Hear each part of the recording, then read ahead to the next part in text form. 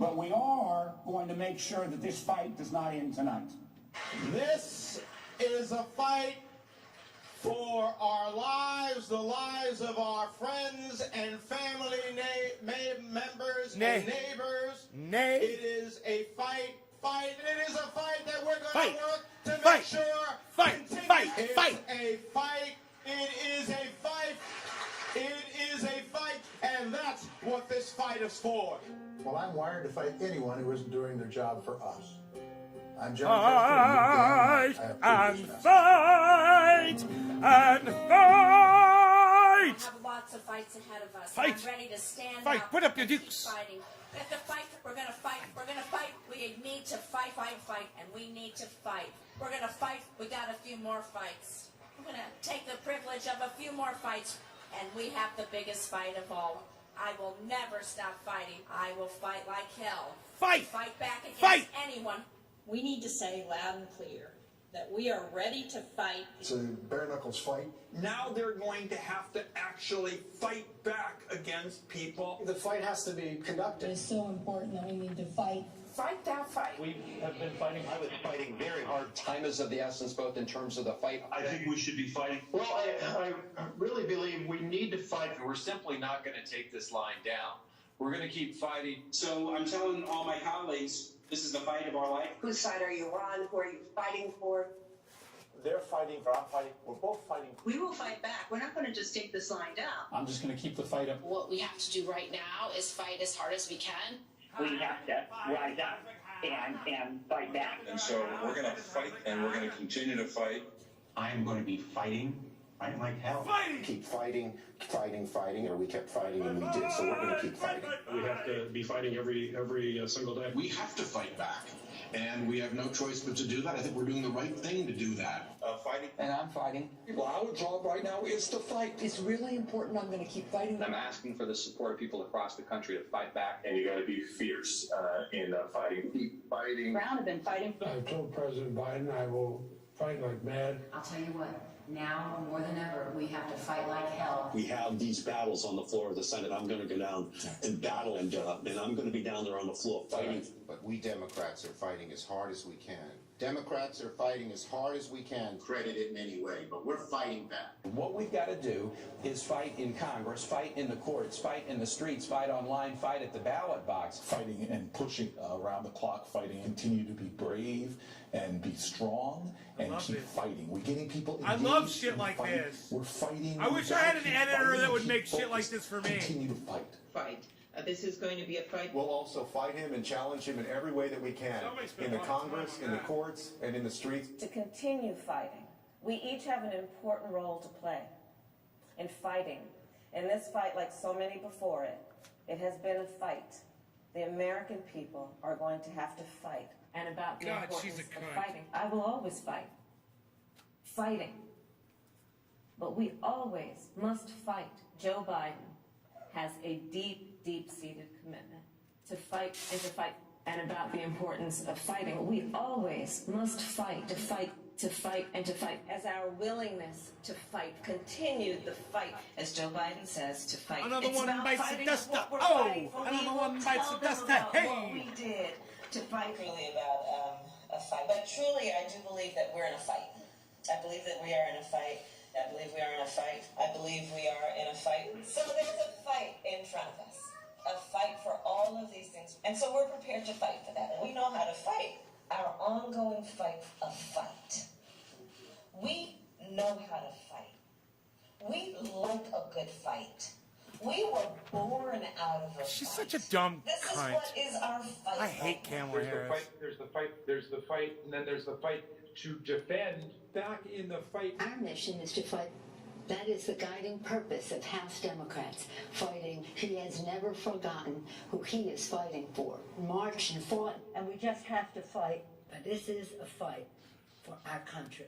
Fighting the health crisis of COVID. I led the fight and continue to fight. Never, never, never give up this fight.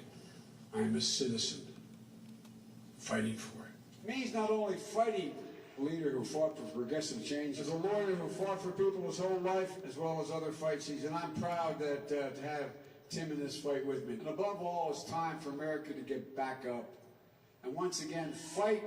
We will fight when we must fight. What kind of America are we fighting for? We've been fighting, so we need to fight, but we also need to fight. Fight for an America. I am going to wake up every day and fight hard. I have been fighting. We're going to fight. We are going to fight. We're going to fight. We're going to fight. And I will fight. We're in the fight of our lives right now. We fight like hell to fight. To fight. Fight against the Trump administration. Democrats are standing up to fight. We're in this fight in a serious way. If you'll fight. We're eager to take on this fight. Get in this fight and we'll fight it out. I have taken on the fights. As representatives for the people, as legislators here in the halls of Congress, our job is to fight. Who has led us in this fight. Is to fight for this. This fight, and every day I'm in the United States Senate, I will fight. And one of the things we do is fight, should fight. And because my constituents send me here each and every day to fight. We've been fighting this fight, and we need to be side by side so we can succeed. And so I hope that you will all join us in our fight. And if we fight, and as the next governor of Georgia, I will never stop fighting. We can show the old guard something new, and we can fight. My fight, those fights are to fight an administration requiring us to fight, and fight we will. Their fight, and their fight, and their fight. The fight is a fight. I'm all fought out, man. Woo! The fight that we are in. They've outfighted But me. We are fighting this fight. We are fighting this fight. Who we are is we will fight, and we will fight. We're fighting this fight. We're fighting this fight. Is the best of all of it. It is a fight. It's a fight, and it is a fight. We're fighting this fight. Of patriotism. This is a fight. Fighting. I say fight on. Fight on. Fight on. This is the fucking greatest. I'm here to say It's the one more fucking time greatest in the defense fight. right here. It's so This is funny. not a fight I wanted to take on, but this is the fight in front of us now. It's a great defense, but like I said, I Every can single destroy it in one 1 of second. you, Great every video. one of you. That's okay. Great video. Now I'll destroy it in 1 second. None of those people were talking to a rabid crowd and telling them to march to the Capitol. And that's one thing that I think they left out. When you tell people to march, that's also a military term. You know, armies march. Yeah. Okay? You didn't do anything wrong. It's a word people use. But please stop the hypocrisy. And did you tone down the rhetoric last summer when all of this was happening? Did you condemn the rioters? Or did you stand with Nancy Pelosi, who said, people are going to do what they're going to do? People gonna do it. A movement, I'm telling you, they're not going to stop.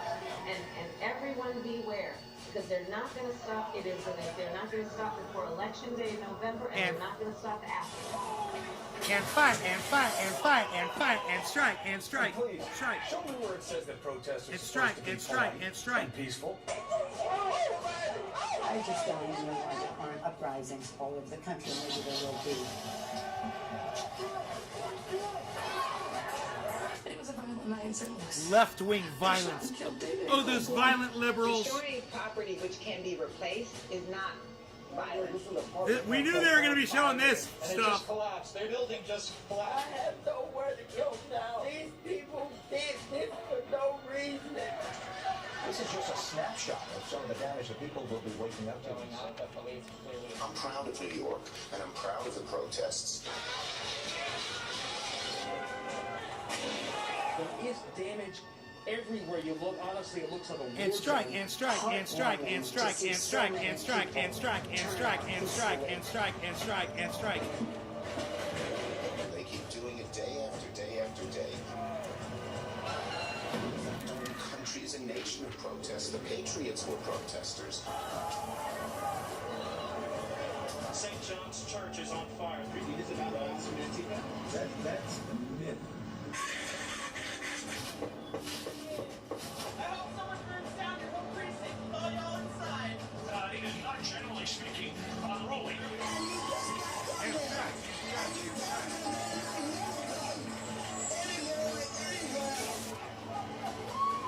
They're not going to let up, and they should not. You claim that it's wrong to object to the Another one certification going of out. election results. Another one's You, along with going your allies in out. the Said attempted to another cancel and one. censor Another one members of this going chamber out. who voiced concerns and objected to certification. Manager Raskin, you've been in Congress only 3 days when you objected in 2017. It's one of the first things you did when you got here. I have an objection because 10 of the 29 electoral votes cast by Florida were cast by electors not lawfully certified. Is the objection in writing and signed not only by the member of the House of Representatives, but also by a senator? It is in writing, Mr. President. Is it signed by a senator? Not as of yet, Mr. President. In that case, the objection cannot be entertained. Mr. President, I object to the certificate from the state of Georgia on the grounds that the electoral votes were not... There's no debate. I object to a certificate from the state of North Carolina based on violations of the There is Voting no Rights Act debate. and There's no debate by in the Russian joint government. session.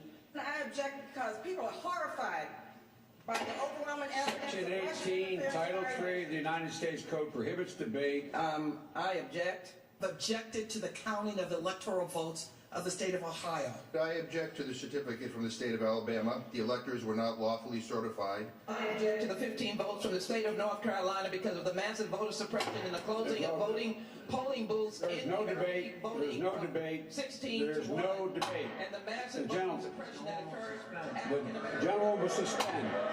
I have an objection to the electoral votes. The objection is in writing, and I don't Someone care bought that one it of is these. not. This It one's is getting one not of these. signed by Not a bought. member of the Someone's Senate. getting one. I do not wish to debate.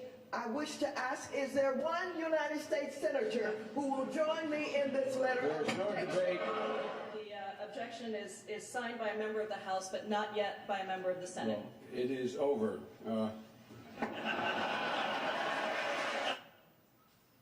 And when the House managers realized that the president's actual words could not have incited the riot, as you alleged in your article of impeachment, you attempted to pivot. You said that raising the issue of election security and casting doubt on the propriety of our elections was dangerous. One of the House managers, Mr. Cicilline, told you that this is not about the words Mr. Trump used in isolation. Rather, it is about the big lie, the claim that the election was stolen. The House managers told you that it's the big lie that incited the riot, and that the big lie was President Trump's claim that the election was not a fair election, or that the election was stolen. Claiming an election was stolen, you were told, are words that are insightful to a candidate's followers and cause people to respond violently. Claiming an election was stolen or not legitimate is something that a candidate should never do, because he or she knows, or should know, that such a claim and such words can actually incite violent insurrection, you were told. Well, it seems that the House manager's position must be actually a bit narrower than that.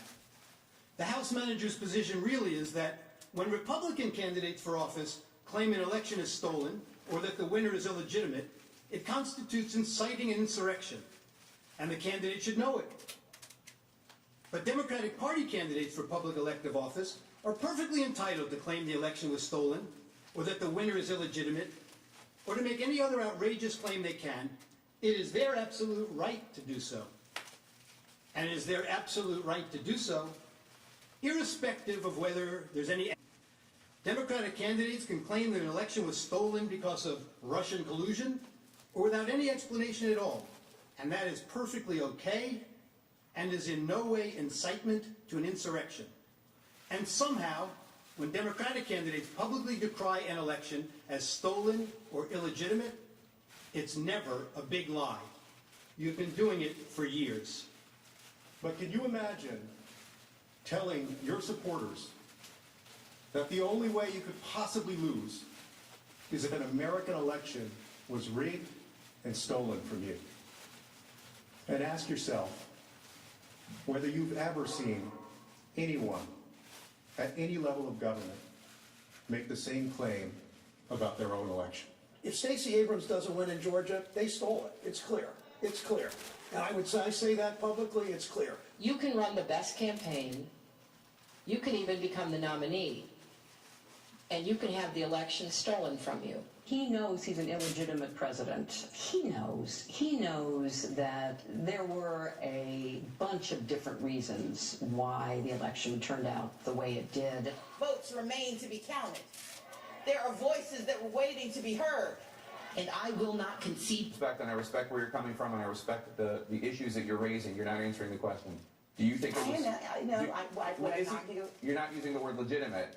There are still legitimate concerns over the integrity of our elections and of ensuring the principle of one person, one vote. I agree with tens of billions of Americans who are very worried that when they cast the ballot on an electronic voting machine, that there is no paper trail to record that vote. But constantly shifting vote tallies in Ohio and malfunctioning electronic machines, which may not have paper receipts, have led to additional loss of confidence by the public. This is their only opportunity to have this debate while the country is listening. And the Democrats promised unity. They promised to deliver the very COVID relief in the form of $2,000 stimulus checks that President Trump called for. They should have listened to their own words of the past. I leave you with the wise words of Congressman Jerry Nadler. The effect of impeachment is to overturn the popular will of the voters.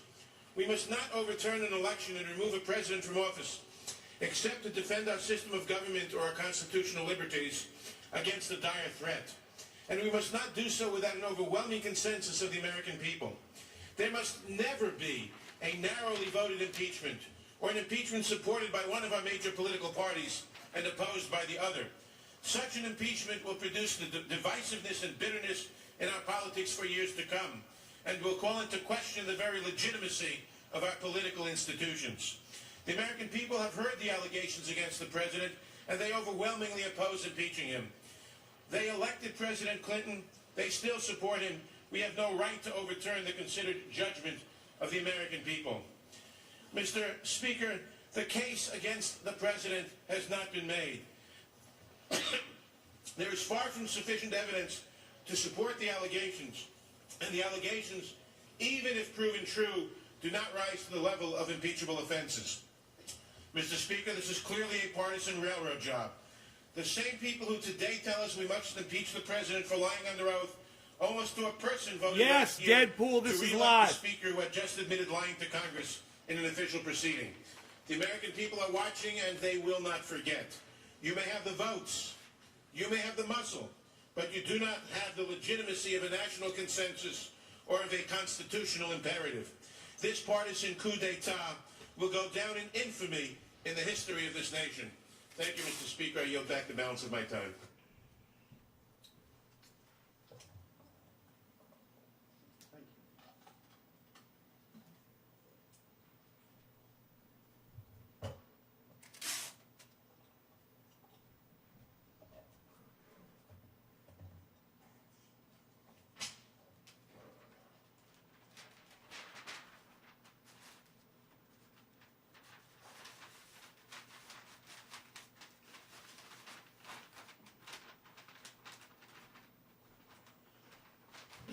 Good afternoon again, Senators.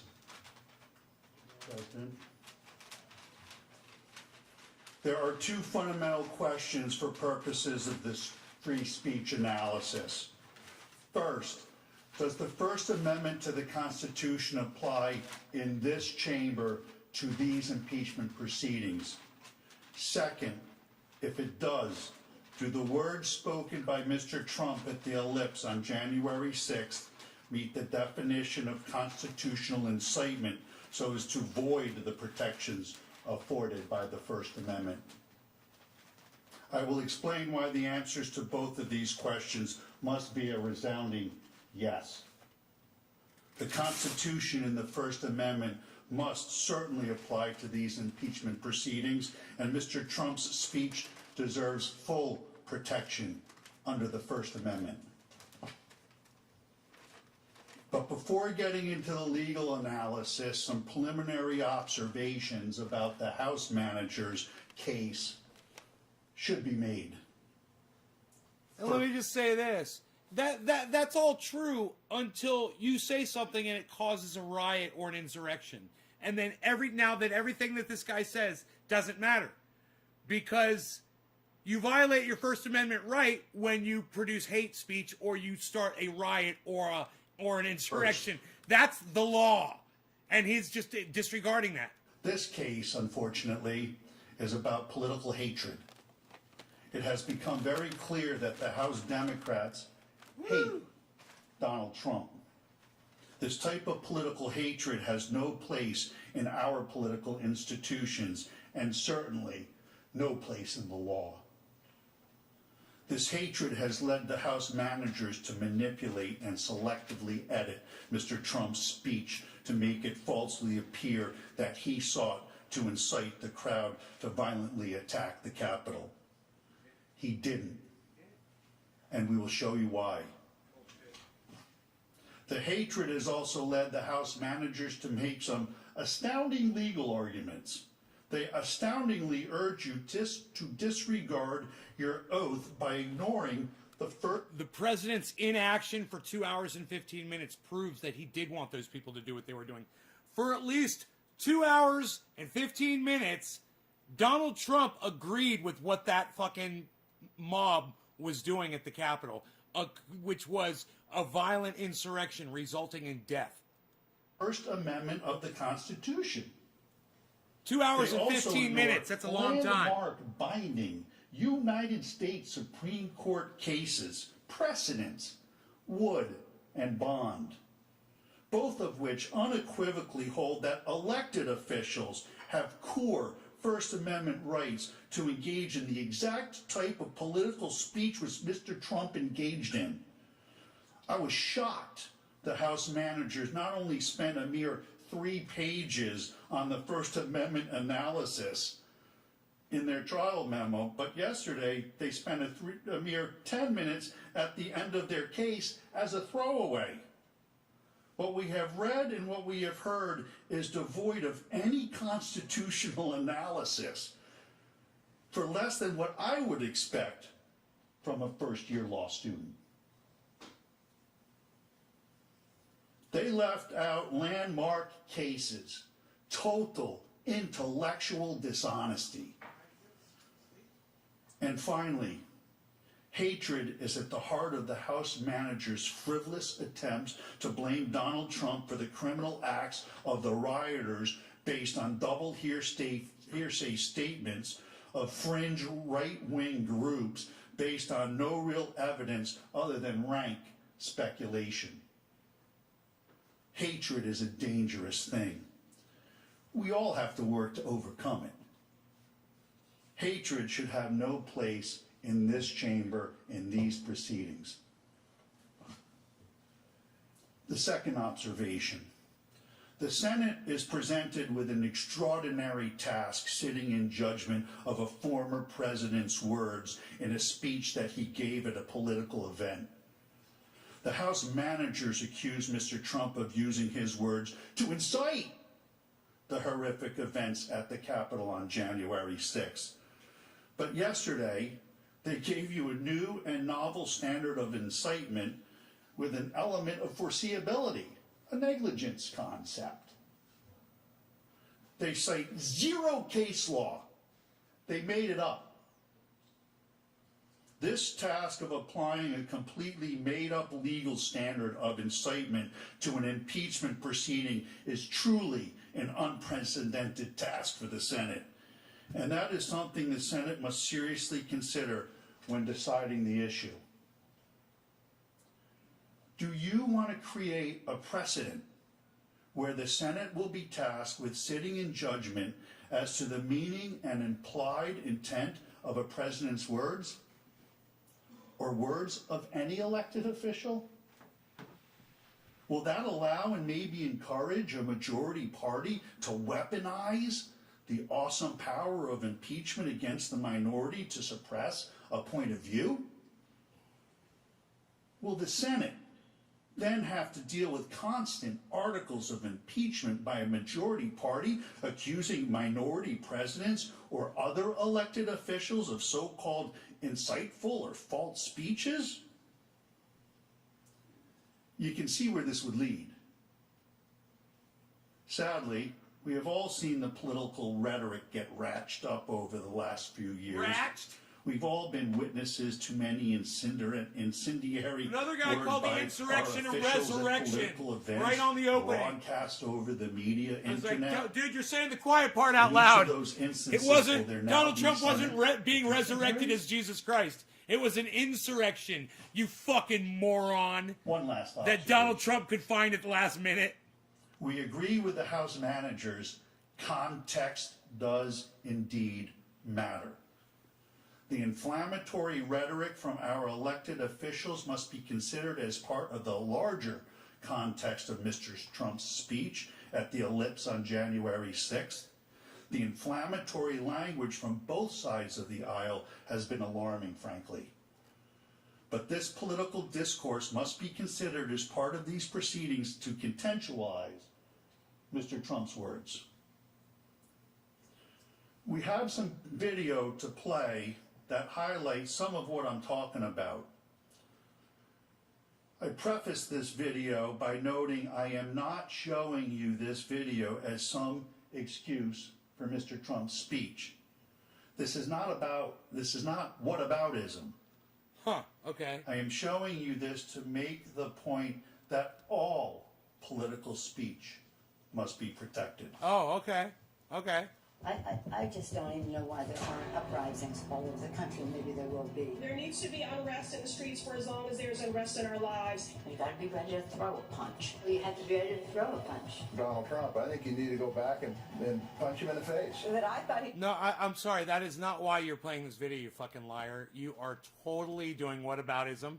Now, and number two, not only are you doing whataboutism, but you're you know, the what these people are saying is fucking reprehensible speech, and I don't support it. I don't support what these fucking morons are saying. You know, when they say, you gotta fight, you gotta punch him in the face. All that shit. No, these people need to be fucking held accountable for this stupid fucking rhetoric and this language. You know, like I said, it is violence encouraging, violence causing speech. It's hate rhetoric. It's hate speech directed at somebody, not besides themselves, obviously, every time. You should have punched him in the face. We get the idea. Let's fast forward. Is 1789 to 1798. He was appointed by President George Washington. In fact, Wilson taught the first course on the new Constitution to President Washington and his cabinet. The first in the nation's history, in Philadelphia, at the University of Pennsylvania in 1789. Wilson, in his law lectures, the first of their kind under the Constitution, plainly states that the Senate may not ignore the Constitution in impeachment proceedings. He states that lawful and constitutional conduct may not be used as an impeachable offense. Let me say that again. He states that lawful and constitutional conduct may not be used as an impeachable offense. Read along with me. The doctrine of impeachments is of high import in the constitutions of free states. On one hand, the most powerful magistrate should be amenable to the law. On the other hand, elevated characters should not be sacrificed merely on account of their elevation. No one should be secure while he violates the Constitution and the laws. Everyone should be secure while he observes them. To be clear, James Wilson is saying that the Constitution does indeed apply when judging whether to convict an official by impeachment. If the complaint of conduct is constitutional, it cannot be impeachable. Are we to ignore the words and teachings of James Wilson? The House managers surely want you to. The House managers have made several references to this letter, signed by 140 partisan law professors, calling Mr. Trump's First Amendment defense legally frivolous. This is really an outrageous attempt to intimidate Mr. Trump's lawyers. Whenever a lawyer advances a truly frivolous argument, they may violate professional ethical rules and could be subject to discipline.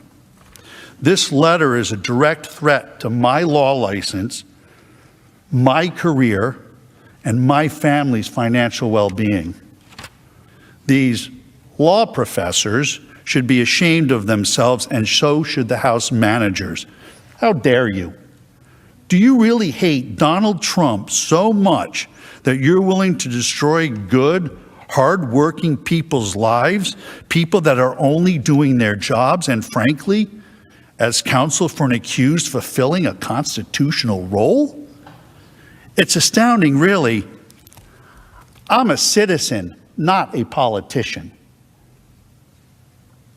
I know these First Amendment arguments are not anywhere close to frivolous. They are completely meritorious. Interestingly, the law professor's letter was issued on February 5th, 3 days before we even filed our legal brief in this matter, and they ignored landmark, bedrock Supreme Court cases directly addressing this issue. In our brief, we have a direct quote from James Wilson, the founding father, supporting our position. The direct quote was documented in the founding fathers' original legal papers. Do I have those with me? On the subject. He was the primary draftsman of the Constitution who taught the new Constitution to President Washington.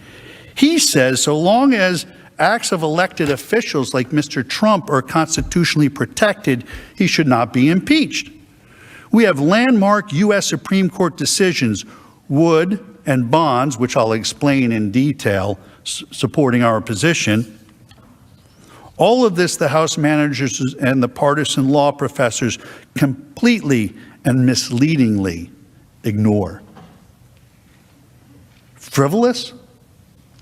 Hardly. The letter is a bully tactic, and I think evidence is the House managers know they have a problem with the First Amendment defense on the merits, so they're resorting to such tactics. The House manager's suggestion that the First Amendment does not apply to this impeachment process is completely untenable. Ignoring the First Amendment would conflict with the senator's oath of office. It would also conflict with well-settled Supreme Court precedent and ignore the intent of the framers of the Constitution, such as James Wilson. Above all else, ignoring the Constitution would adopt the new Raskin common sense doctrine we heard yesterday, eroding hundreds of years of First Amendment protections. We are here under the Constitution.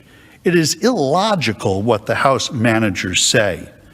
The Constitution does apply to this constitutional impeachment process. It's double talk, nonsense, illogical. If the House managers had their way, they would ignore all of the Constitution. Does that include the Sixth Amendment? The right to counsel?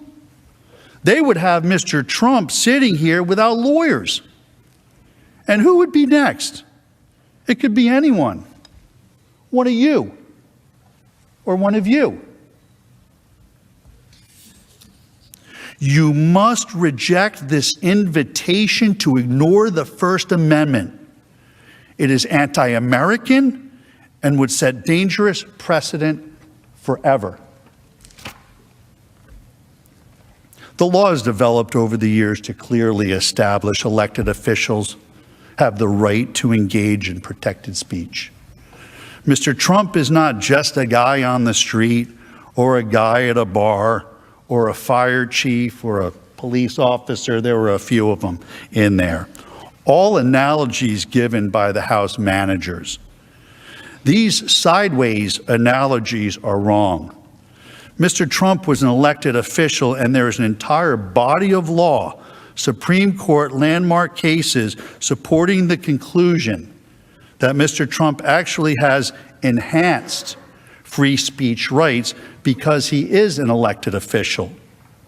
These cases are ignored by the House managers and the law professors. And that, too, is total intellectual dishonesty. The Supreme Court has long held that the First Amendment's right to freedom of speech protects elected officials. Two important on-point decisions from the Supreme Court, Wood versus Georgia and Bond versus Floyd, expressly contradict the House managers' position. The House managers do not even cite those cases in their brief. They barely acknowledged them in their reply, and they were mum on them yesterday. In Wood versus Georgia, the Supreme Court addressed a case involving a sitting sheriff whose reelection was being investigated by a grand jury impaneled by a judge based on allegations of irregular Negro bloc voting. It was in the 60s. The sheriff spoke publicly in multiple press releases calling the grand jury investigations racist, illegitimate, and an attempt to intimidate voters. He even urged the grand jurors on how to decide the issues and not let its high office be a party to any political attempt to intimidate voters. The sheriff viewed the grand jury as challenging the legitimacy of his election. The sheriff even sent a letter to the grand jurors with these allegations, which is an extraordinary step since laws in most states, including Georgia, prohibit attempts to influence or intimidate jurors. The sheriff was charged and convicted of contempt of court and obstruction of the grand jury. But the Supreme Court, in a decision written by Justice Brennan, reversed. The court held that the First Amendment protected an elected public official's speech because the voting controversy directly affected the sheriff's political career. G29. The petitioner was an elected official and had, read with me, please, everybody. The petitioner was an elected official and had the right to enter the field of political controversy, particularly where his political life was at stake. The role that elected officials play in our society makes it all the more imperative that they be allowed freely to express themselves on matters of current public importance. Wood, thus, stands for the proposition that a difference of political opinion expressed in the speech on an issue of voting irregularity cannot be punishable where all that was done was to encourage investigation and peaceful political speech. Just like Mr. Trump has done here. The legal scholars call that directly on point. A second case, Bond versus Floyd, involved a state legislature punishing an elected official for protected political speech. Bond is particularly instructive here, too. In Bond, the Supreme Court squarely addressed the question of an elected official's punishment by a legislature for statements alleged to have incited public violation of the law, the burning of draft cards. The court unequivocally rejected the idea, advanced here by the House managers, that an elected official is entitled to no protection under the First Amendment. The Supreme Court held that the Georgia House of Representatives was, in fact, forbidden by the First Amendment from punishing Bond, by not seating him, for advocating against the policy of the United States. There are three fundamental holdings in Bond. One, the manifest function of the First Amendment in a representative government requires that legislators be given the widest latitude to express their views on issues of policy. 2, just as erroneous statements must be protected to give freedom of expression the breathing space it needs to survive, so statements criticizing public policy and the implementation of it must be similarly protected. Third holding, legislators have an obligation to take positions on controversial political questions so that their constituents can be fully informed by them and be better able to assess their qualifications. Please read along with me. Their qualifications for office. Also, so they may be represented in governmental debates by the person they have elected to represent them. Mr. Trump enjoys this same First Amendment protection from Congress. The First Amendment's protections guarantee free speech addressing the electoral integrity issues essential to his career that Mr. Trump has consistently advocated.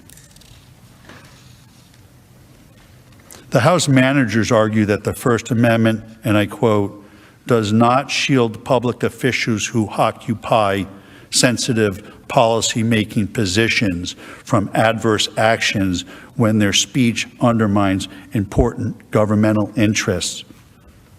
That is flat wrong. They are, in essence, attempting to treat Mr. Trump as their employee. This is not the law under Wood and Bond. Mr. Trump was elected by the people. He is an elected official. The Supreme Court says elected officials must have the right to freely engage in public speech. Indeed, the Supreme Court expressly rejected the House manager's argument in Wood versus Georgia, holding that the sheriff was not a civil servant, but an elected official who had core First Amendment rights which could not be restricted. That's Wood v. Georgia, page 395, footnote 21. The House managers do not mention Wood or Bond in the trial brief or anywhere else. Why? Why not?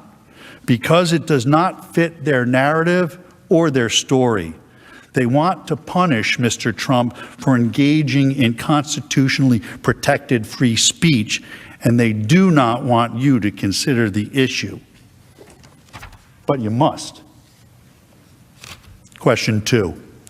Does Mr. Trump's speech deserve protection under the First Amendment? There is no doubt Mr. Trump engaged in constitutionally protected political speech that the House has improperly characterized as incitement of insurrection. The fatal flaw of the House's argument is that it seeks to mete out governmental punishment, impeachment, based on First Amendment political speech. Speech for political purposes is the kind of activity to which the First Amendment offers its strongest protection. These are bedrock principles recognized by our Supreme Court for decades. The court has stated in no uncertain terms the importance of these principles to our democratic principles. The general proposition that freedom of expression upon public questions is secured by the First Amendment has long been settled by our decisions. The constitutional safeguard, we have said, was fashioned to assure unfettered interchange of ideas for the bringing about of political and social changes desired by the people. New York Times v. Sullivan. Our First Amendment decisions have created a rough hierarchy in the constitutional protection of speech. Core political speeches occupy the highest, most protected position. Even political speech that may incite unlawful conduct is protected from the reach of government punishment. The court has said every idea is an incitement, and if speech may be suppressed when it might inspire someone to act unlawfully, then there is no limit to the state's censorial power. The government may not prohibit speech because it increases the chances of an unlawful act will be committed at some indefinite time in the future. The House managers showed you a series of tweets going all the way back to 2015 in an effort to prove incitement. All of that evidence is totally irrelevant under the constitutional definition of incitement. Brandenburg versus Ohio is really the landmark case on the issue of incitement speech. Half of the case was mentioned yesterday. In the Brandenburg v. Ohio case, another landmark, the court held the government may only suppress speech for advocating the use of force or a violation of law if such advocacy is directed to inciting or producing imminent lawless action and is likely to incite or produce such action. The Brandenburg holding has been interpreted as having three basic prongs to determine if speech meet the definition of incitement. The Brandenburg test precludes speech from being sanctioned as incitement to a riot unless the speech explicitly or implicitly encouraged use of violence or lawless action. 2, the speaker intends that his speech will result in use of violence or lawless action. And 3, the imminent use of violence or lawless action is the likely result of the speech. The House managers cannot get past the first prong of the Brandenburg test. They have not and cannot prove Mr. Trump explicitly or implicitly encouraged use of violence or lawless action, period. Brandenburg requires a close examination of the words themselves. The words are either important or they're not. The House managers admitted that the incitement issue is not about the words. Why not? Because on the face of it, Mr. Trump's words are no different than the figurative speech used by every one of the senators assembled here today. If it is not about the words, but about the big lie of a stolen election, then why isn't House Manager Raskin guilty since he tried to overturn the 2016 election? The more the House managers speak, the more hypocrisy gets revealed. Hypocrisy. Even though they say it's not about the words, the law under Brandenburg requires a close analysis of the words to determine incitement. So we need to look at those words. Mr. Trump did the opposite of advocating for lawless action. The opposite. He expressly advocated for peaceful action at the Save America rally. He explicitly stated, these are the words, "I know that everyone here will soon be marching over to the Capitol building to peacefully and patriotically make your voices heard." To peacefully and patriotically make your voices heard.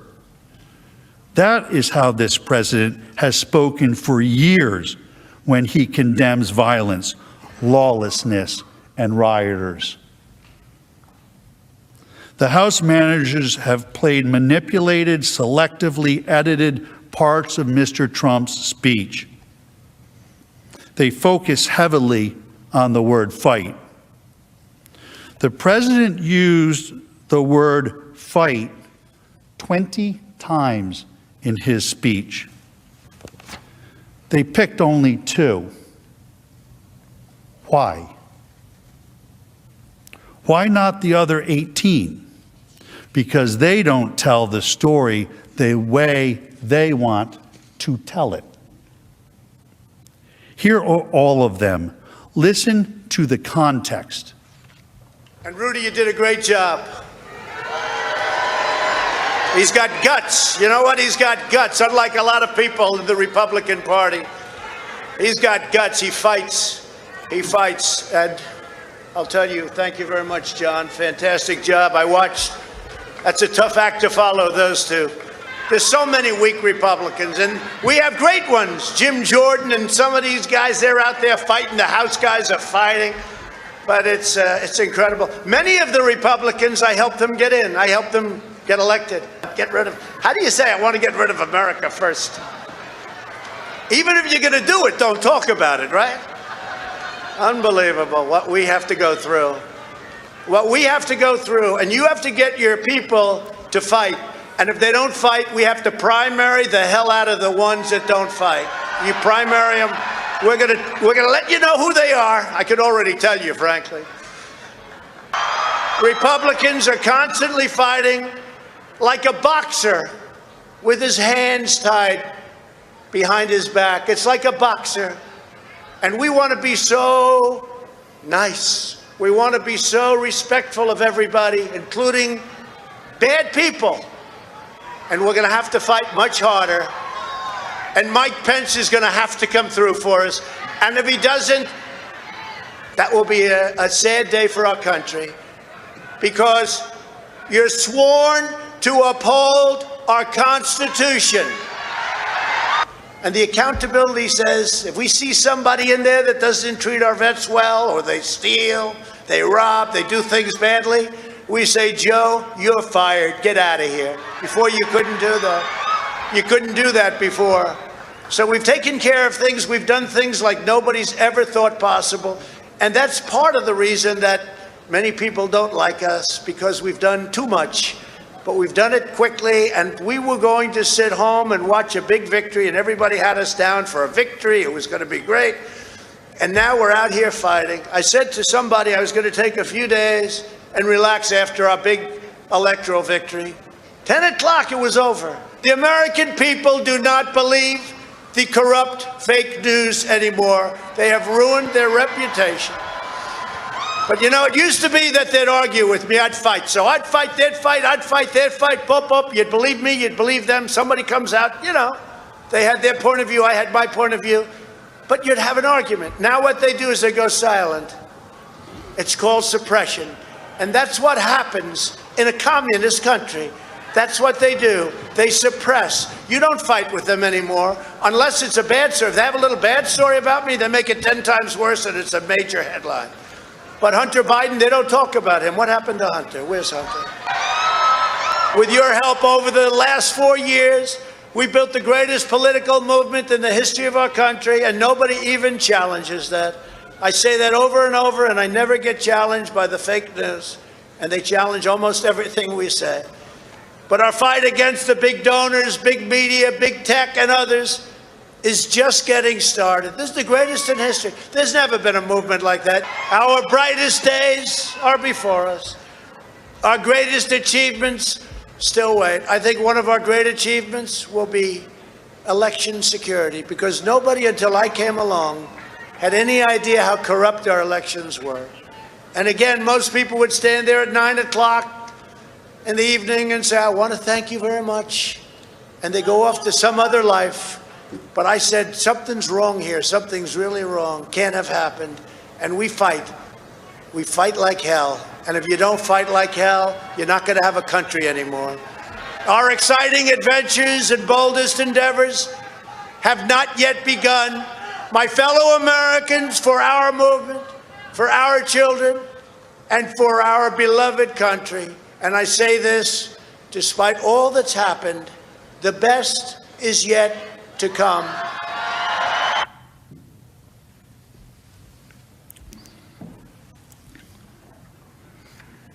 A boxer fighting with his hand tied behind his back, members of Congress fighting, Rudy being Rudy. These are the metaphorical, rhetorical uses of the word fight. We all know that, right? Suddenly, the word fight is off limits. Spare us the hypocrisy and false indignation.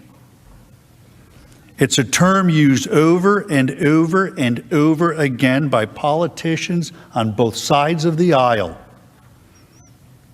And of course, the Democrat House managers know that the word fight has been used figuratively in political speech forever. But don't take it from me. It's best to listen to them. Our mission is to fight. Our job is to fight. We are in a fight. We are in a fight. We are in a fight. Democrats are fighting as hard as we can. Democrats are standing up to fight. We know how to fight. We like a good fight. Democrats are going to fight like hell. We fight like hell. I'm going to fight like hell. I will fight like hell. We're going to fight like hell. I'm going to fight like hell. Fight like hell.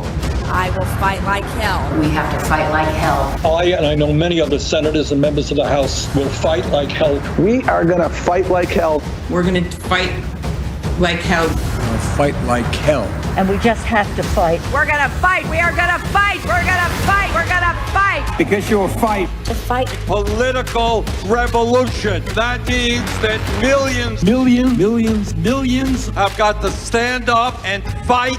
And fight and fight. Stand up and fight back. To fight and continue to fight. And once again, fight back in the fight. We're fighting back. My fight. To fight an administration. You don't get what you don't fight for. We'll also fight him and challenge him in every way that we can. Fight in Congress, fight in the courts, fight in the streets. In the Congress, in the courts, and in the streets. There's the fight, there's the fight, there's the fight, and then there's the fight to defend. We're eager to take on this fight. The American people are going to have to fight. Get in this fight. Get in this fight. Around the clock fighting. We've got to keep fighting and keep focused. We will fight when we must fight. We've been fighting, so we need to fight, but we also need to fight. It's always going to be an uphill fight. This is going to be a fight. We always must fight. We're in the fight of our lives. And we're going to be in for the fight of our lives. This is the fight of our life. The fight of their lives. We are in this fight for our lives. We cannot ever give up fighting.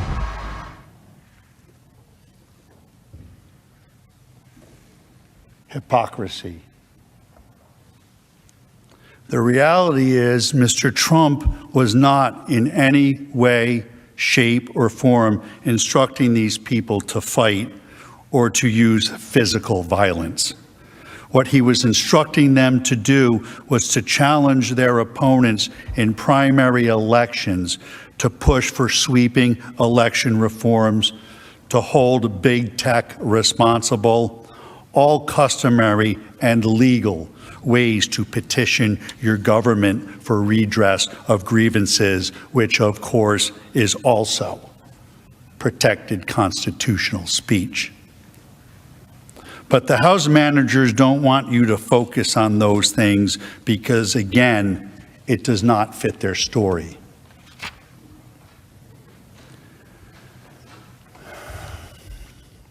In the end, I leave you with this quote from Benjamin Franklin.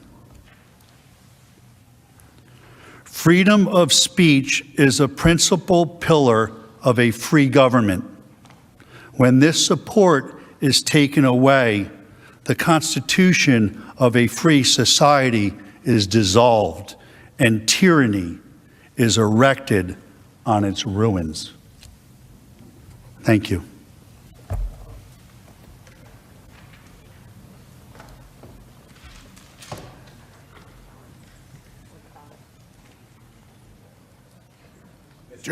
Mr. President, The majority leader. I ask unanimous consent the Senate recess for a 15-minute break. Without objection. All right, just about 2 hours into the defense case, the president's lawyers making the case. They are taking their first break. Keep in mind that we expect that the Trump defense will only take a few hours, so this may be the only break before they go back into it. I want to bring in NBC News political director and moderator of Meet the Press, Chuck Todd, and Chief Washington correspondent Andrea Mitchell. Chuck, this seems to have tracked along pretty much the way that we expected, to call the president's speech more political rhetoric than anything that would incite a crowd. Going after many of the usual enemies, the media and Democrats, and using the words of Democrats against this case, essentially indicting them for their words. Your thoughts? Yeah, no, I mean, Sean Hannity or Rush Limbaugh could have put this together. It was just sort of a lazy version of whataboutism. I mean, it really wasn't even that sophisticated. It was a bit intellectually dishonest in numerous times. But it's clear what they're trying to do, right? They're trying to isolate the January 6th speech. They're trying to ignore everything else about it. They're trying to ignore all the tweets around it. And look, there's still 2 hours. Maybe they will address the dereliction of duty issues with him during the siege and right after it. But this is a time, look, it can come across extraordinarily silly. I mean, to see them even replaying videos over and over, it almost feels as if like there's a term paper and they're trying to fill in the blanks here and adding the words very, very, very, but instead they're using the word fight and, hey, let's extend the video play more to suck up time. But it's clearly designed to just to the deepest of the sort of the talk radio, primetime cable base of the Republican Party, that part of it. And look, that's the animated part of this base, right? That is the Trump base. They're not trying to address any of the real elephants in the room right now, and maybe that's their fast track in their minds, their fast track to acquittal, but they're not actually addressing any of the real accusations that have been made against the former president. Andrea, some of those accusations had to do with what the former president was saying at the time. His vice president was being whisked away to a secure location of the Capitol. What other things stood out in terms of things that have not been addressed so far that were made by the House managers? Well, they certainly never addressed what he did during those 6 hours. And after being told by Senator Tuberville of Alabama that the vice president was being taken out and not responding at all with any concerns about his vice president or any effort to get the National Guard or anyone else in. But also the fact-checking, there was no Antifa leader who was arrested there. There was someone arrested but not connected to Antifa. To try to describe that rally as a left-wing inspired rally is absurd on its face. There was also the claim that that the House managers did not disclose the security footage beforehand to the defense. Well, this is not a trial in the classic sense of a trial. As the senators are not jurors, there is no obligation to disclose to the defense what their strategy is. I don't know if the defense had asked for that security footage. There's no indication that they had. They didn't claim that they had. They misstated what happened in Lafayette Square. There was no fencing around Lafayette Square at the time. There was no breach of any security wall. They also misstated Hillary Clinton. She conceded the morning after the election. I was there. She conceded that in the overnight hours as well at 2 or 3 in the morning. But she had a news conference. She, surrounded by her family and her top aides, were at a hotel in New York saying that President Trump had won and that she wished him well as a citizen. So it's not that she was denying the reality of the election results as Donald Trump did. She certainly raised questions about whether or not there had been election interference by the Russians, but that was certainly subsequent to years after, actually, to having conceded. Lester? All right, Andrea, let me go to Casey Hunt, who's on Capitol Hill. Casey, many of the members who were in that room were unwitting stars of some of the videos that were played today as the president's lawyers really honed in on this idea of hypocrisy. What was the reaction among Democratic senators or even Republican senators as those videos were played? Lester, I was actually in the chamber watching the senators as this video played on the screen, and while for the most part senators who saw themselves on the screen had studied non-reactions, it prompted whispers from their colleagues, comments throughout, and when the attorney turned at the end of that montage and seemed to direct his comments at the Democratic senators, there was a lot of shifting in seats, some outright laughter, and clearly a sense of what is the point here? Why did we just go through that exercise? Now, on the Republican side, everyone seemed to be watching along. Senator Josh Hawley, who, as we've noted earlier in the week, had been doing other things during the proceedings, seemed to be watching this time and perhaps taking notes on a pad of paper.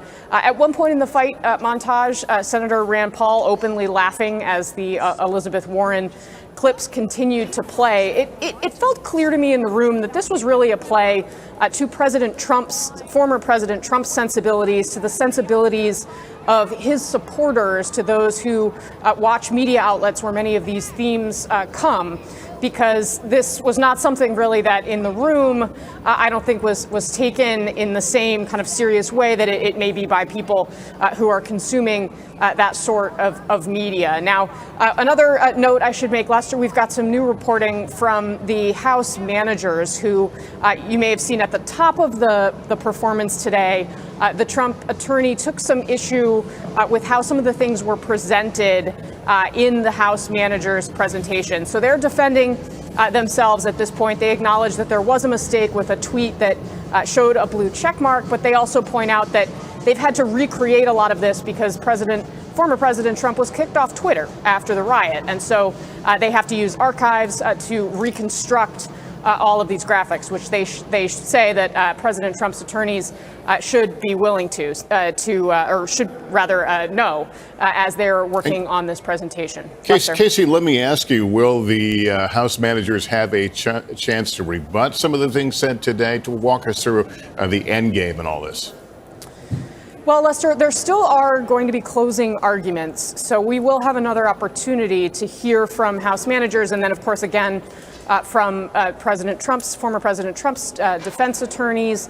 The way that it's structured, the managers could save out some of their time and have basically the last word on the floor. But before we get to that point, we're going to have a question and answer session from senators. And while the prosecution and the defense seem to have not taken the entirety of their time, I'm interested to see the senators have 4 hours for Q&A. In the last impeachment trial, they took all of their time. They don't typically like to give up their own time, but then again, there is a very real sense people want to get on with this. So I think you could potentially see them asking questions that allow the House managers to come back and make these cases in public, potentially to respond to what the Trump team has done here. But we're just going to have to wait and see. We do know that right now senators are crafting questions, submitting questions behind the scenes. They're going to be looked at to make sure that they're not repetitive and organized ahead of time before we get to that phase of the trial, which could come later today or tomorrow, Lester. All right, Casey, let's bring in senior Washington correspondent Hallie Jackson. Hallie, ultimately, this is about some Republican senators needing the sufficient cover to vote for acquittal. That's the bar here. How does it look? Well, the reaction that Casey just described from some of the senators in the room, I think, is interesting. And the reaction that I imagine that we're seeing, although we don't have a camera at Mar-a-Lago right now, from Donald Trump, I think is worth noting. I think there are things that he would have liked in that presentation. Number one, the audiovisual element of it. He's a person who likes TV. There were plenty of clips, in some instances, repetitive clips as you were watching through them, including some of the montages that we saw there. The Trump defense team and those around the Trump defense team liked that. They thought and said publicly, as this presentation was happening over the last 2 hours, that was basically hammering or pummeling the point home that they wanted to make. I think that if you're Donald Trump, you also like to see his attorneys, two of them at least, use some of these buzzwords that we often hear in conservative circles. So, for example, you heard one of the former president's attorneys call this constitutional cancel culture, basically seizing on this sort of line that's been used in various other instances, not at all relating to impeachment, in conservative circles in the last, year or so, 6 months or so. You also heard one of the attorneys say this is not whataboutism, to the point that Chuck Todd made just a couple of minutes ago. It is, in fact, the definition of whataboutism, and that it is essentially looking to equivocate the actions and the language of former President Trump to things that Democrats have said in an entirely different context and one that was not shown there. So here's what's not been addressed. And you talked about the questions of what is still sort of out there. We do have time left, right? They technically have up to, I think, 14 more hours. They are certainly not expected to take all this time. But one of the things that really hasn't been touched on yet that Republicans do want to know about or will want to hear about, including certainly Democrats too, is what about the case that the House managers made specifically yesterday, linking the acts of the insurrectionists, the language of the insurrectionists, to direction from Donald Trump himself? That's going to be important for the defense team to try to put up some kind of answer to here, because that is an open question. When you look ahead to the Q&A, there are other senators, I think Republican Bill Cassidy among them, who want to know more about that phone call between Tommy Tuberville, Senator Tuberville, then President Trump, now former President Trump, the timing of what he knew and when he knew it. There are things that Republicans sitting in that room will want to hear. Broadly, however, at this point, the defense team is making much more of a political argument than a legal argument. It took probably 90 minutes or so to get to some of the meat and potatoes of the legal case. But then again, Lester, as we've been saying, that's not necessarily what this is about. This is not a court of law. That has been made very clear. This is a political proceeding, and the Trump defense team is seizing on that, Lester. Yeah, and yet there are legal arguments. Let's go to former U.S. Attorney and senior FBI official and an NBC News contributor, Chuck Rosenberg, and NBC News legal analyst Carol Lamb is a former U.S. attorney. There seem to be two legal arguments that were put there, so I'm going to let you guys split it up. Chuck, first, take on the First Amendment argument that the president's attorneys are making. Is it a solid one? Where do you see holes in it, if there are? Oh, I don't think it's a solid one at all. And I think there's a significant hole in it, Lester. Let me give you an example. Imagine that on Martin Luther King Day, former President Trump decided to put on a Ku Klux Klan robe and a Nazi swastika armband and marched down Pennsylvania Avenue. Is that protected by the First Amendment? Absolutely. Absolutely clear. No question about it. Would that be impeachable? Of course it would be impeachable for a whole bunch of reasons, including that the Senate has the sole power to try all cases of impeachment, and the House has the sole power to impeach for high crimes and misdemeanors, which we know includes public misconduct.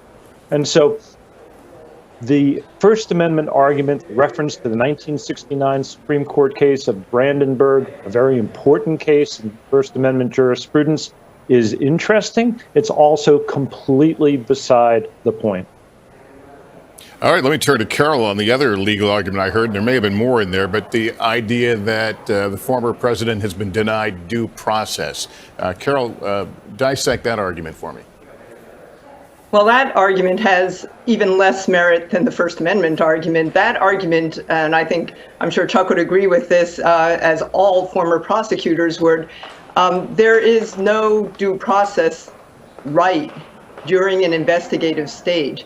The Republicans brought this up last year, in last year's impeachment hearing as well, when they argued, unfortunately incorrectly, that they were denied due process and the ability to attend the hearings that led up to the impeachment. But when a prosecutor is investigating a case and determining whether to bring charges, as is the House's role in an impeachment, there is simply no due process allowance. And as Jamie Raskin noted yesterday, sometimes that opportunity is presented to the person who might be impeached, but it does not have to be. There was time pressure here, and there was also, probably more importantly, just a lot of public evidence in this case. There was no secret about what was being investigated or what the evidence was, frankly. Well, so that was simply not a meritorious argument. Yeah, I mean, the president's lawyers will argue, and they did argue, that those surveillance tapes, which were revealed for the first time, weren't presented to the defense ahead of time as you would in a trial with discovery. Does that in itself undermine due process? You know, the rules are what the rules are, what the Senate decides the rules are. In a criminal court of law, or even a civil court of law, there are many, many rules and a lot of case law that is imposed by courts in the wake of laws being passed, and people have to abide by those rules.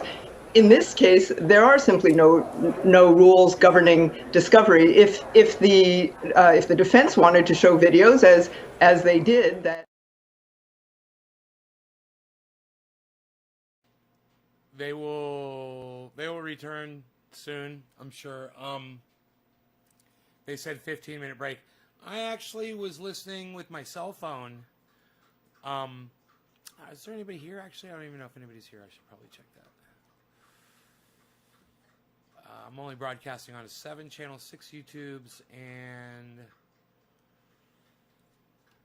the oh yeah, someone's here. 2 people on YouTube, and I'm one more on the other YouTube, one on the other.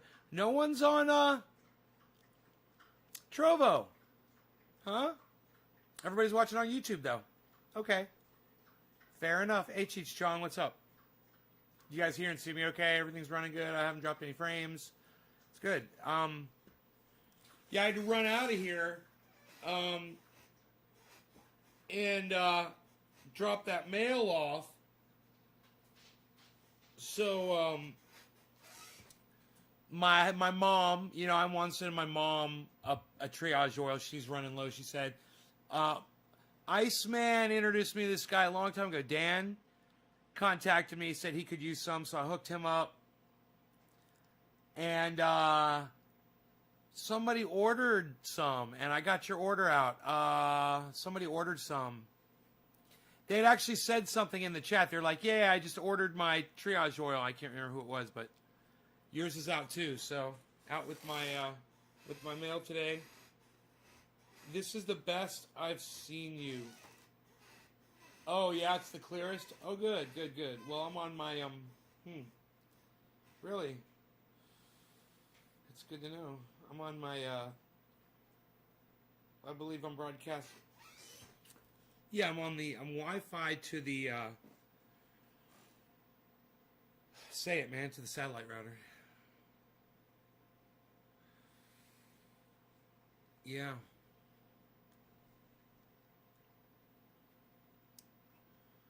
This thing is going.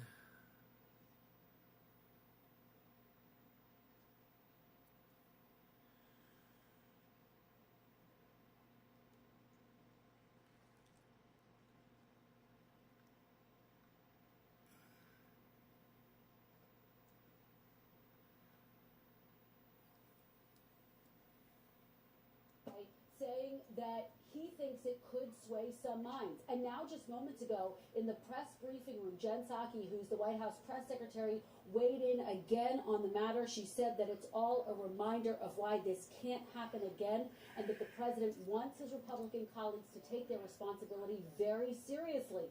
So that is the tone that is coming from... You know, it's funny, I was driving my Rockster down the road, and I was listening to the fight thing, the fight video they were playing, everyone was saying fight. And I was like, that just proves that even Bernie Sanders, all of these motherfuckers got it wrong. You're telling everybody they got to fight with the other side. You're literally saying that. You couldn't think of better wording. You know, how about instead of fight, we've got to vote. But we need to work together as much as we can and stop this fight mentality, you fucking stupid politicians. You're all a bunch of dumb cunts. Even Bernie Sanders, oh, we're going to have to fight. It's a hell of a fight. We're going to go in. We're going to fight like hell. Up, Medicare for all. We're going to fight for that. We're going to go fight. We're going to tell Joe Biden. We're going to push him to the left. We're going to fight. That's what we're going to do. Shut up. I'm so sick of your rhetoric.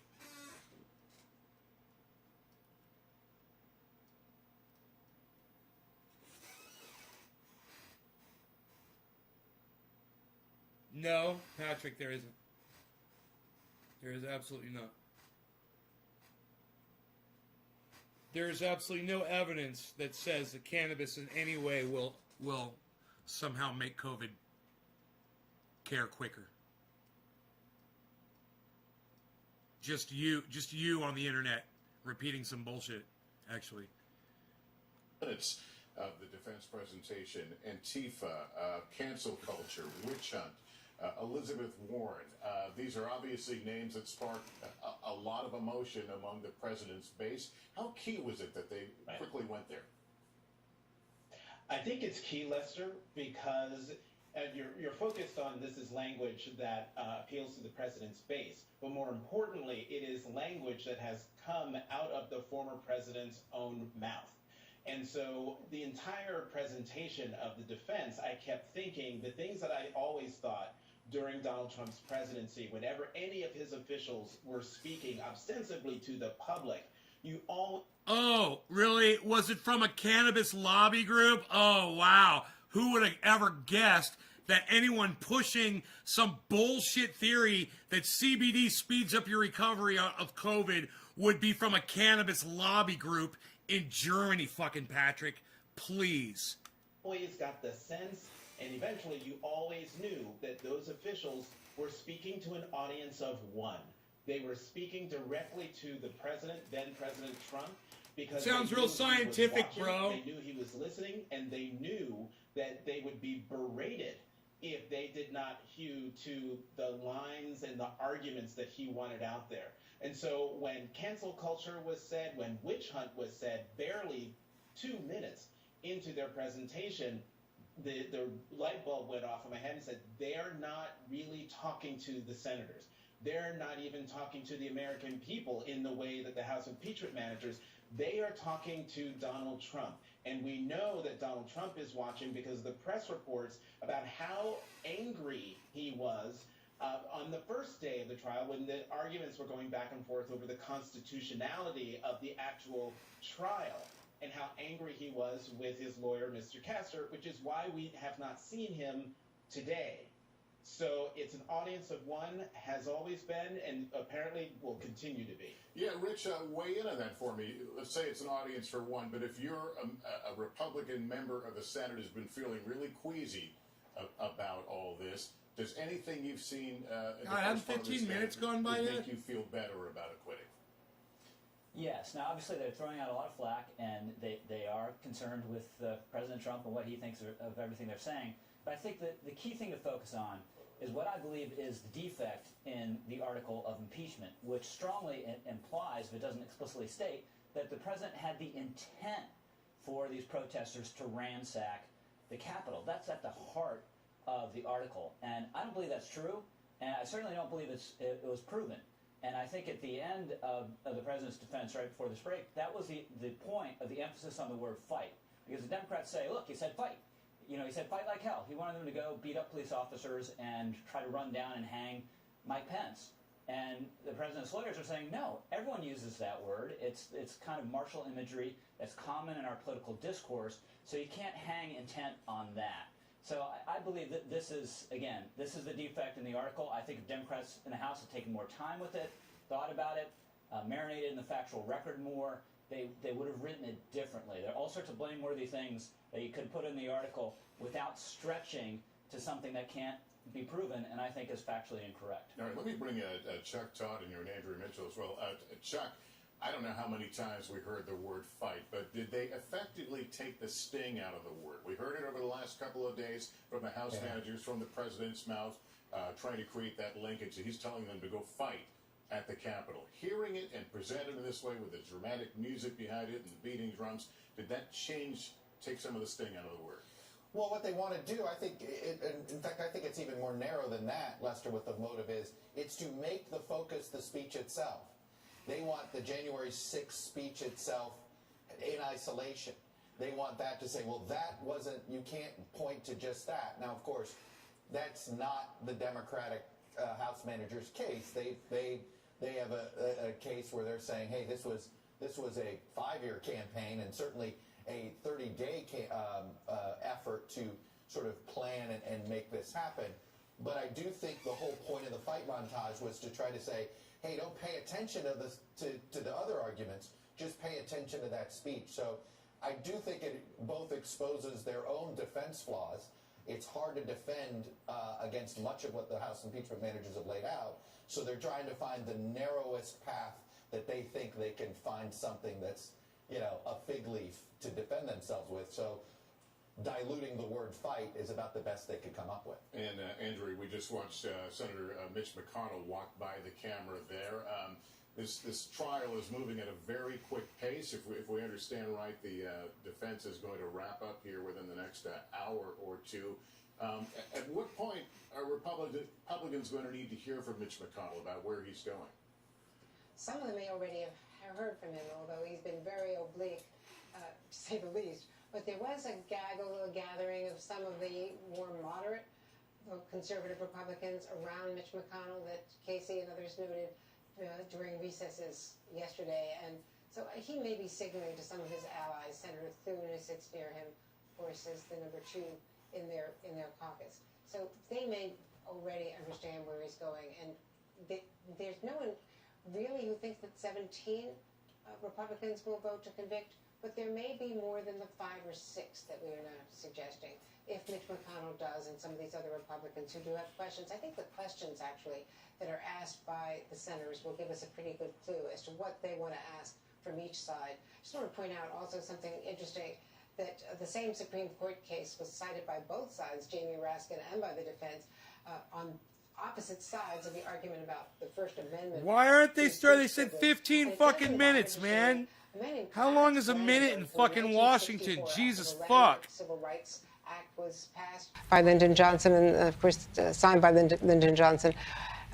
He was a Ku Klux Klan member leading a rally in Ohio, and he was jailed for incitement of a riot and wearing KKK robes and the like.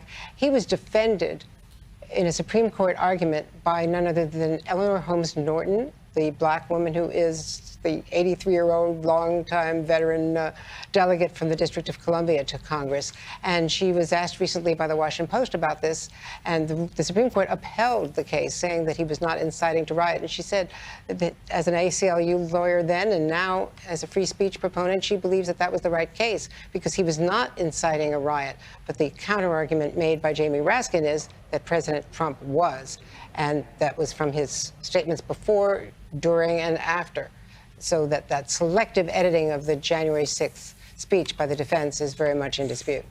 All right, Andrea, thanks again. We've been watching members of the Senate and staff making their way down these corridors, and there's likely some interesting conversations taking place, and Casey Hunt has been observing some of them. Casey. Lester, that's right. And we just saw Senator Ted Cruz go into the LBJ room off the Senate floor where the defense has been working throughout this trial. We saw him yesterday meeting with Donald Trump's defense team here at the Capitol, along with a couple of other Republican senators. And I think that gives you a window into how they're proceeding here, because the reality is, I think there was a sense it would be hard for the defense team to do worse than they did in their opening arguments. They were widely panned, criticized by Republicans as being unfocused. Of course, we've reported, our White House team has reported that former President Trump was not pleased with their presentation.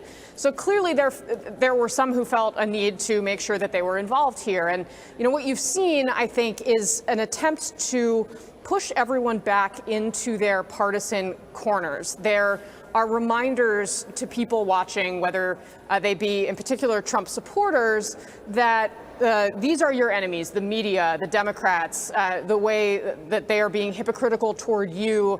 You are the victim of their manipulation. Those are themes that really hit on many of the culture war items that many of Republicans, certainly like Ted Cruz, often push on when they appear on places like Fox News or Newsmax. So I think you're seeing that play out in real time. And the question for me is, okay, we've seen all of this play out, but the reality is the actions that were taken in the wake of what President Trump said, they have not been the focus of the defense today.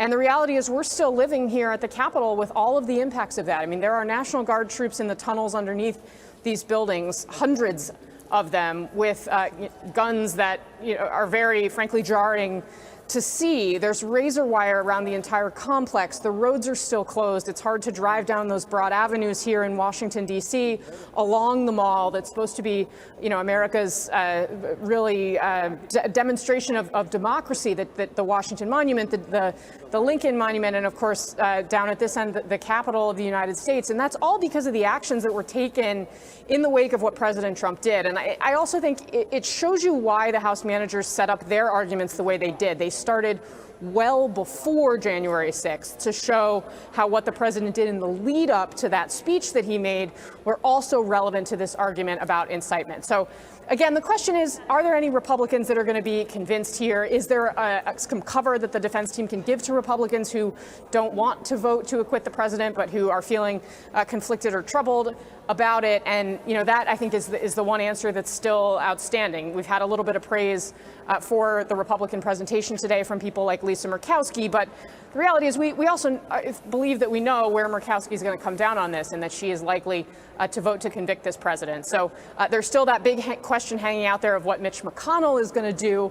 And I think the reporting that I'm pursuing over the course of the next few hours is, okay, how did he react to what he saw today? How did John Thune, his number 2, react to what he saw today? Because I think that may tell us a lot about the next 24 hours. Yeah. All right, Casey, thank you. Let me bring in attorney Dan Goldman, who assisted the Democrats during the first impeachment of Donald Trump. Dan, I want to talk about, there's going to be obviously more of the defense case, but then there's going to be this question and answer period. If you're a Democratic senator right now, what questions have been unanswered that you would want to ask to this defense team? Oh, there are a lot of questions that I'd want to ask. The first would be, if Donald Trump was not responsible for the insurrection, why were there so many Republican officials going on television during the riot saying that Donald Trump needs to call it off because he's the only one who can? Why were so many of the supporters saying on Parler or other social media postings that they were there at the direction of Donald Trump?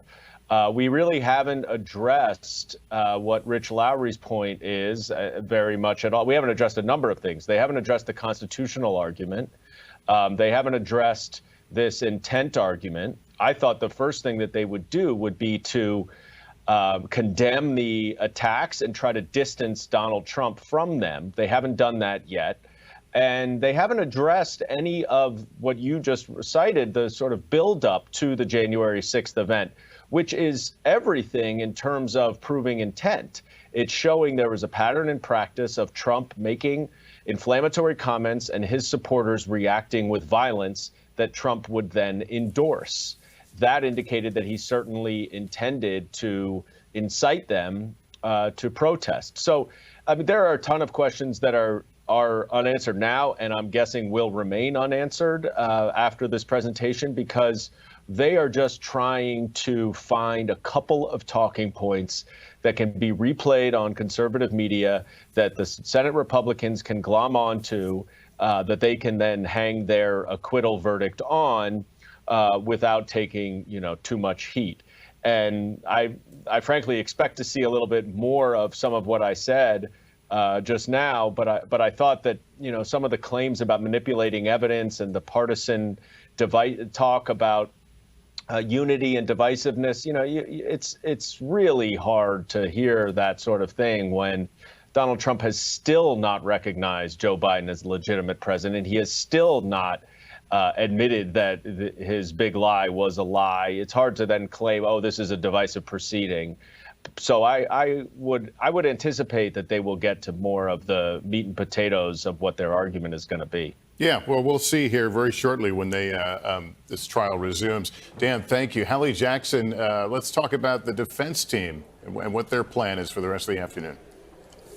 Well, if they've got more meat and potatoes to get to, as Dan Goldman just laid out, it's going to be on a pretty small plate, because Trump attorney David Schoen is telling one of our NBC News colleagues over on Capitol Hill that they don't have much left, which means this is going to wrap up probably within the next hour to perhaps 2 hours, probably max, which means we may be barreling toward that Senate Q&A at some point tonight in what is really, Lester, an extraordinarily accelerated timeline, especially considering what has been laid out now from the House Democratic managers. Listen, nobody wants this to be dragged out, at least on the defense side. That has been a very specific point that has been made repeatedly by those on the former president's defense team. But if this goes at the rate we think it'll go, it might be closer to 3 hours even than 4. And this had been the plan, at least as of yesterday. That said, at least as of late last night, our team has reported that the Trump legal team was still trying to put together how their arguments would come together, who would go when, the order, et cetera. You're seeing some of that now. You will see, as we heard at the very top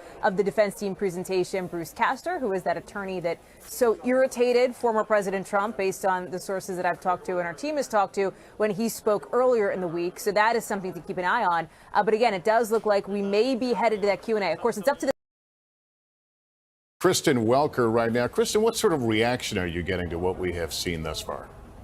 Well, former President Trump's allies believe this has been a very strong presentation so far by the legal team.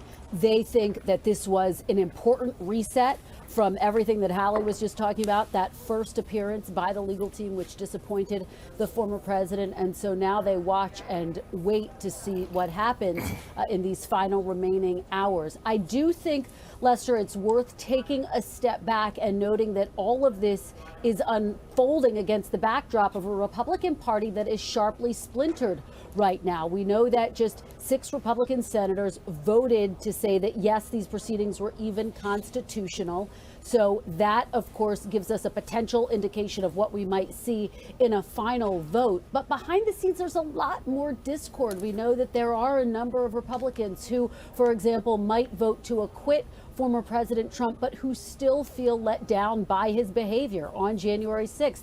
And today, these stunning quotes that we are getting from former President Trump's UN ambassador, Nikki Haley, who said in an interview, Lester, and let me just read you some of what she said. She was asked about the former president's words and actions on that day. She said, "We need to acknowledge he let us down. He went down a path he shouldn't have, and we shouldn't have followed him. We shouldn't have listened to him, and we can't let that ever happen again." When she was asked if she thought Mr. Trump could run for office again, she says she doesn't.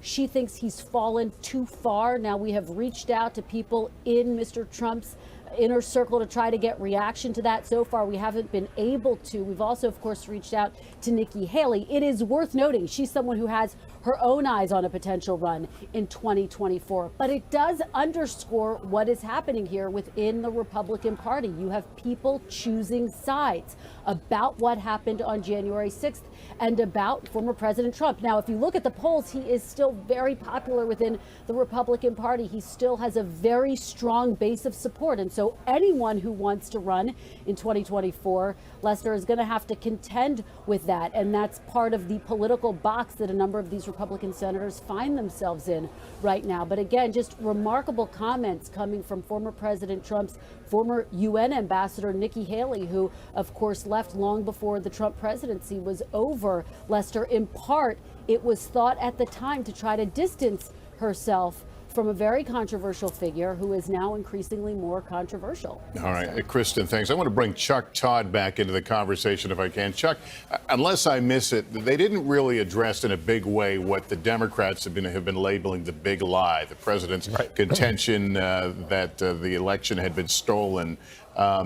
It seems a little awkward that you've got, Republicans in those chambers who bought into this, who supported this. So do you expect that the defense is going to take that on or just move past it?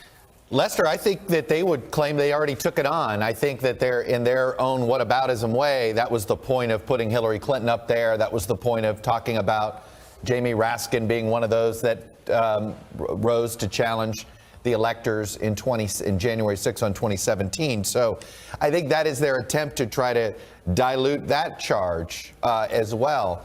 But look, they're already having a real trouble here. Their first 2 hours of presentation isn't holding up well under fact checks. Apparently, they claimed somehow they didn't get those videos beforehand. Well, it turns out they did. And I do want to remind folks one other thing. There's this conversation about due process. Did they get their due process? Well, the House impeachment managers have a very important Republican ally on their side on this question, and it's Mitch McConnell. When both McConnell and Schumer agreed to the rules of the trial, here's what McConnell said in a statement.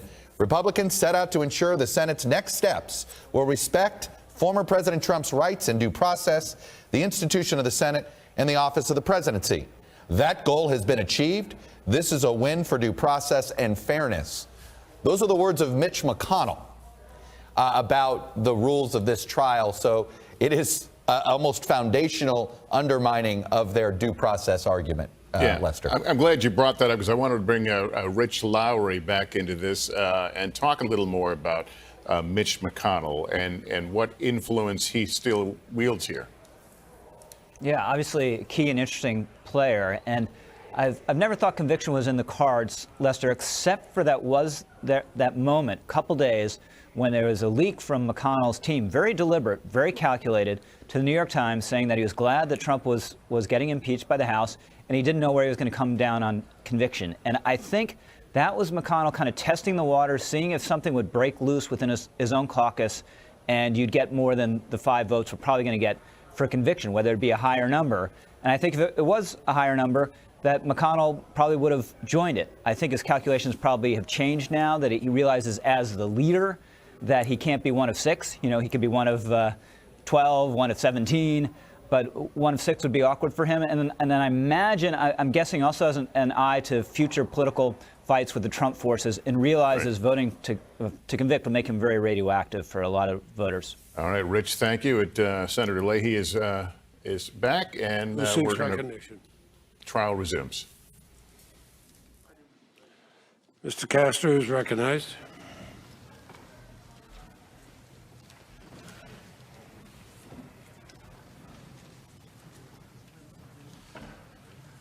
Mr. President, Mr. members Castro. of the Senate, good afternoon. It has been my great privilege over the past couple of weeks to lead this outstanding team of lawyers and dedicated professionals in the defense of the 45th President of the United States.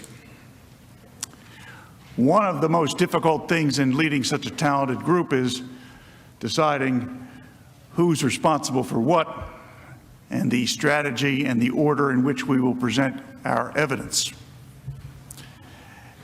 And you have heard from Mr. Van der Veen and Mr. Schoen on the importance of the First Amendment and the importance of due process of law. And because I had the opportunity to set out the schedule, I decided that I would take the last substantive part of the case for myself. You can take that 2 ways. The first, perhaps, is the best, and that would be that it's almost over. The second is that perhaps you have to wait another hour for it to be over. The reason why I chose this section, and believe me, it was a very difficult decision to make because I thought that the other arguments presented by Mr. Schoen and Mr. Van der Veen were outstandingly researched, thoroughly vetted, and wonderfully and articulately presented by them. But the critical issue in this case is the very narrow issue that is charged against the 45th president. And that issue is, did the 45th president engage in incitement of, they continue to say, insurrection? Clearly, there was no insurrection. Insurrection is a term of art defined in the law. It involves taking over a country, a shadow government, taking the TV stations over, and having some plan on what you're going to do when you finally take power. Clearly, this is not that. What our colleagues here across the aisle meant is incitement to violence, to riot. So the word incitement is the critical case and the critical issue in the case. Now, the first time that you heard from us, I told you that you would never hear from our side that what happened on January 6th was anything other than horrific, and that the 45th President of the United States and his lawyers and his entire team adamantly denounce that violence by those criminals that occurred in this very chamber, this very building. There was a reason why we started our presentation back on Tuesday in that way. Because I did not want the senators to consider that there was any challenge to that particular fact. And yet, the House managers, knowing it was not contested at all, chose to spend 14+ hours showing you pictures of how horrific the attack on the United States Capitol was. They spent no time at all in connecting legally the attack on the Capitol to the 45th President of the United States, which is the only question that needs to be answered, is, was Donald Trump responsible for inciting the violence that came to this building on January 6th?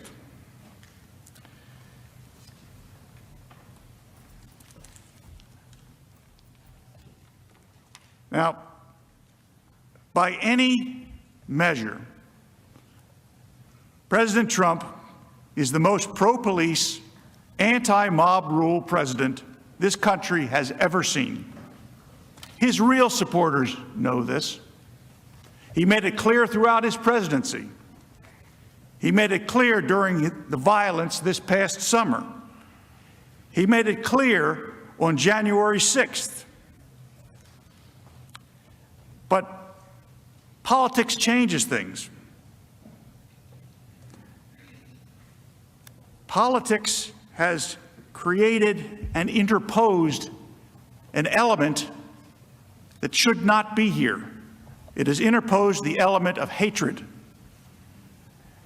And the political world changes when hatred becomes part of the dynamic. As we wrote in our answer to the original charging document, and I hope that this is a phrase that lives on long after we are all departed, and that I hope someday this becomes the mantra by which all of us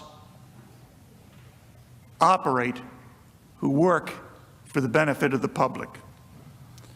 That political hatred has no place in the American justice system, and most certainly no place in the Congress of the United States.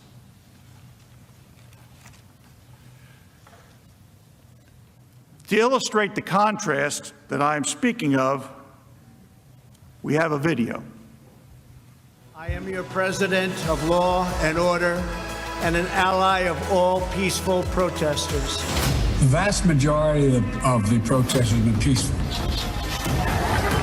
Republicans stand for law and order, and we stand for justice. I just don't even know why there aren't uprisings all over the country, and maybe there will be. My administration will always stand against violence, mayhem, and disorder. There needs to be unrest in the streets for as long as there's unrest in our lives. I stand with the heroes of law enforcement. And you push back on them, and you tell them they're not welcome anymore, anywhere. We will never defund our police.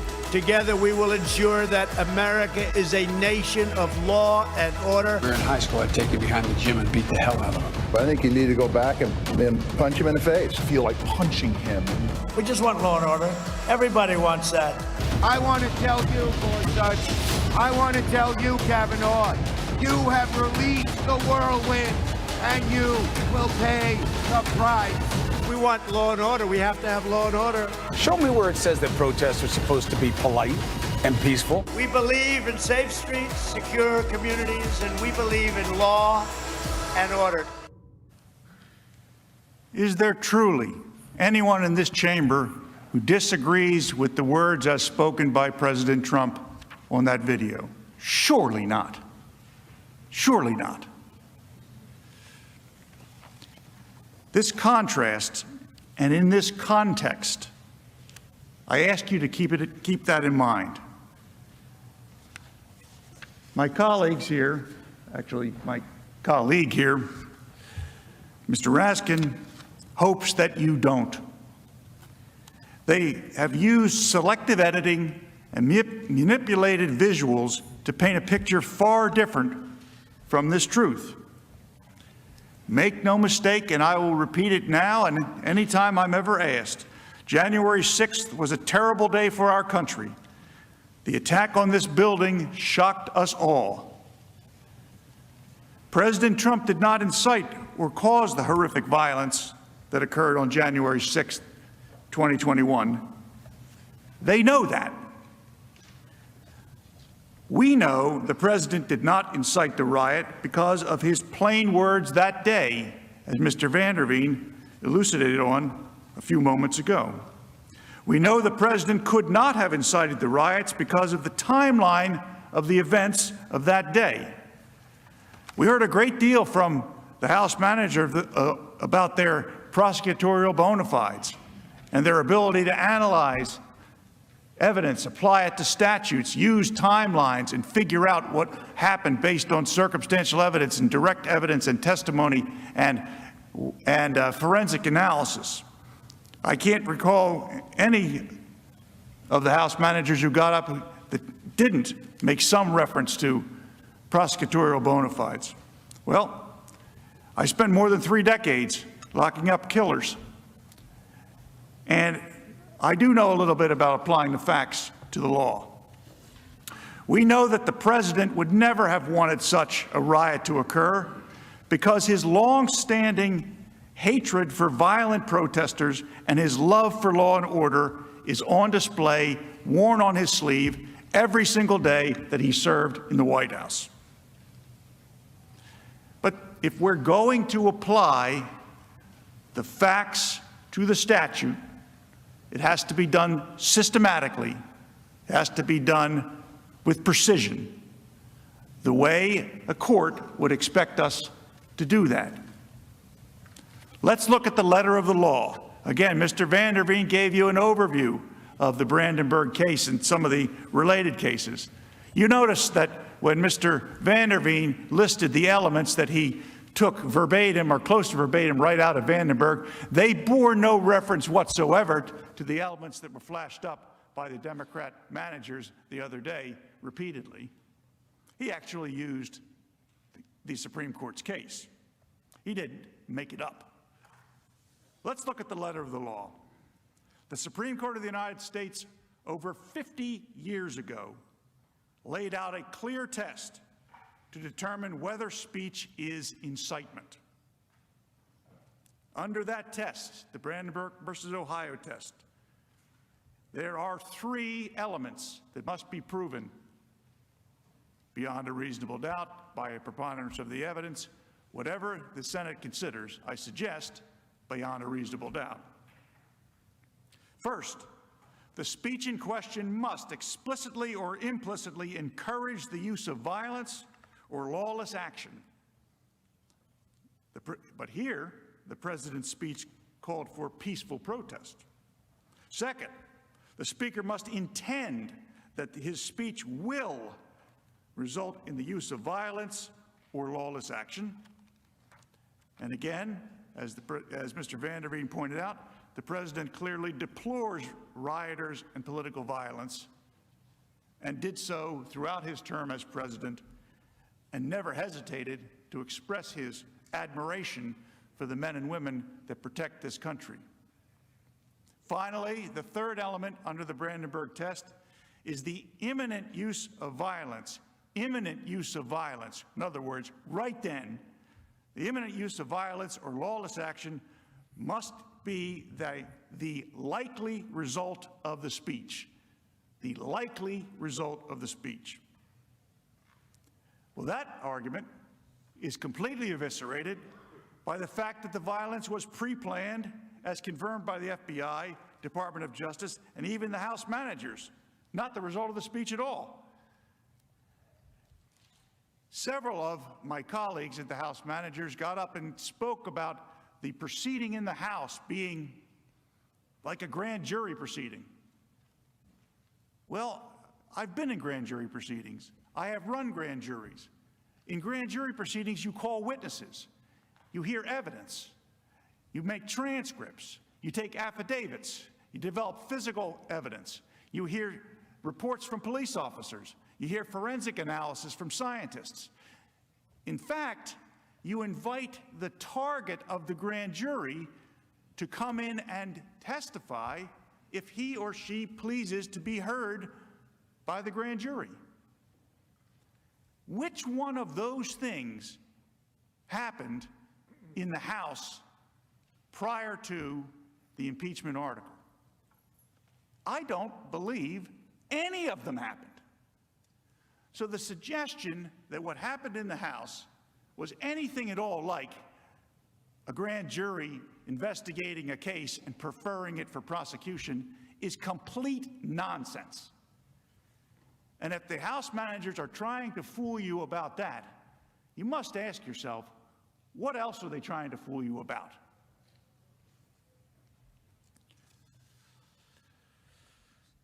Let's look more closely at the president's speech. We have mentioned this line before, but it is so critical we need to talk about it again. The president asked that the attendees at his rally peacefully make their voices heard. I know that everyone here will soon be marching over to the Capitol building to peacefully and patriotically make your voices heard.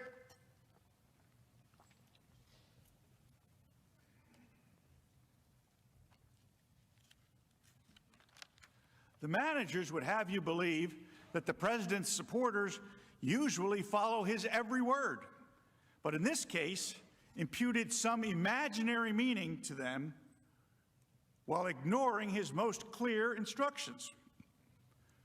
President Trump said, peacefully and patriotically make your voices heard, and the House managers took from that, go down to the Capitol and riot.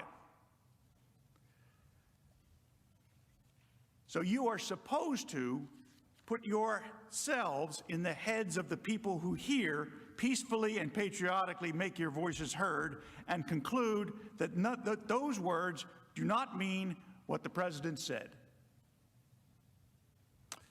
More than that, the president criticized the destruction wrought by left-wing anarchists and rioters.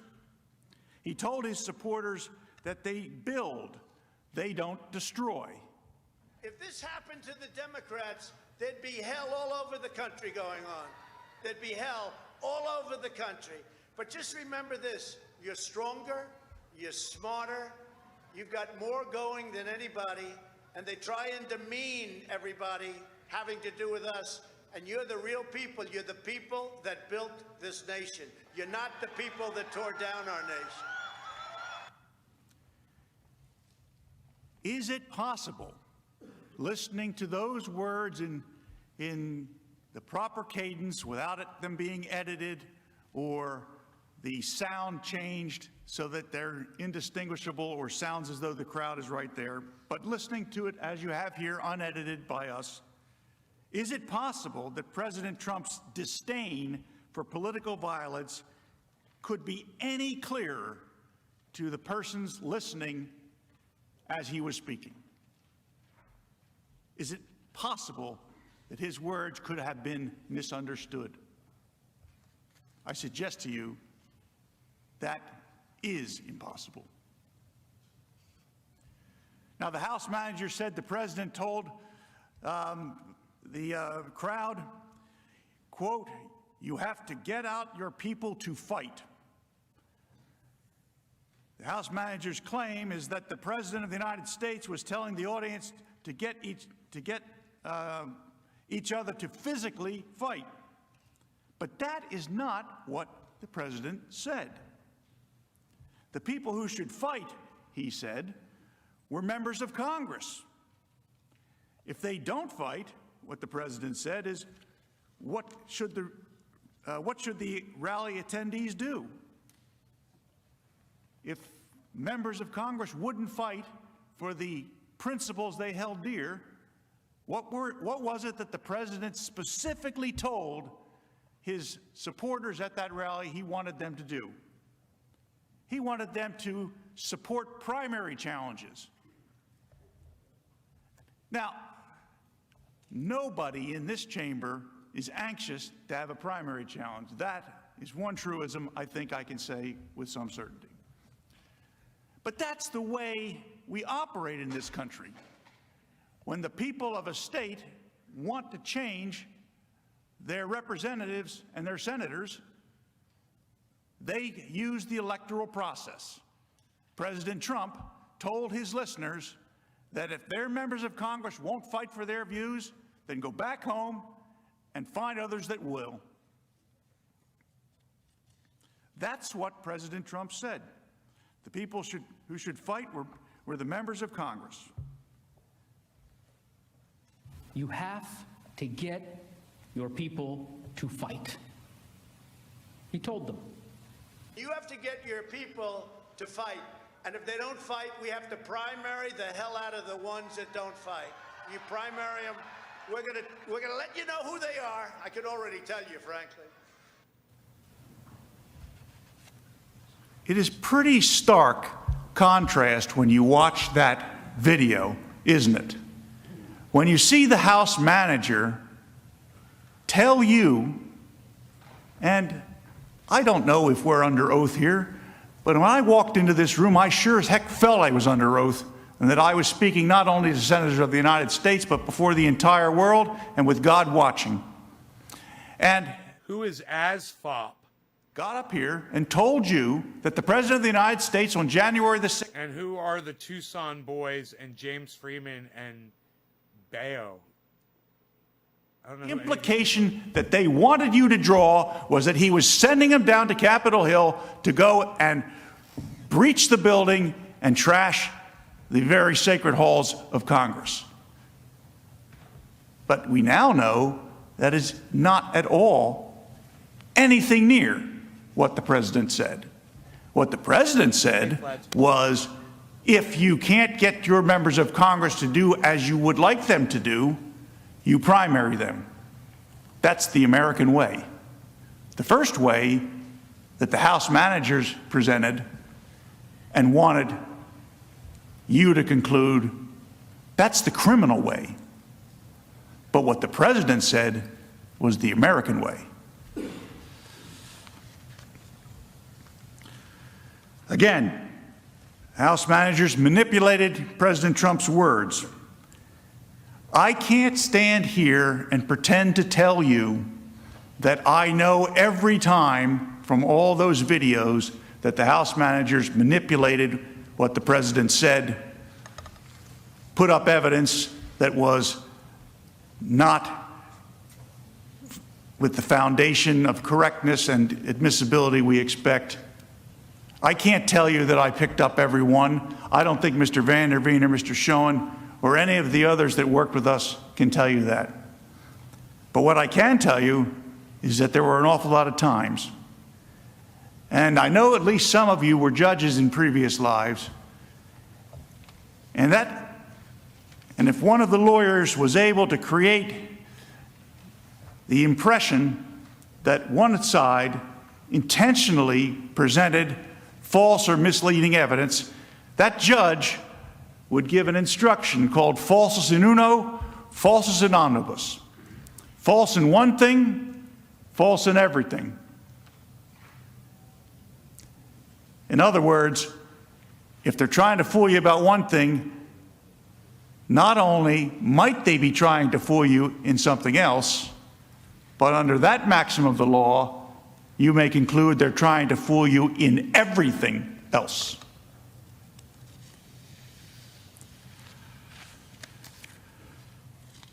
President Trump was immediate in his calls for calm and respect for law enforcement. The House managers emphasized President Trump's tweet in the 6 p.m. hour where he told crowds to, quote, go home in love and peace and remember this day. What is it that they left out? Well, the House starts their recitation of what President Trump said as far as the aftermath of when the Capitol was breached at roughly 6 p.m.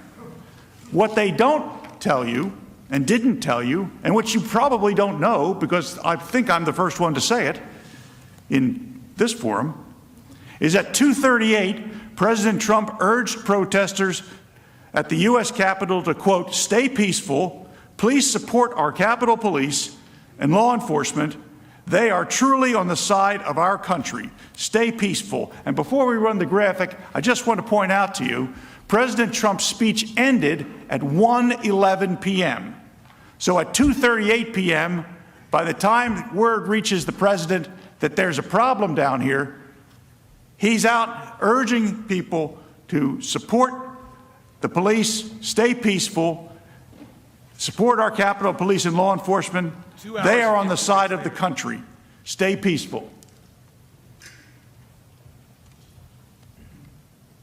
So, where's all the fucking birds at? You guys, go outside to see if you see any birds outside. Do me a favor. You guys see any birds? Let me know. Come back and let me know if you see birds. I'm outside. I didn't see any fucking birds. I'm just like, hey man, there's usually birds outside.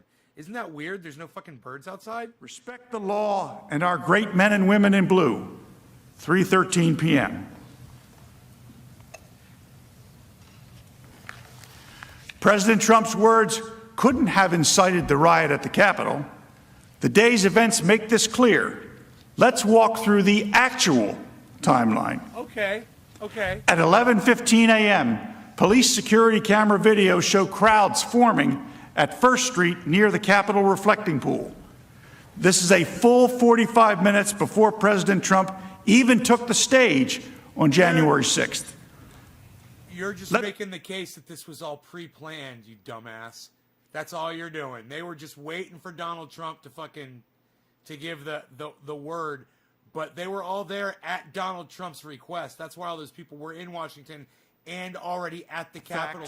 During the hours and hours of the House manager's presentation, did you? When the president spoke, what did he call for?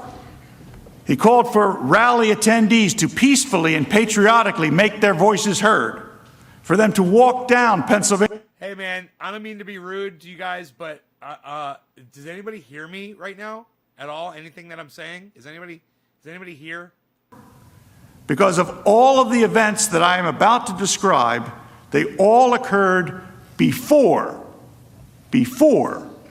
President Trump's remarks concluded. At 12:49 p.m., the first barriers at the U.S. Capitol grounds were pushed over and the crowd entered the restricted area. At 11:05 p.m., Acting Defense Secretary Christopher Miller received open source reports of demonstrator movements to the U.S. Capitol. At 1:09 p.m., U.S. Capitol Police Chief Stephen Sund called the House and Senate Sergeants at Arms, telling them he wanted an emergency declared and he wanted the National Guard called. The point? Given the timeline of events, the criminals at the Capitol weren't there at the ellipse to even hear the president's words. They were more than a mile away, engaged. That's what cell phones are for, dude. People were on cell phones. People knew what was going on. That speech was being covered live. People were watching it on their phones, you fucking idiot. Fact. Watch this. Does anyone in this chamber honestly believe that but for the conduct of President Trump, that a charge in the article of impeachment, that attack at the Capitol would have occurred? Does anybody believe that? It was not some sort of spontaneous decision by a bunch of, quote, protesters to go up to Capitol Hill and storm Capitol Hill. This was all planned out. How much of it was planned? How much of this was strategized ahead of time? They are getting indications, some evidence that they've seen that indicates that there was some level of planning. There appears to be premeditation. You guys, I'm gonna ask you one more time. Is there anybody here watching this? If you are, respond now, because I don't really need to be broadcasting this and risking all my channels. Is there anybody here right now? You're obviously not interested in this. If you don't Be ready to fight. Congress needs to hear glass breaking, doors being kicked in. We developed some intelligence that a number of individuals. I'm gonna shut the show down. If you're watching and you're enjoying it, you're choosing not to talk. Violence. We immediately shared that information information. And they pushed out that information through this JTTF structure. It was immediately disseminated through a written product and briefed through our command post operations to all levels of law enforcement. The FBI says 2 pipe bombs discovered near the Capitol on January 6th were placed there the night before. New video appears to show a person suspected of planting pipe bombs near the U.S. Capitol the night before. The FBI now says the bombs were planted the night before the Capitol siege between 7:30 and 8:30 p.m. They were planted the day before. All goes to the idea of premeditation and coordination among individuals. This was a planned assault going after a castle. Yeah, and So Donald to Trump answer told the them all to question go of the there House on manager, six. does anybody believe that this would have occurred but for the Obviously, it wouldn't have occurred if Donald Trump hadn't have fucking said, go there on the 6th. I'm going to have an event. You fucking idiot. All of these facts make clear the January 6th speech did not cause the riots. The president did not cause the riots. Bro, look. He neither explicitly or If Donald Trump wasn't planning an event on the 6th, those pipe bombs never would have been brought into Washington on that day. exercise of every American's First Amendment rights to peacefully assemble and petition their government for redress of grievances. In other words, the Brandenburg Standard is not made out. What a fucking insult to our intelligence. The House managers admitted many facts are unknown. Even Speaker Pelosi admitted not knowing the real cause of the violence when she called for a 9/11-style commission to examine the facts and causes that led to the violence.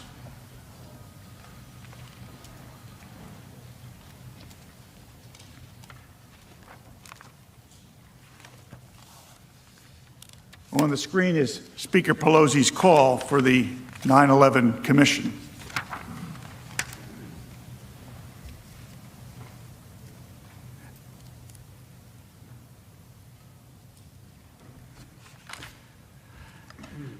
Let's touch now on the second absurd and conflated allegation in the House manager's single article. President Trump's phone call to Georgia Secretary of State Ben Roethlisberger, surreptitiously recorded, by the way, included multiple attorneys and others on the call. Let me point out the very obvious fact that the House managers ignored. The private call that was made public by others cannot really be the basis to claim that the president intended to incite a riot, because he did not publicly disclose the contents of the call. How could he have hoped to use this call to invite his followers if he had no intent to make the conversation public and indeed had nothing to do with it being secretly recorded? The House managers told you that the president demanded that the Georgia Secretary of State, quote, find just over 11,000 votes. The word find, like so many others the House managers highlighted, is taken completely out of context. And the word find did not come out of thin air. Based on an analysis of publicly available voter data, that the ballot rejection rate in Georgia in 2016 was approximately 6.42%.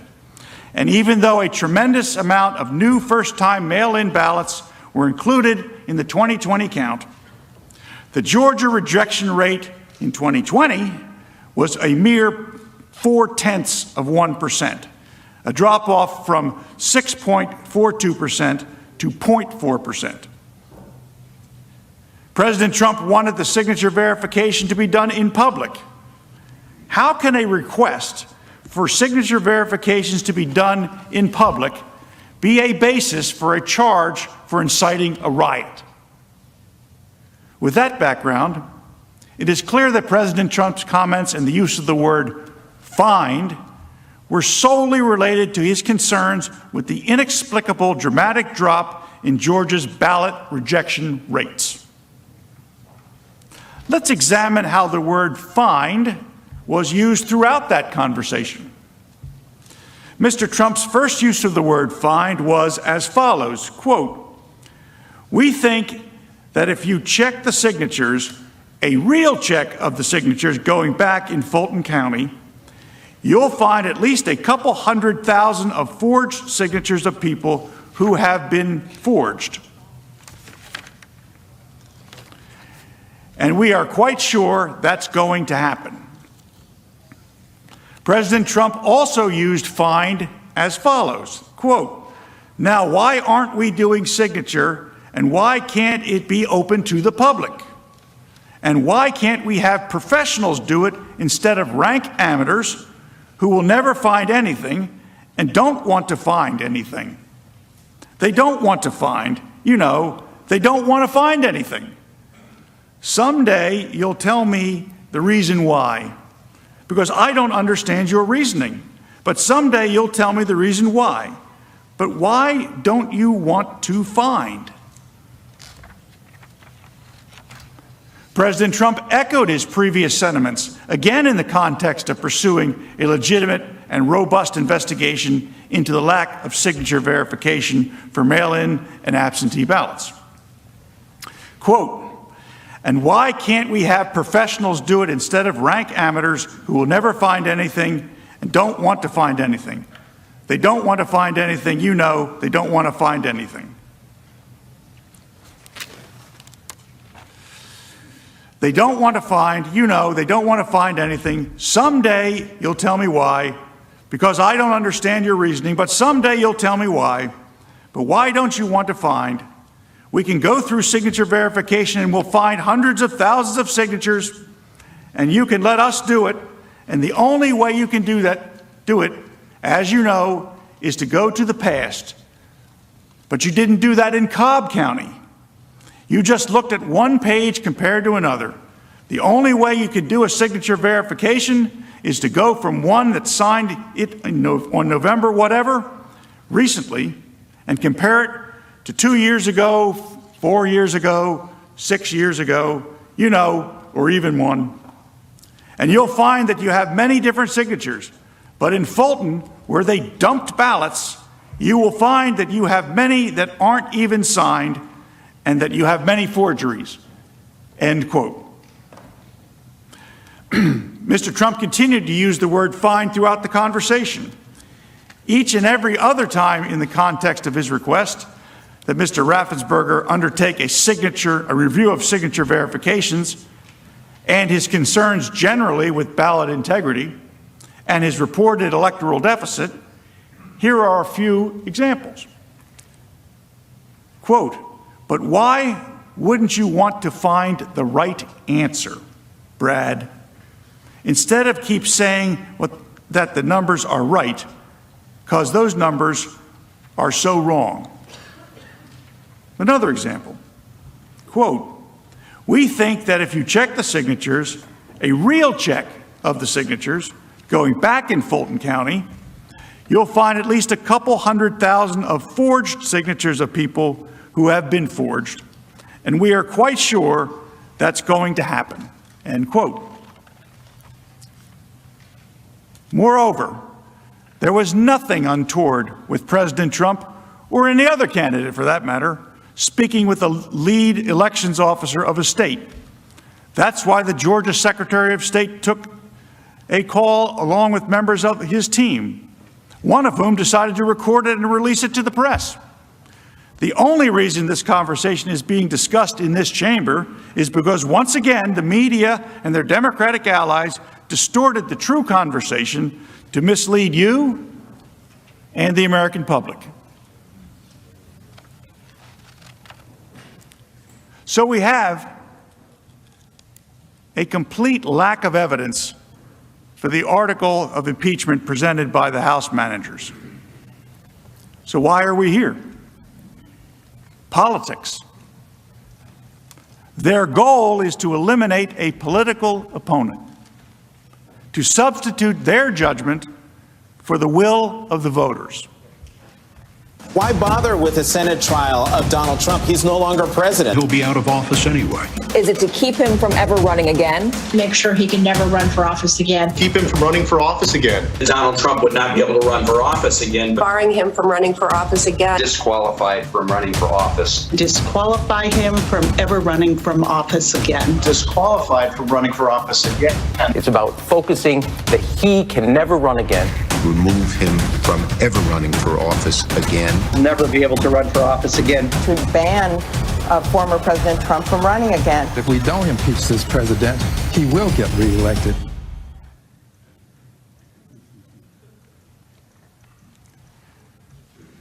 The goal is to eliminate a political opponent to substitute their judgment for the will of the voters.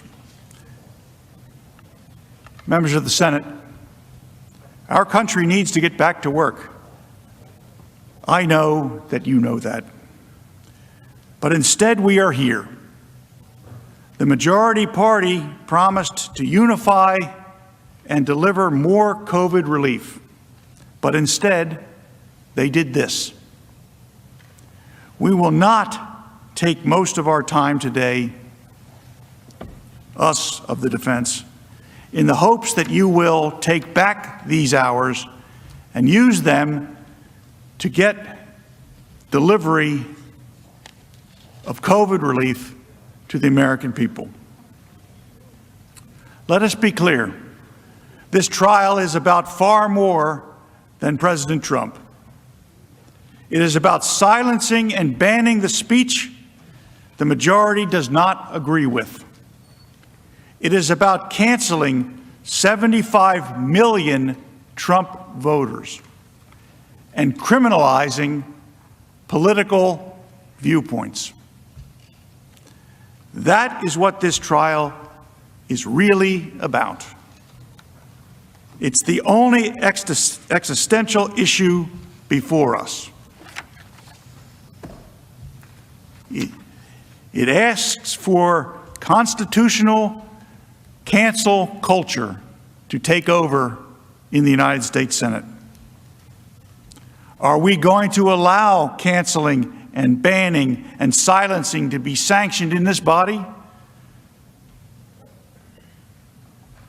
To the Democrats who view this as a moment of opportunity, I urge you instead to look to the principles of free expression and free speech. I hope truly that the next time you are in the minority, you don't find yourself in this position. To the Republicans in this chamber, I ask, when you are next in the majority, please resist what will be an overwhelming temptation to do this very same thing to the opposing party.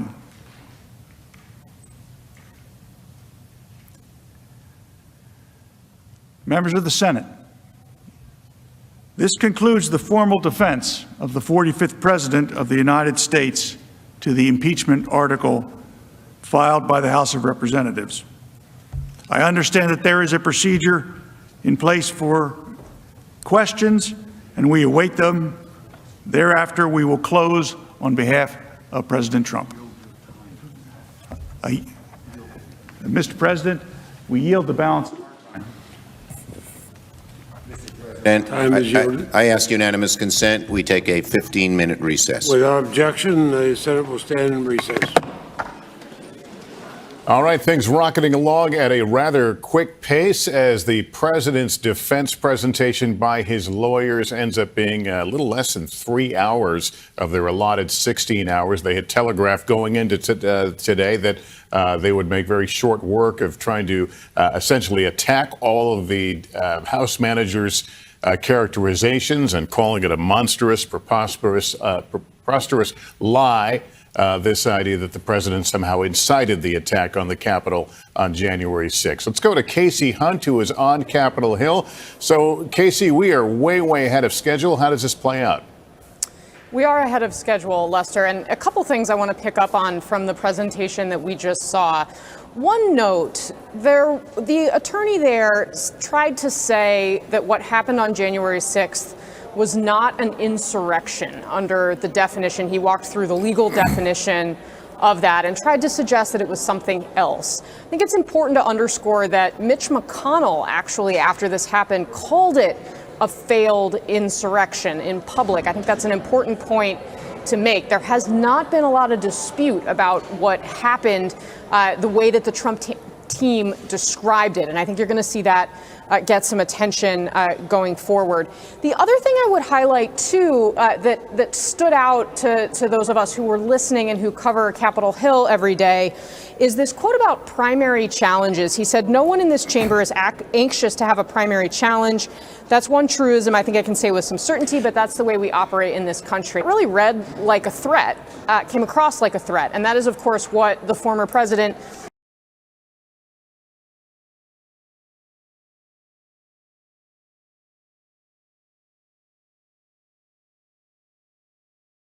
Okay, we are continuing to learn about who the individuals involved in the January 6th Trump riot are and who they were and what areas of society and industry they came from.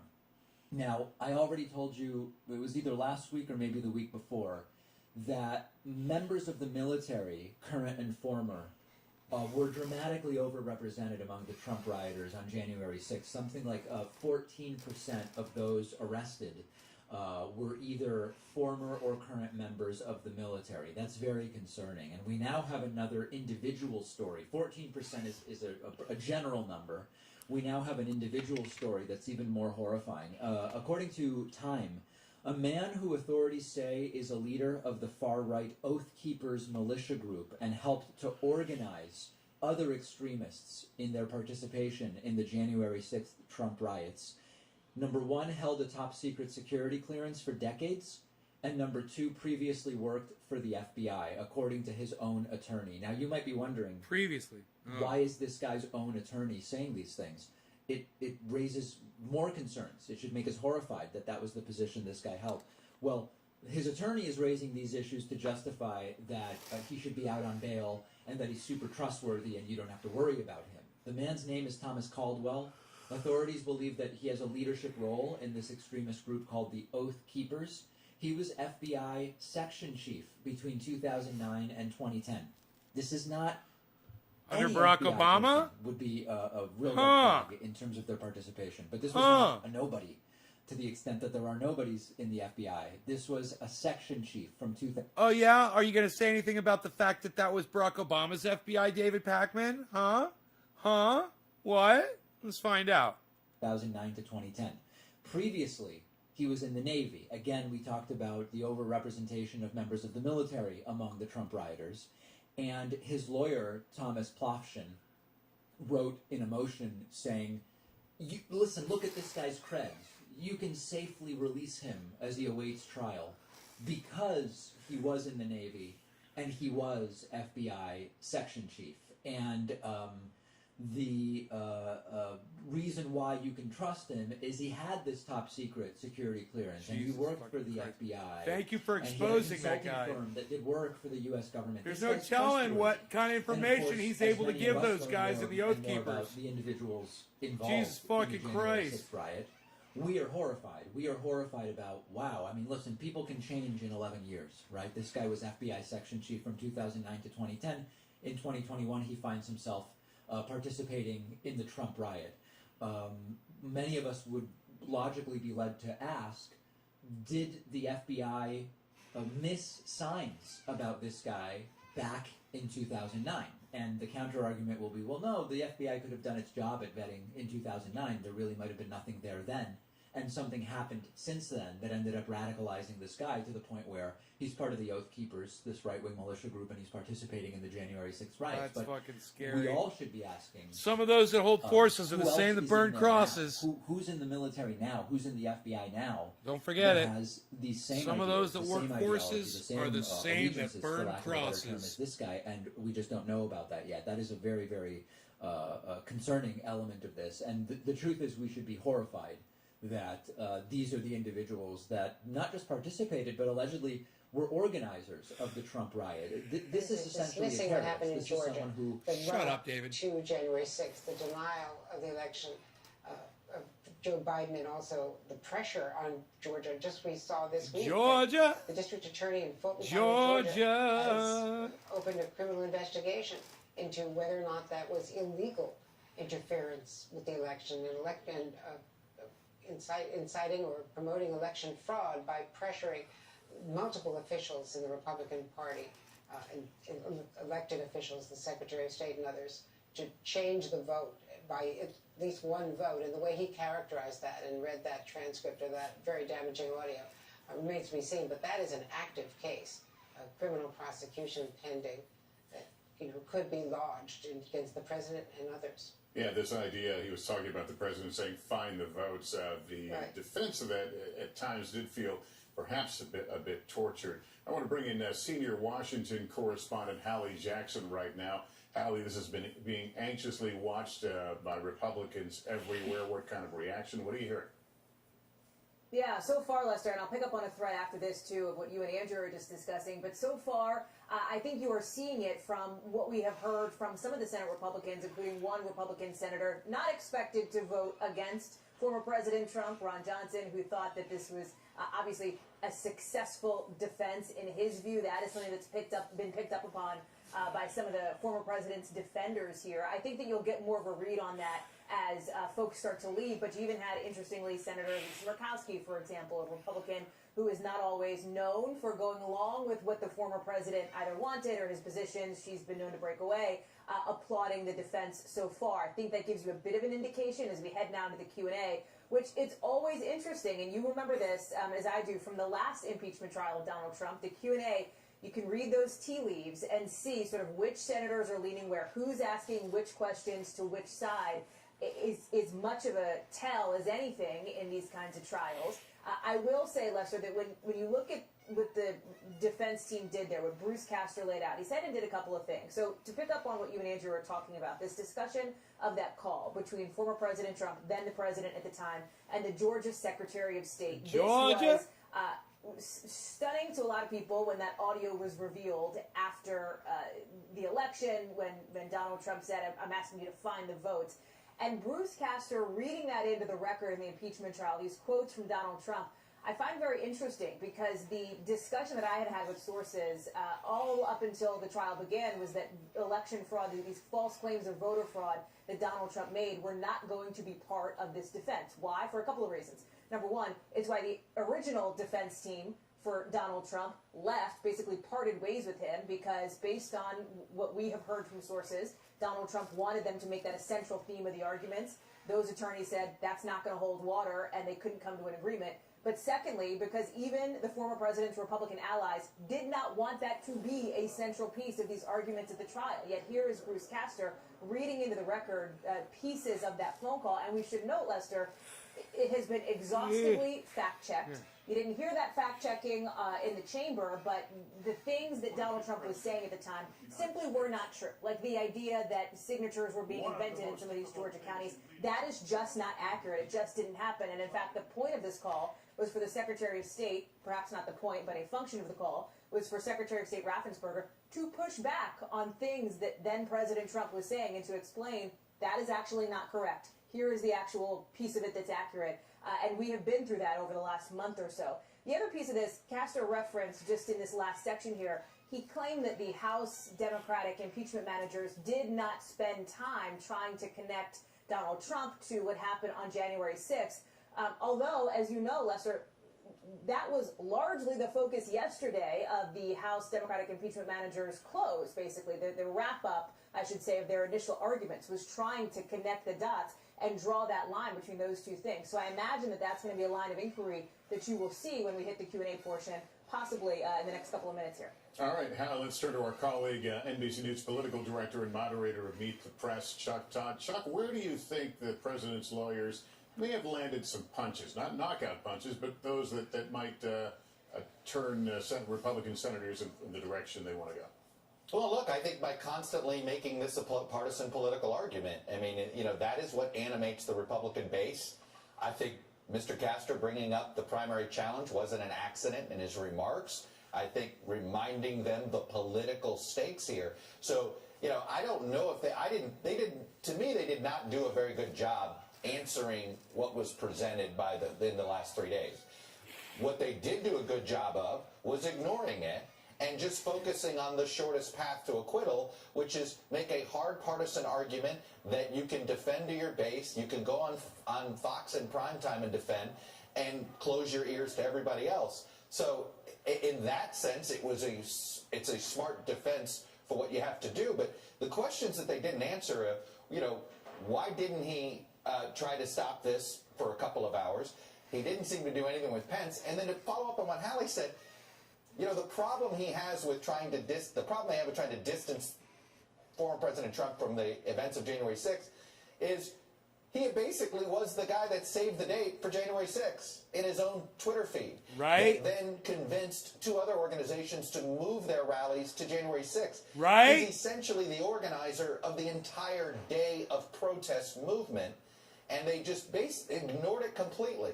This will come up in Q&A. I'll be very curious to see if they think they can continue to sort of pretend that didn't happen, because that's the weakest part of their defense and one of the stronger parts of the prosecution. All right, Chuck, thanks very much. Let me turn now to NBC News political analyst and former Democratic Missouri Senator Claire McCaskill, and NBC News political analyst and editor of the National Review, Rich Lowry. Claire, let me first ask your thoughts of picking up on what Chuck was saying there. Were there things that you saw, for example, many of your colleagues becoming unwitting stars in this, talking about fighting and using inflammatory language? Were things that you saw that you think that they scored points with? First of all, I don't think that the defense was trying to convince anyone of anything. I think that the defense was trying to give Trump's supporters really good political talking points, right, and to warn them about political consequences.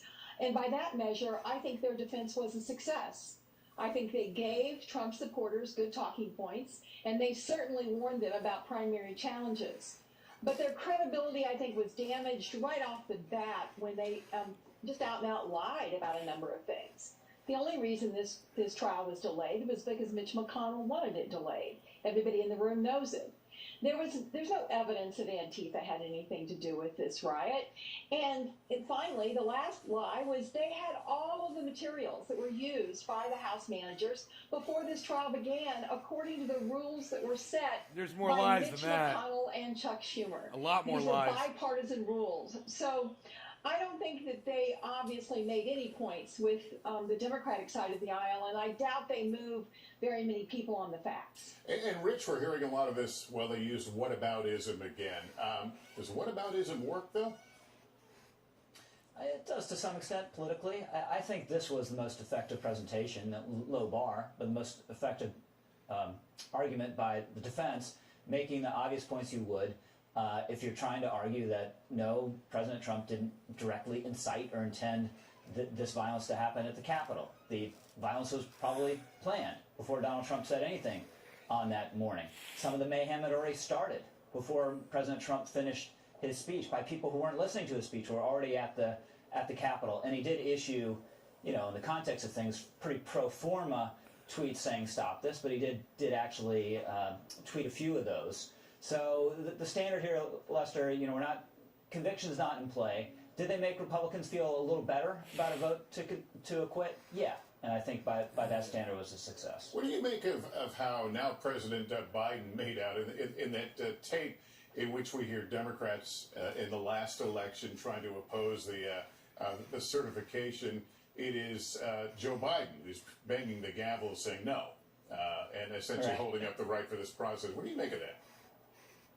Well, I do think it's a fair hit on the hypocrisy of some of these Democratic members. It's just wrong to use the process of certifying electors this way. But there you had Joe Biden standing up there doing his duty. And obviously the circumstances are much different. It's different, a member of the House doing this and a president of the United States running a months-long campaign to undermine the legitimacy of the election and to use every means fair and foul to try to overturn the result. I think that's at the core of the case against Trump. And again, I think Democrats made a mistake by over-relying on January 6th and his speech on January 6th rather than broadening out the case they actually wrote down in the article. And then, Claire, what happens if in fact there is an acquittal? Where does that leave Republicans? Is this a case of you win the battle, but you've got your own internal war you've got to deal with? Oh yeah, they've got a war. You can just see in the last 24 hours, Nikki Haley. I worry about whether or not she's in pain straddling the fence.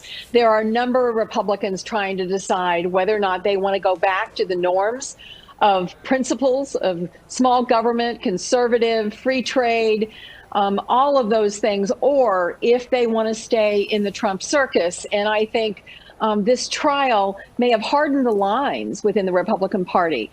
And I agree with my friend Rich Lowry on this. I do think that no minds were changed today, but there are now talking points. And the other thing I agree with him is the difference between what Joe Biden did this time and what Mike Pence did this time is that we didn't have someone who lost the election trying to convince the country that our elections aren't fair. Every modern president has conceded except this one.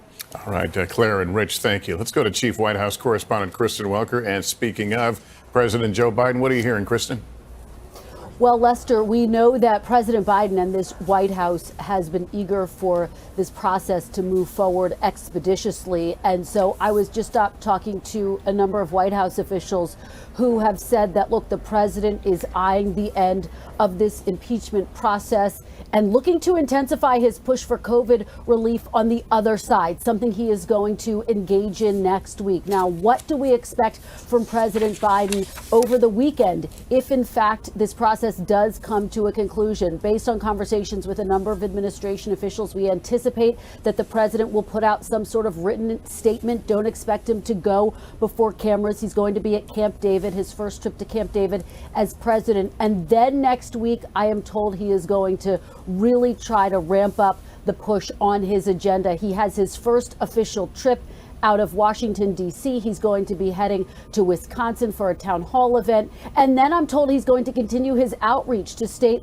and local officials to try to build up support for his COVID relief package. Of course, there are a lot of details that they're still debating here within the Democratic Party, Lester, in order to get that passed through Congress. It does come, though, Lester, as this president has said that he's wanted to stay on the sidelines and stay focused on his agenda, but increasingly he has found himself weighing in. Yesterday, of course, I was in the Oval Office and I asked him about that newly released video that we saw earlier this week from House managers, and that's when President Biden made those remarks, essentially saying that he believes that video could change some minds. So going back to a point that Andrea made a few minutes ago, could we in fact see one or two more Republican senators vote to convict? That's something that we'll be watching for very closely. And then earlier today, he was out here on the North Lawn just behind me touring this Valentine's display that is up. And some reporters had the chance to ask him about the impeachment. He did weigh in, saying that he is anxiously awaiting what his Republican colleagues will do. Will they, quote, stand up? Those are his words.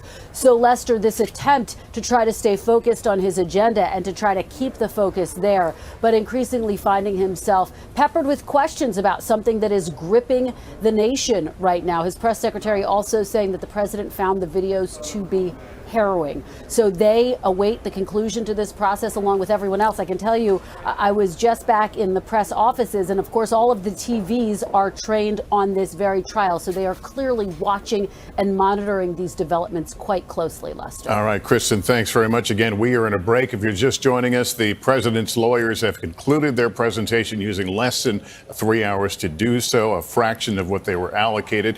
Depending what happens in the end of this break, we may get a better sense of how quickly things will move from this point on. Whether we could see an immediately move to questions from both sides to both the prosecution and defense, and perhaps even as soon as tomorrow, a final vote on all this. But again, it remains to be seen. I don't want to get too far ahead of us. We're joined now by a veteran of the Justice Department and the Mueller investigation, NBC News legal analyst Andrew Weissman, and NBC News legal analyst Carol Lam is a former U.S. attorney. Good to have you both with us. Andrew, let me begin with you. A lot of the arguments in the latter part of the defense presentation was the definition of incite, the definition of insurrection, saying that when you dismantle it, those things didn't exist. Is that the case? I think that the defense left themselves very open to the questioning that's now going to happen on those issues. And I think that one thing that I think your viewers should sort of be prepared for is I think the Democrats are going to ask very pointed questions on, you say that but for the president, this still would have happened. Well, do you say that there's evidence, material evidence of election fraud? Are you saying that the president did not win the election, that is President Biden? If so, what is the evidence? And wasn't that what was the fire for the insurrection on January 6th? So I think there are going to be pointed questions about that. And on the issue of January 6th, I think that the defense did a very poor job on this issue of inciting. I think that there's going to be a lot of questions about what the president did not do. If his intent was really not to incite, there are going to be a lot of questions about why he wasn't immediately on the airways and on Twitter, immediately calling the National Guard. They really can't get around the timeline. And then finally, if they really want to essentially be saying what it is that the president, this is not President Trump, what he did or did not intend, why isn't he here testifying or at least submitting a letter or an affidavit? It's just like the first impeachment where the president is absent. So they're making representations about what Donald Trump might or might not have believed, but they actually had the opportunity to have him come and testify, and he didn't. Carol, give me some questions that you would ask if you were challenging this defense presentation. Yeah, I think this is an opportunity for the Democrats to do what the House managers don't have an opportunity to do on their own right now, which is to rebut some of the things that they heard earlier. Typically, in a trial, the prosecution would go first, then the defense would go, then the prosecution has another opportunity. So the Democratic senators are going to have to give those questions to the House managers to allow them to answer. I think there were, frankly, a couple of unforced errors that the House managers need to clean up about some of the pieces of evidence they put in and things like that. But I think overall, Andrew is correct. There needs to be more. There needs to be some questions to fill in the record again about why the president basically sat on his hands for a long time after the breach began, and what happened during that period of time. The House managers need to re-emphasize that again. These events were taking place only a mile and a half from where the president was.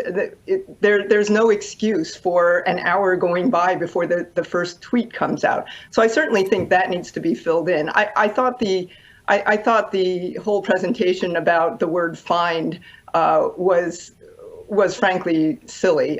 One of the instructions you give to jurors is you don't check your common sense at the door. And when the president says, I want you to find a specific number of votes, he's using the word find in a very, very specific way. And that is not the way you typically use the word find. So I thought there was some overplaying on that ground. All right, Carol and Andrew, thanks to both of you. Let me turn to NBC News political analyst Eugene Robinson, columnist and associate editor for the Washington Post. Eugene, good to see you. One of the things that was used in one of those tape montages were Democrats talking about the fact this would end in their hope is that Donald Trump would not be able to run again. It was used against them in this context. But what is the reality, no matter how this thing plays down? How is the political future of Donald Trump affected by this? Well, that's a very good question. You saw Nikki Haley today sort of backing away from Donald Trump. Others are going to embrace him. You heard the threat. And I think it was just an explicit threat in Bruce Castor's summation of primary challenges to those who are insufficiently loyal to President Trump. I think he remains the principal actor in the Republican Party, no matter which way this vote goes, at least in the short term. Now, former presidents' influence tends to wane more quickly than they would like and more quickly than we realize at the time. I suspect that will happen to Trump too, but he's kind of in a unique position right now. He is the kingmaker and still the king. Just one other thing about the summation. We heard I think a preview of his potential criminal defense in Georgia with that business about the word find and what it means in that call with Brad Raffensperger. And because it's now under criminal investigation in Georgia. But I think that also sort of opened the door for the Democratic House managers to litigate the big lie about the election, which, the president's defense wasn't going to touch on, but did, in fact, touch on in that closing. And I think that opened the door for what is potentially some strong questioning by Democrats in this next phase. I'm not sure I heard Mike Pence's name mentioned, and if it was, forgive me, but I don't think I heard it. Do you think that was something they really didn't want to touch, this idea of, as the president is tweeting about his vice president is actually in reasonable fear of his life? No, I think absolutely right. I think that omission was not by accident, because we now know that the president was aware that the vice president had to be evacuated from the Capitol. The situation was that serious. So why wasn't the president trying to do more to potentially save the life of his vice president? And again, that is the big hole in the defense is, if you did not intend to incite a riot, then why did you not try to stop the riot, try to stop the insurrection more quickly and more forcefully once it began? And they didn't offer an answer to that question, really, and it'll be interesting to see if they come up with one when they're questioned about it. All right, Eugene, thanks. Also with us is Chief Washington correspondent Andrea Mitchell. And Andrea, I think you want to pick up on that thought about what we didn't hear. No, I think Eugene and Lester's, your conversation is exactly to the point. The fact that he did not mention, that the defense did not address the whole issue of Mike Pence, because the president, for all of those hours, was aware of it, as we know from what Senator Tuberville said, but also was tweeting attacks on Mike Pence. And what we've seen in the video is that the Mike Pence was really a rallying cry. Hang Mike Pence. A gallows was constructed outside the Capitol itself, on the grounds there, by the rioters. So that, and the fact that the defense cherry-picked statements from the president's January 6th speech, trying to, I think, mischaracterize the intent of the speech, whether or not it was for incitement, was, of course, their contention. But also not dealing with all of those hours where he did nothing, not only regarding Mike Pence and his safety and attacking Mike Pence during that time, but did nothing to fulfill his constitutional requirement, his oath, to protect and secure the national security of the United States at home and abroad. He did not call the Pentagon. He did not call in for reinforcements. So there were so many instances during those 6 hours where his behavior was just really questionable, according to the House managers, but also according to any independent view of what was going on. Also, of course, the run-up, as you were just saying with Eugene, what happened in Georgia, the fact that has now been opened up. I think that's what you're going to hear in these questions. The questions that are being presented, that will be presented by the House managers, are going to be to that very point. All of the incitement prior to January 6th, and as Chuck pointed out earlier, the fact that he actually moved the date to January 6th by calling for it to be on January 6th, that's when they, according to the testimony, changed their application for a permit. In fact, for the day when the Electoral College certification was to be ratified, all to the point of trying to overturn the election results that were clearly evident that Joe Biden had been elected, and that, belatedly at least, Mitch McConnell and others in the Senate Republican caucus were acknowledging. All right, Andrea, let me bring in senior Washington correspondent Hallie Jackson. Hallie, as I was watching, I was ticking off some of the things that I knew would play well to the base. They brought up the media, Antifa, Democratic hypocrisy, cancel culture, witch hunt, Elizabeth Warren, Hillary Clinton. Obviously, things that we know that play very strongly with the Republican base.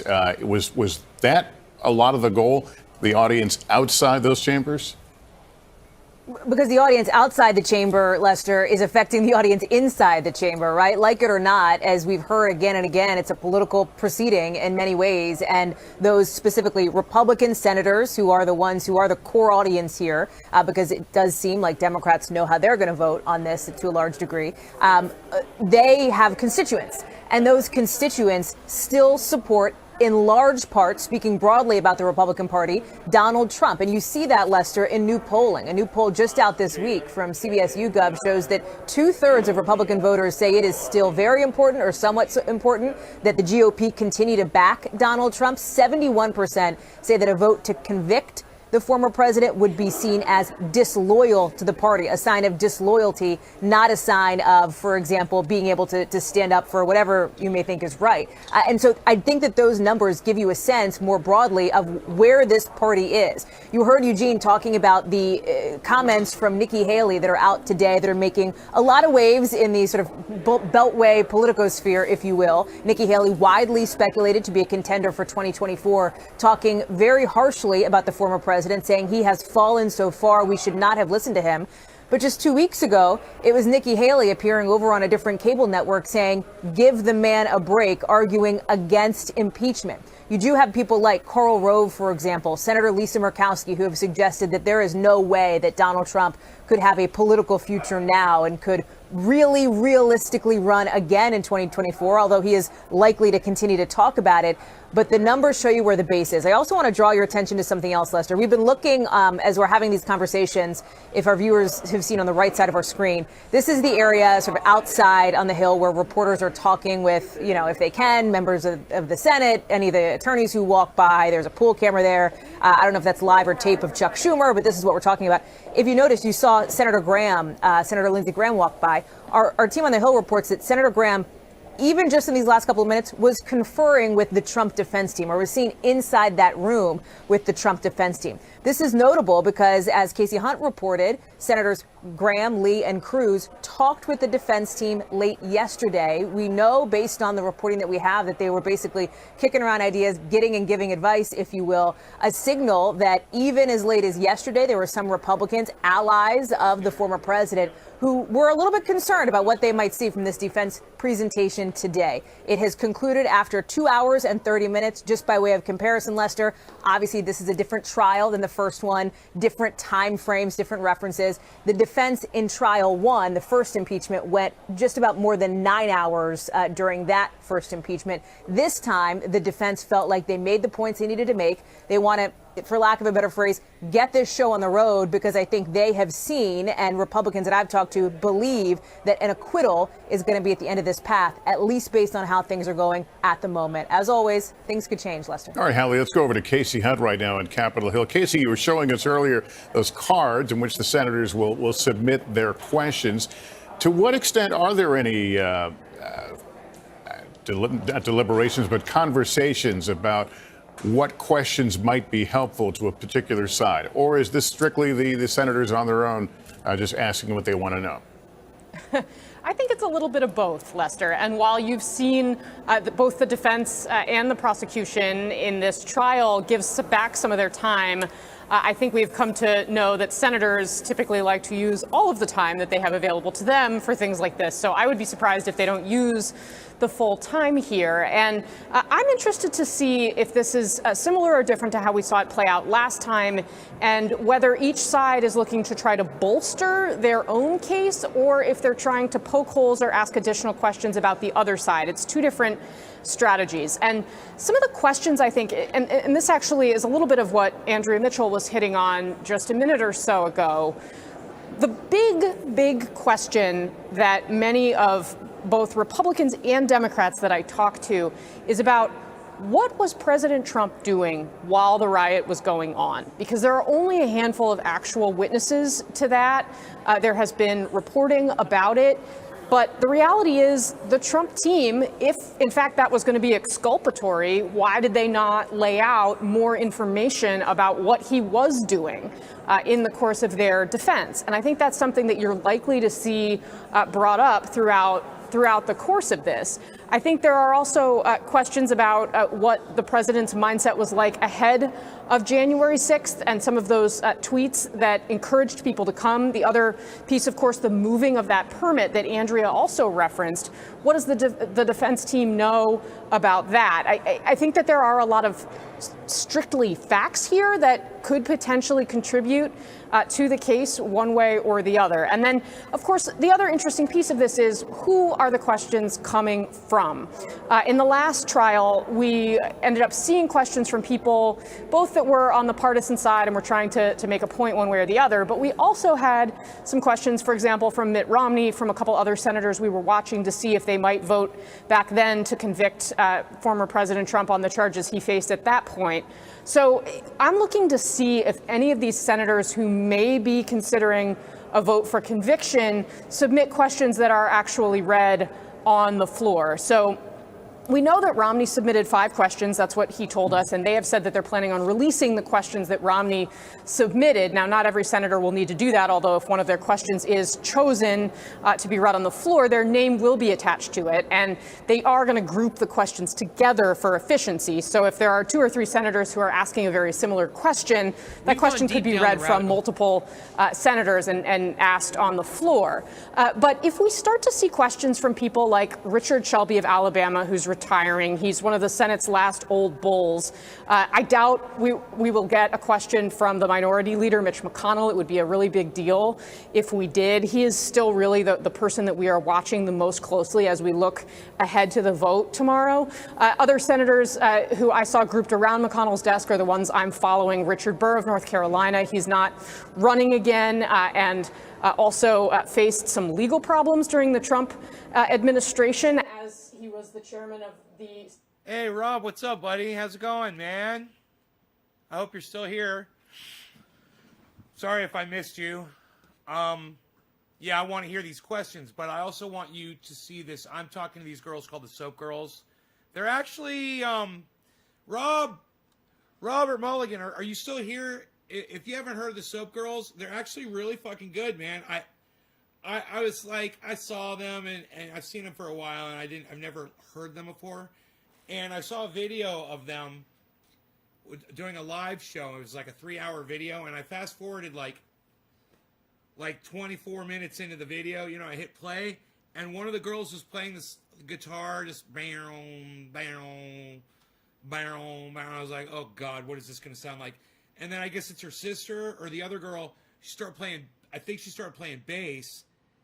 And I was like, God, this music is so infantile.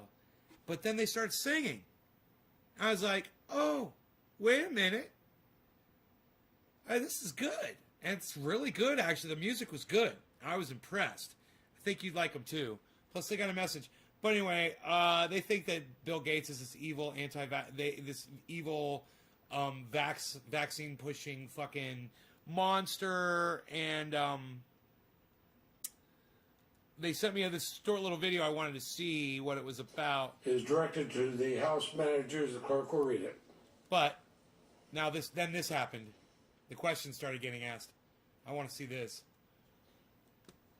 Isn't it the case that the violent attack and siege on the Capitol on January 6th would not have happened if not for the conduct of President Trump? Yes! True. Absolutely true. That's a fact. Of up to 5 minutes.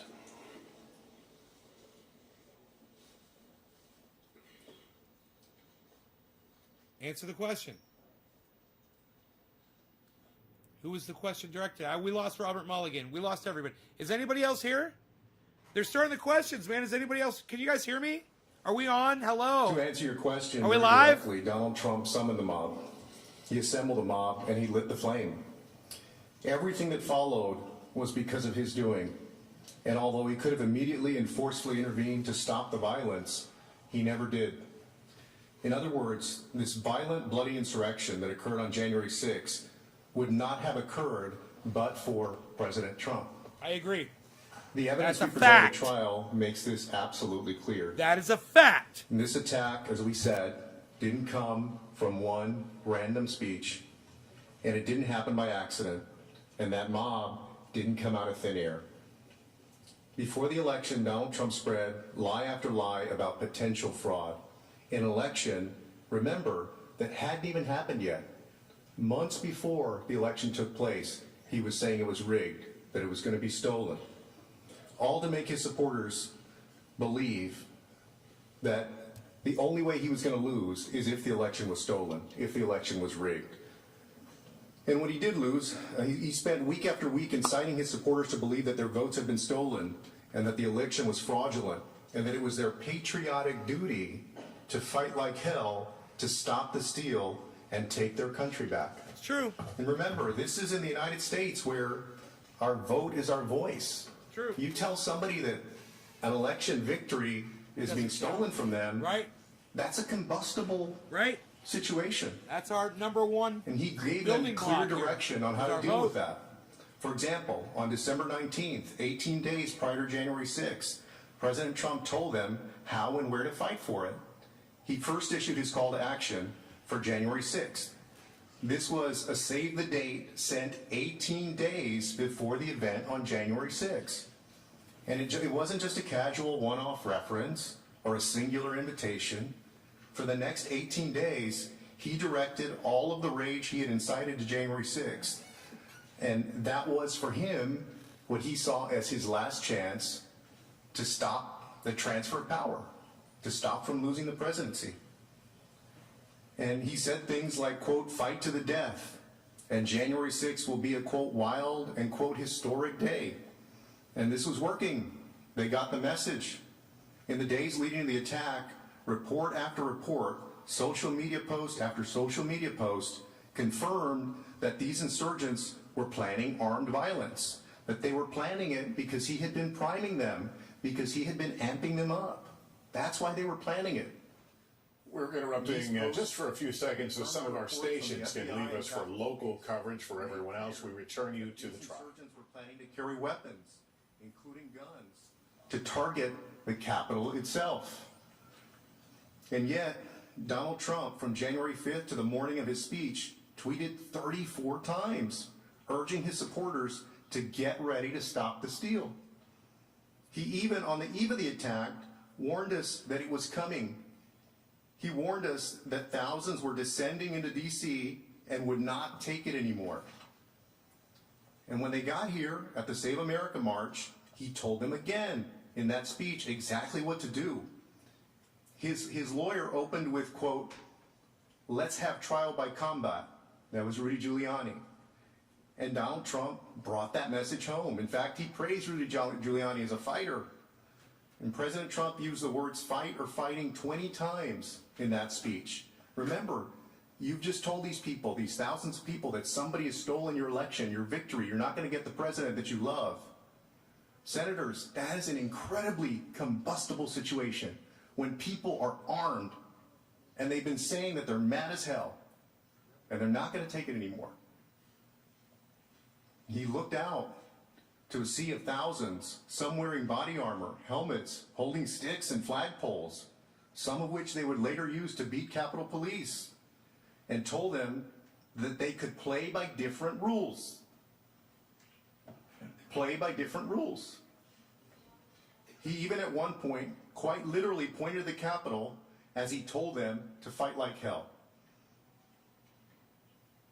After the attack, we've shown clearly, that once the attack began, insurgent after insurgent made clear they were following the president's orders. You saw us present that evidence of the insurgents who were there that day, who said, I came because the president asked me to come. I was here at his invitation. You saw that of the folks that were in the Capitol that day. The time has expired. Are there further questions? Mr. President.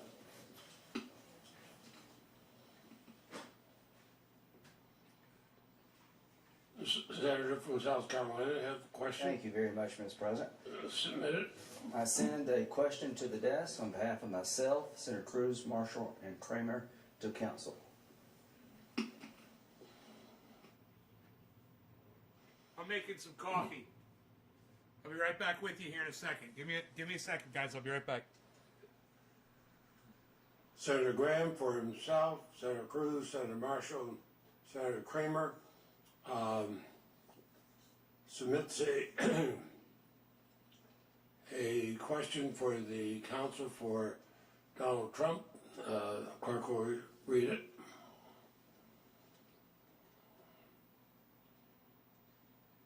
Does a politician raising bail for rioters encourage more rioting?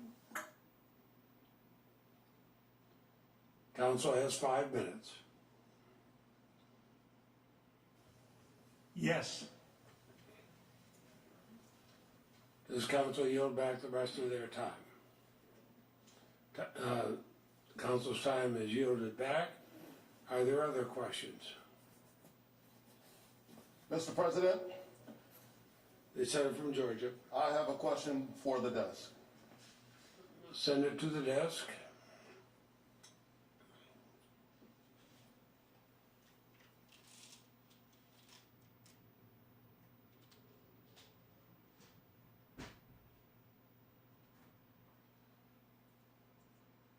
The senator from Georgia, Senator Warnock, has a question for the House managers. Clerk will read the question.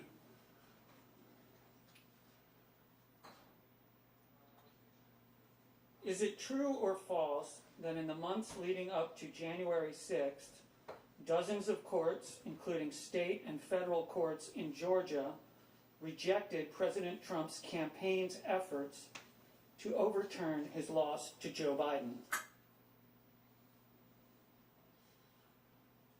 House managers recognized for 5 minutes. Mr. President, Senators, that is true. That's true. I want to be clear, though, that we have absolutely no problem with President Trump having pursued his belief that the election was being stolen or that there was fraud or corruption or unconstitutionality. We have no problem at all with him going to court to do it. And he did, and he lost in 61 straight cases. Wow, in federal court and state court. In the lowest courts in the land, in the U.S. Supreme Court. He lost it. He lost in courts in Pennsylvania, Arizona, Georgia, Michigan, Minnesota, Nevada, and Wisconsin. All of them said the same thing. They couldn't find any corruption. They couldn't find any fraud, certainly nothing rising to a material level that would alter the outcome of any of the elections, and there was no unconstitutionality. That's the American system.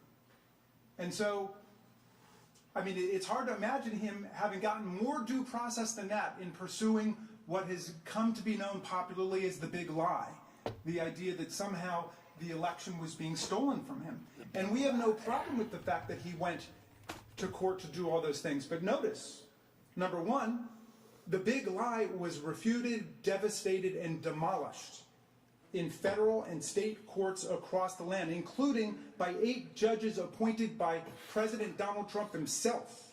We quoted earlier in the case what happened in Pennsylvania, where U.S. District Court Judge Matthew Brown said, in the United States, the court has been presented with strained legal arguments without merit and speculative accusations. In the U.S., this cannot justify the disenfranchisement of a single voter, let alone all the voters of its 6th most populous state. Our people, laws, and institutions demand more. Then it went up to Judge Stefanos Bibas, who's a Trump appointee, who was a part of the appeals court panel. He said, the campaign's claims have no merit. The number of ballots it specifically challenges is far smaller than the 81,000 vote margin victory, and it never claims fraud or that any votes were cast by illegal voters, plus tossing out millions of mail-in ballots, drastic and unprecedented, huge swath of the electorate, and upsetting all of the down-ballot races, which incidentally weren't being challenged, even though it was the exact same ballot that had been brought. So the problem was when the president went from his judicial combat, which was fine, to intimidating and bullying state election officials and state legislators, and then finally, as Representative Cheney said, summoning a mob, assembling a mob, and then lighting the match for an insurrection against the Union. When he crossed over from nonviolent means, no matter how ridiculous or absurd, that's fine, he's exercising his rights, to inciting violence, that's what this trial is about. And we heard very little of that from the presentation of the president's lawyers. They really didn't address the facts of the case at all. There were a couple propaganda reels about Democratic politicians that would be excluded in any court in the land. They talked about the rules of evidence. All of that was totally irrelevant to the case before us. Whatever you think about it, it's irrelevant. And we'll be happy, to, of course, to address the First Amendment arguments too. Mr. President. Hey, Debbie. Senator from Maine. Mr. President, I send a question to the desk. We've been live for 4 hours. Those of you who do not follow me on YouTube and Trovo and Periscope and everywhere else, you didn't know that. If you're only following me on Facebook or you're only following me on Periscope, you wouldn't have known that. But follow me everywhere, and then you'll catch all the shows all the time. We're broadcasting on Trovo and YouTube. The question is from Senator Collins and Senator Murkowski. It is for the counsel for the former president. Clerk will read. I love this part. This is like the best part. Exactly when did President Trump learn of the breach of the Capitol? What specific actions did he take to bring the rioting to an end? And when did he take them? Please be as detailed as possible. I love it. I love it. I love that question. When did he know, and how long did it take him to respond? That will say his state of mind. That'll tell you whether or not he wanted those people to go down there or not. Question again? That'll tell you his intent, and it proves his intent. As President of the United States, it was his job. He didn't do his job. He failed at his job. Exactly when did President Trump learn of the breach of the Capitol? And what specific actions did he take to bring the rioting to an end? Hey, Sonia. And when did he take them? Please be as detailed as possible. Yeah, be detailed. The House managers have given us absolute the other onto that question. We're able to piece together a timeline, and it goes all the way back to December 31st, January 2nd. There is a lot of interaction between the authorities and getting folks to have security beforehand. On the day, we have a tweet at 2:38, so it was certainly sometime before then. With the rush to bring this impeachment, there's been absolutely no investigation into that. And that's the problem with this entire proceeding. The House managers did zero investigation, and the American people deserve a lot better than coming in here with no evidence, hearsay on top of hearsay on top of reports that are of hearsay. Due process is required here. Karen. And that was denied. Karen, this one's for you. Cheers. Here we go. This is going to be fun. In the next 4 hours. And then Senator from Nevada. Mr. President, I send a question to the desk.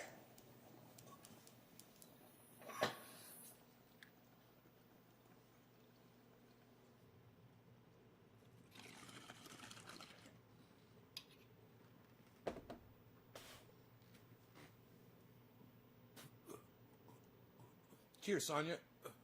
Thank you, Nathan. Thank you, Sonia. The Senator from Nevada, Senator Rosen. They do sound half asleep. It's a question for the House managers. Who is this? What time is it? Do you know what time it is right now? And the clerk will read it.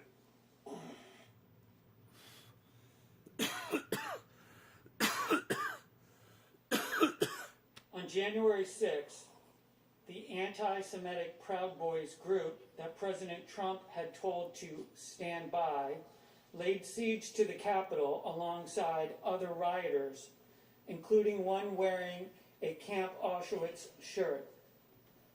Is there evidence that President Trump knew or should have known that his tolerance of anti-Semitic speech, hate speech, combined with his own rhetoric, could incite the kind of violence we saw on January 6th? What a question. That's a fucked up, stupid question.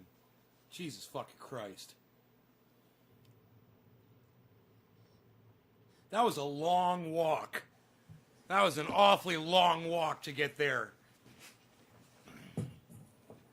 Wonder how much that Mr. President, pulpit cost. Senators, Donald Trump has a long history of praising and encouraging violence, as you saw. It's ply He and has faux, espoused bro. hateful rhetoric himself. It's ply faux. He has not just tolerated faux ply. it, but he's encouraged hateful speech by others.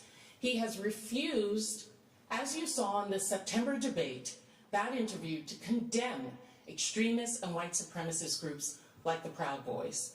And he has at every opportunity encouraged and cultivated actual violence by these groups. I took 4 Advil. Yes, he has encouraged actual violence, not just the word fight. All of this shit gives me a headache. He told groups like the Proud Boys, who had beaten people with baseball bats, to stand by.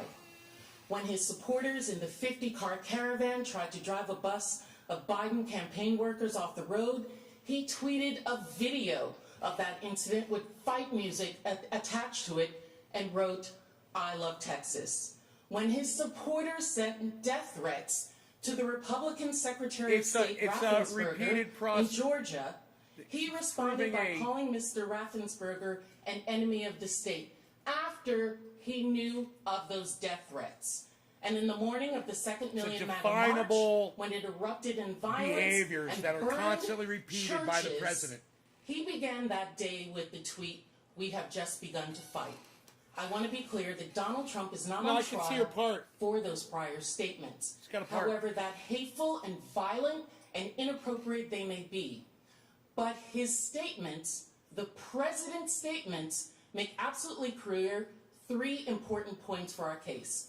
First, I feel like we're watching President football, Trump had a and all the pattern and stats are practice of coming up. praising and encouraging violence, never condemning it. It is not a coincidence that those very same people, Proud Boys, organizers of the Trump Caravan, supporters and speakers of the second Million MAGA March, all showed up on January 6th to an event that he had organized with those same individuals who had organized that violent attack.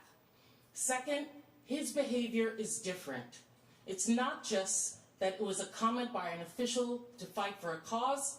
This is months of cultivating a base of people who were violent, not potentially violent, but were violent.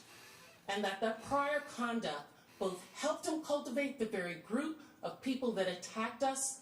It also shows clearly that he had that group assembled, inflamed, and all the public reports ready to attack. He deliberately encouraged them to engage in violence on January 6th. President Trump had spent months calling his supporters to a march on a specific day, at a specific time, for a specific purpose. What else were they going to do to stop the certification of the election on that day? I need a massage. But to stop you. But So to stop bad. you physically. God. There was no other way, particularly after his Right on my vice neck. president said that he would refuse to do what the president asked.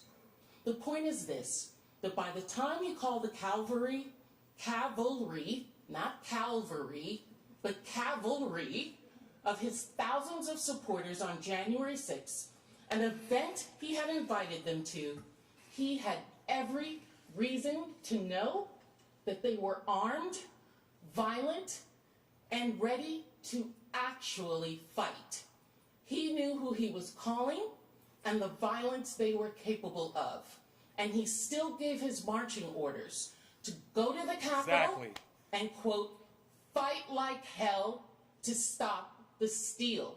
Exactly! How else was that going to happen? Stop the If they steal! had That's stayed what I with told you threats, guys. Maybe it would have just I been said they to need to say that in the violently Senate. In fight, in protest. They with need to their say words. that stop But the to steal come to was the the call to Capitol, action.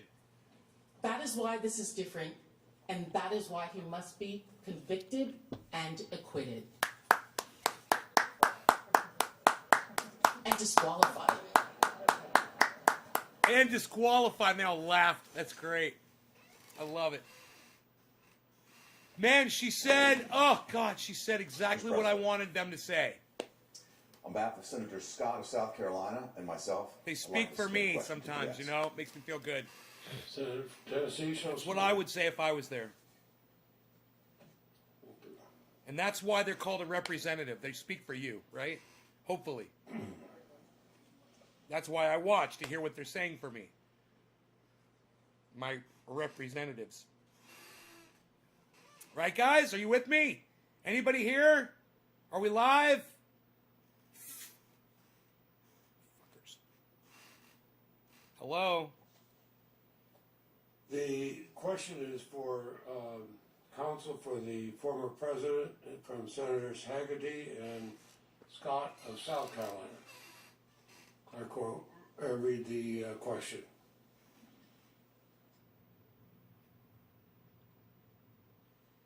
We live. Hey, Given Ray that Foster. More than 200 people have been charged for their Hey, Nick. conduct at the Capitol on January 6th, that our justice system is working to hold the appropriate persons accountable, and that President Trump is no longer in office. Right on, Ray Ray. Isn't this simply a political show trial that is designed to discredit President Trump and his policies and shame the 74 million Americans who voted for him?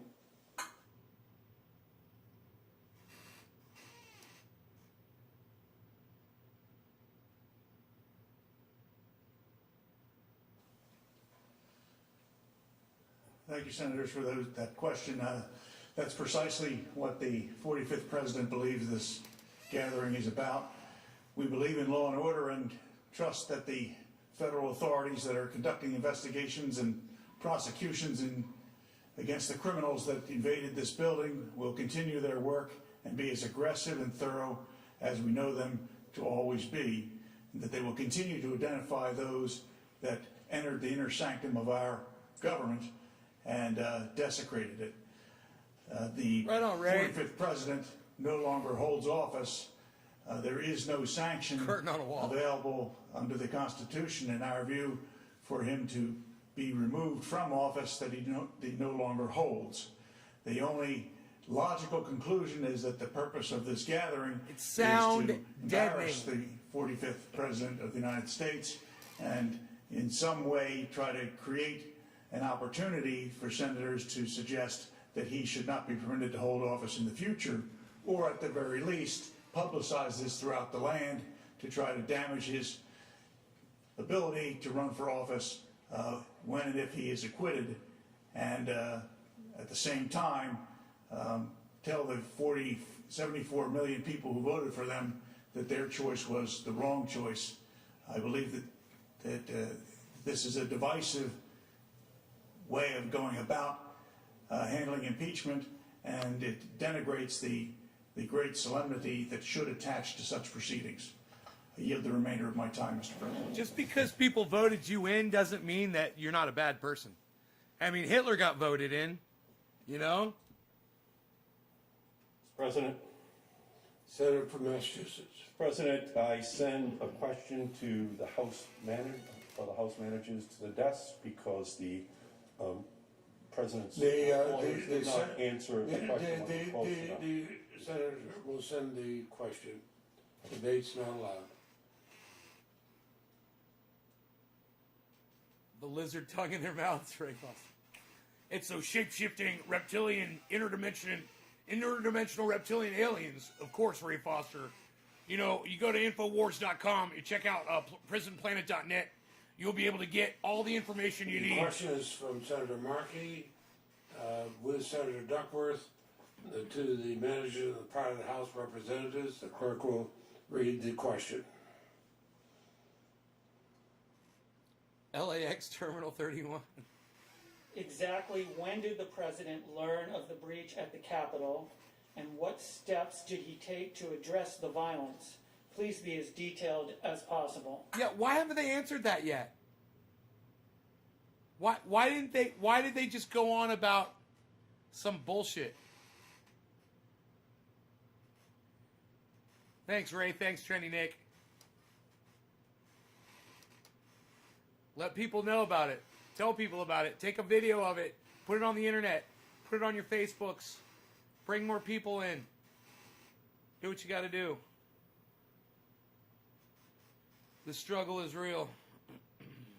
Answer the goddamn question, legal team for Trump. Just wish to respond. I don't understand this lag. This needs to be like this. Fucking ask, go, who's ready, next, you're ready, you're up. What the fuck's going on? What's with all this time?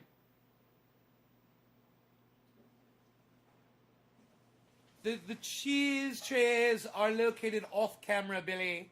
You cannot let the peasants see. Let them eat This cake. attack was on live TV, on all major networks, in real time. The president, as president, has access to intelligence information, including reports from inside the Capitol. He knew the violence that was underway. He knew the severity of the threats. And most importantly, he knew that Capitol Police were overwhelmingly outnumbered and in a fight for their lives against thousands of insurgents with weapons. Very important point We here. know he knew that. This is one of the most We important know points. that he did not send any individuals. We did not hear any tweets. We did not hear him tell those individuals, stop. This is wrong. You must go back. We did not hear that. So what else did the president do? We are unclear. But we believe it was a dereliction of his duty. And that was because he was the one who had caused them to come to the Capitol. And they were doing what he asked them to do. So there was no need for him to stop them from what they were engaged in. But one of the things I would like to ask is we still have not heard and posed to you all the questions that were raised by Mr. Raskin, Manager Raskin, in his closing argument. Why did the President Trump not tell the protesters to stop as soon as he learned about it? Why did President Trump do nothing to stop the attack for 2 hours after the attack began? Why did President Trump do nothing to help protect the Capitol and law enforcement battling the insurgents? Knowing the people that he just worked with for 4 years were inside that building. Police officer at 4:29, still fighting. 4:29 after, since what time? 1, 2 o'clock in the afternoon. Why did he not condemn the violent insurrection on January 6th? Those are the questions that we have as well. And the reason this question keeps coming up is because the answer is nothing.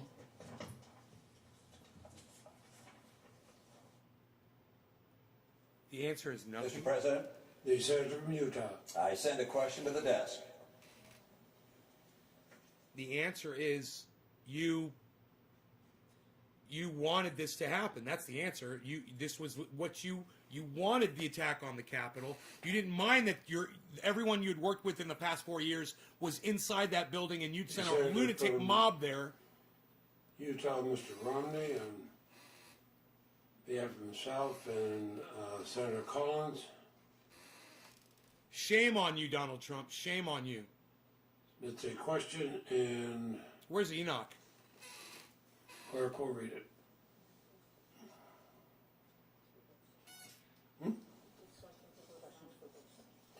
Oh, and I apologize. The question is for both sides, so the time will be evenly divided.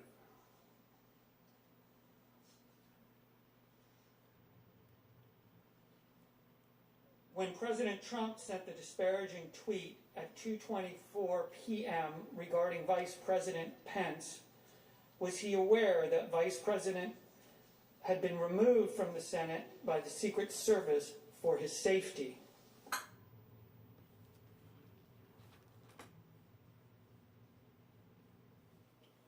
The House Manager.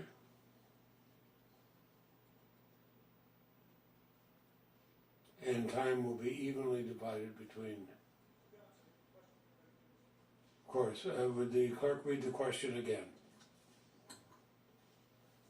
When President Trump sent the disparaging tweet at 2:24 p.m. regarding Vice President Pence, was he aware that the Vice President had been removed from the Senate by the Secret Service for his safety?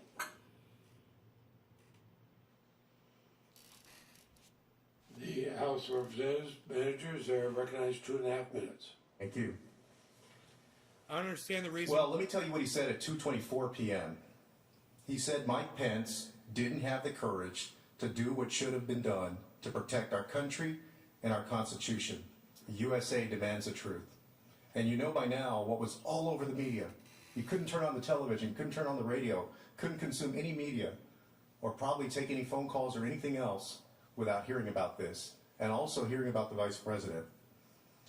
And here's what Donald Trump had to know at that time, because the whole world knew it. All of us knew it. We were watching it Live live. television had, by this point, shown that the insurgents were already inside the building, and that they had weapons, and that the police were outnumbered. And here are the facts that are not in dispute. Donald Trump had not taken any measures to send help to the overwhelmed Capitol Police. Let me get out of the way. As president, at that point, when you see all this going on and the people around you are imploring you to do something, and your vice president is there, why wouldn't you do it? Dude, because you're a narcissist and you're Donald Trump did not publicly condemn the attack. The attackers are told him to stand down, despite you're a multiple pleas to do you're so. a baby. And Donald Trump hadn't even acknowledged the attack. And after Wednesday's trial portion concluded, Senator Tuberville spoke to reporters and confirmed the call that he had with the president, and did not dispute Manager Cicilline's description My headache's almost in any gone. way that there was a call between he and the president around the time that 800 Mike Pence milligrams was being fucking ushered out ibuprofen. of the chamber. And that was shortly after 2 p.m. And Senator Tuberville specifically said that he told the president, Mr. President, they just took the vice president out. I've got to go. And that was shortly after 2 p.m. There were still hours of chaos and carnage and mayhem. The vice president and his family were still in danger at that point. Our commander-in-chief did nothing. How dare you call him our commander-in-chief? He was a fucking, Counsel for the former president. He was a fucking piece of shit. He wasn't a commander-in-chief. You should have just called him fucking The loser answer is fucking no. Trump. At no point was the president informed the vice president was in any danger. Oh my! Because the House rushed through this impeachment in 7 days Lie. with no evidence. There is nothing at all in the record on this point. That's a straight lie. Because the House failed to do even a minimum amount of due diligence. Liar! What the president did know Liar! is that there was a violent Liar! Yeah, you hear me? There was a violent riot. Yeah, you're a fucking happening liar. At the Capitol. That's why he repeatedly called via tweet and via video for the riots to stop, to be peaceful, to respect Capitol Police and law enforcement, and to commit no violence, and to go home. What a But fucking to be lying clear, piece of shit. Liar. This is an article of impeachment for incitement. This is not an article of impeachment for anything else. It all goes On one to it. count, they could have charged anything they wanted. They chose. It all goes to it. To charge It all incitement. goes to it, douchebag. Fucking calm So down. that the question, although answered directly no, it's not really relevant to whoop, the charges whoop. Liar alert. or the Whoop, impeachment in this Whoop, case. whoop. I like that, And I Trendy just Nick. wanted to clear up Whoop, one more whoop. thing. Liar alert. Mr. Whoop, whoop. Castro, in his first answer, may have spoke, but what he said was Mr. Trump had said, fight to the death. That's false. I'm hoping he misspoke. Thank you. Yeah, I want to know about that fight to the deaths comment because I don't remember that. That was said. Mr. President. That was probably said in a rally, I would think. The senator from Minnesota. Mr. President, on behalf of myself and 'Cause I've never Senators heard it. Casey and Brown, I send a question to the desk.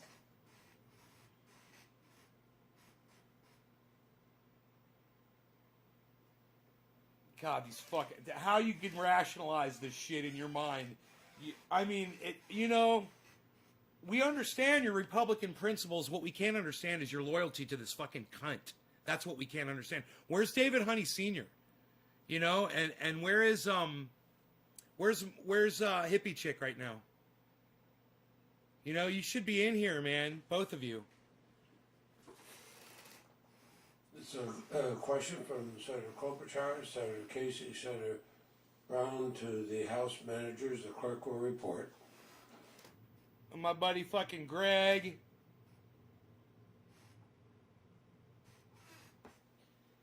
In presenting your case, you relied on past precedents from impeachment trials, such as William Belknap's impeachment.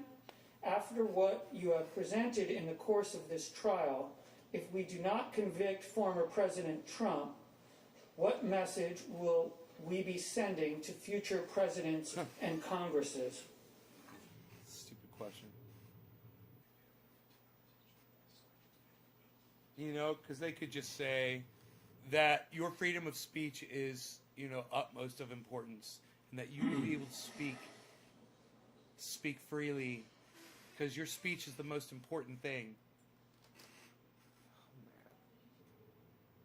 President Trump engaged in a course of conduct that incited an armed attack on the Capitol. He did so while seeking to overturn the results of the election and thwart the transfer of power. And when the attack began, he further incited violence aimed to his own vice president, even as demonstrated his state of mind by failing to defend us and the law enforcement officials who protect us. The consequences of his conduct were devastating on every level. Police officers were left overwhelmed, unprotected.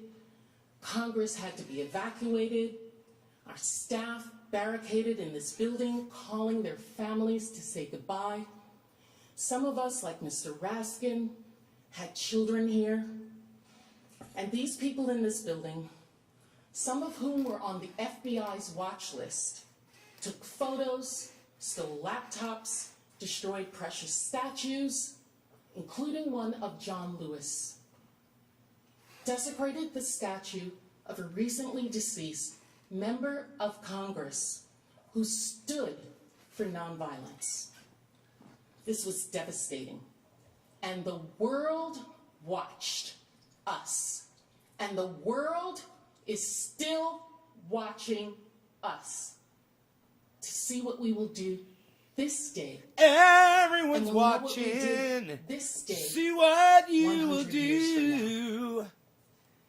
Everyone's looking at you. And our actions will reverberate as to what are the future consequences. The extremists who attacked the Capitol at the president's provocation will be emboldened. All our intelligence agencies have confirmed this. It is not House managers saying that.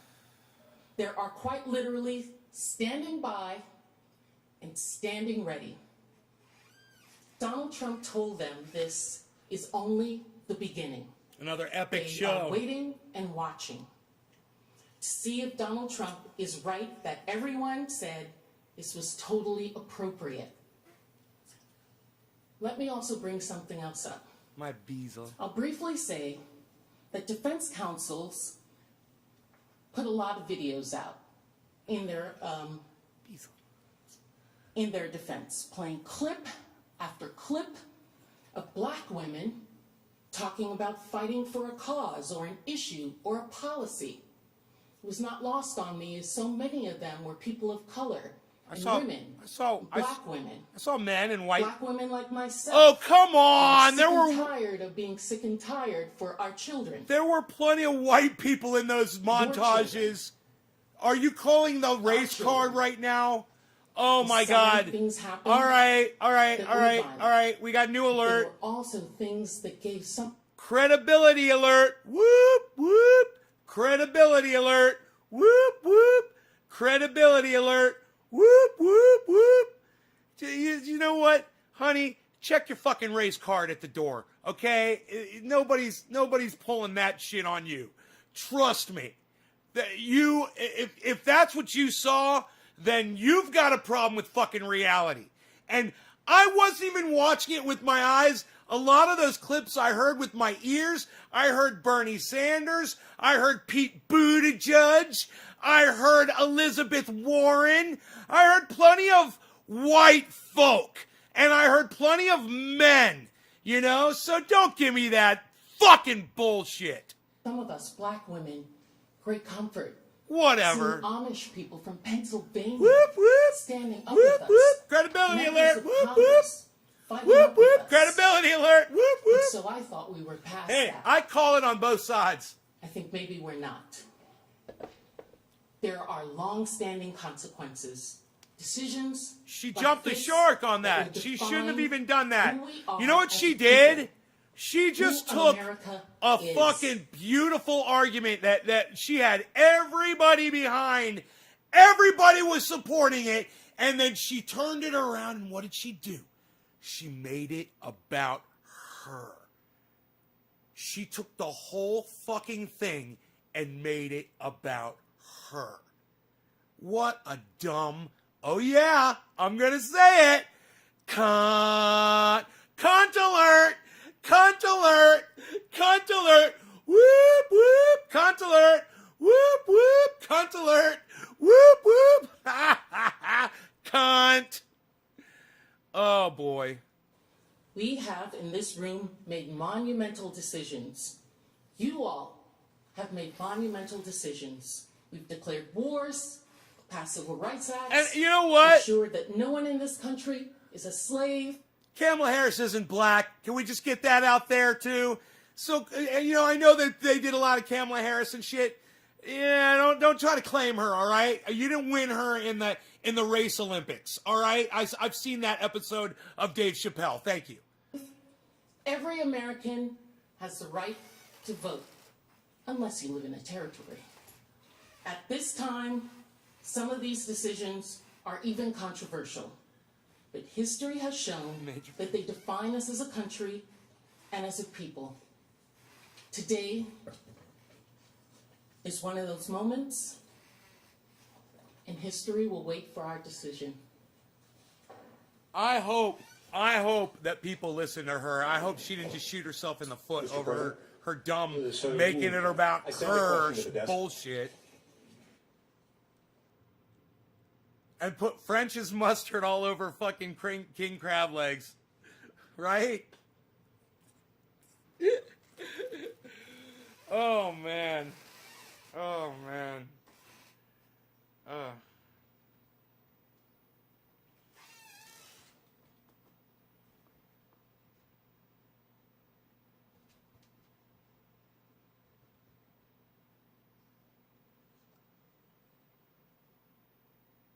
The senator from Utah, Mr. Lee, sends a question on behalf of himself, Senator Hawley, Senator Crapo, Senator Blackburn, and Senator Portman. What time is it? You know what time it is? Who's calling on the phone? Question is What? You know what time it is? for the council for the former You're right, president. Billy. Every time they talk, Crapo.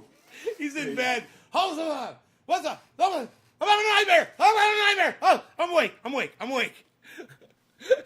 Multiple state constitutions enacted prior to 1787, namely the constitutions of Delaware, Virginia, Pennsylvania, and Vermont, specifically provided for the impeachment of a former officer. Given that the framers of the U.S. Constitution would have been aware of these provisions, does their decision to omit language specifically authorizing the impeachment of former officials indicate that they did not intend for our Hey, Constitution Danny, I haven't seen you in a to while. Right allow on. for the impeachment That's crazy. of former officials?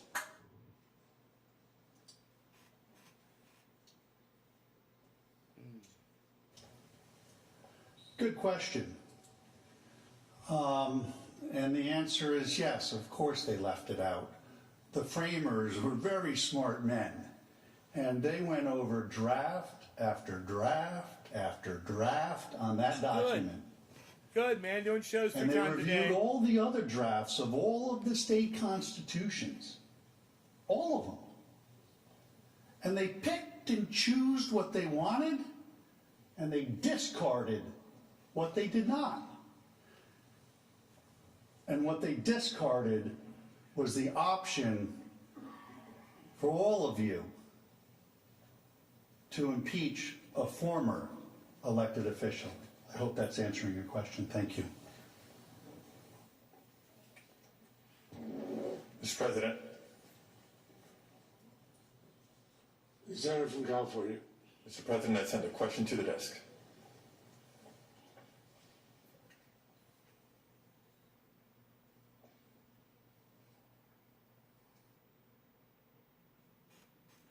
These questions are pretty lame. There were a couple good ones, but there's some lame ass ones too, man. Why would they answer? At what point? Senator from California submits a question for the House managers.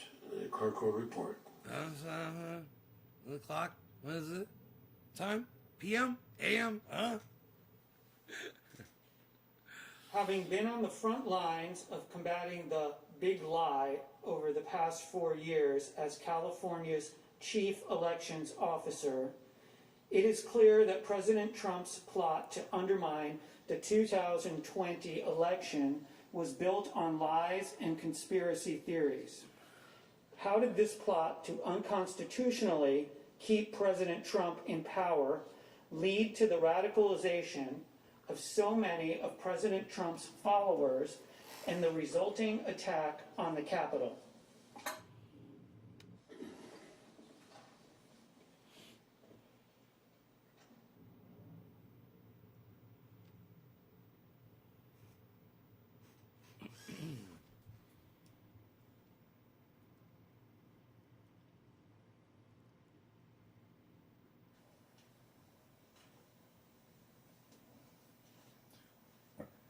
And Senators, Donald Trump spent months inciting his base to believe that their election was stolen.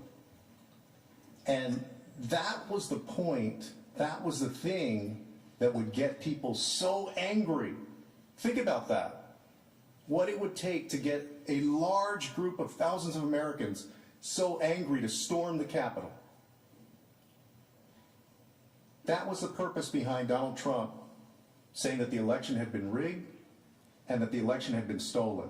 And to be clear, when he says the election is stolen, what he's saying is that the victory, and he even says one time, the election victory is being stolen from them. Think about how significant that is to Americans. Again, you're right, over 70 million, I think 74 million people voted for Donald Trump. And this wasn't a one-off comment. It wasn't one time. It was over and over and over and over and over again. And strike, and with a strike, and purpose. strike, and strike, and strike, and strike, and strike. I feel the abundance of rain. I feel the abundance. We're I not feel the having this coming of rain and impeachment trial victory. here I hear the sound because of Donald Trump contested the election. As I said during the presentation, and nobody here wants to lose an election. We all run our races to win our elections. That's why you call them But what campaigns. President Trump did was different. What our commander-in-chief did was the polar opposite of what we're supposed to do. We let the people decide the elections, except President Trump. He directed all of that rage that he had incited to January 6th, the last chance. This again, to him, this was his last chance. This was certifying the election results. He needed to whip up that mob, amp them up enough to get out there and try to stop the election results, the certification of the election. And y'all, they took over the Senate chamber to do that. They almost took over the House chamber. There were 50 or so or more House members who were literally scared for their lives up in the gallery. A woman who bought into that big lie died because she believed the president's big lie. This resulted in a loss of one of his supporters' lives. That's a fact. A Capitol police officer died that day. That's a fact. Other of President Trump's supporters. 2 Capitol police officers ended up taking their own lives. Oh, there you go. Defense counsel Their defense is basically everything So President that's the Trump, other that two Trump did is deaths. okay, They and killed he could do it again. themselves. Is that what we believe? I wonder if they left suicide notes. That there is no problem with that? I'm curious about that. That it's perfectly fine if he does the same thing all over again? Oh, man. This is I dangerous. wonder if it's because of what He's they... inciting his base. What they, He was using the their claim of a part rigged was- election. We have never seen somebody do that over and over and over again, tell a lie, say 6 months ahead of time that it's a rigged election. There is a dangerous consequence to that. When you've got millions of followers on Twitter and millions of followers on Facebook, Right. and you've got that huge bully pulpit from the White House, Right. and you're the President of the United States. That's what I'm saying. Thank you. Now There he's is a speaking for cost me. to doing that. This is what I'm talking about, guys. People are listening to you in a way that, quite honestly, they're not listening to me, and they're not listening to all of us in this room. Right? You know, I just want to clear up. The defense counsel made a point about something that I read earlier. The defense counsel suggested I misspoke. Tony Nichols. And I just want to clarify for the record that the tweet I referenced, let me read you the tweet directly. If a Democrat presidential candidate had an election rigged and stolen with proof of such acts at a level never seen before, the Democrat senators would consider it an act of war and fight to the death. Mitch and the Republicans do nothing, just want to let it pass. No fight. So Donald Trump was equating what Democrats would do if their election was stolen. He said they'd fight to the death. Why do you think he sends that tweet? Because he's trying to say, hey, the other side would fight to the death, so you should fight to the death. He said it in a tweet. I got you. I mean, do we read that any other way? There, he clarified it. Ooh, there's some people talking. They're gaveling. They're getting gavelled. Somebody's getting gavelled. Someone got gavelled. Mr. President. They got gaffled. The senator from Missouri. Mr. President, on my behalf and on behalf of Senator Kramer, I send a question to the desk.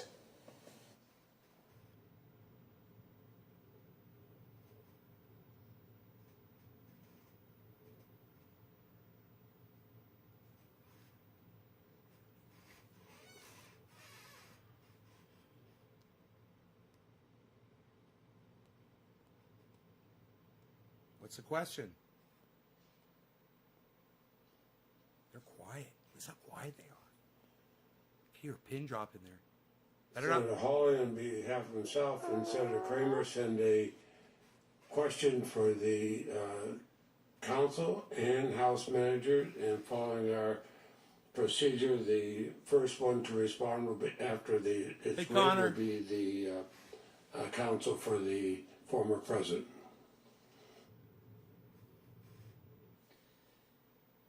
If the Senate's power to disqualify is not derivative of the power to remove a convicted president from And you're not crying office, anymore.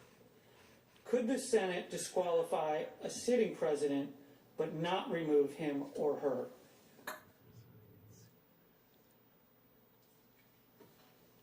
Who's paying attention? It doesn't matter who's paying attention.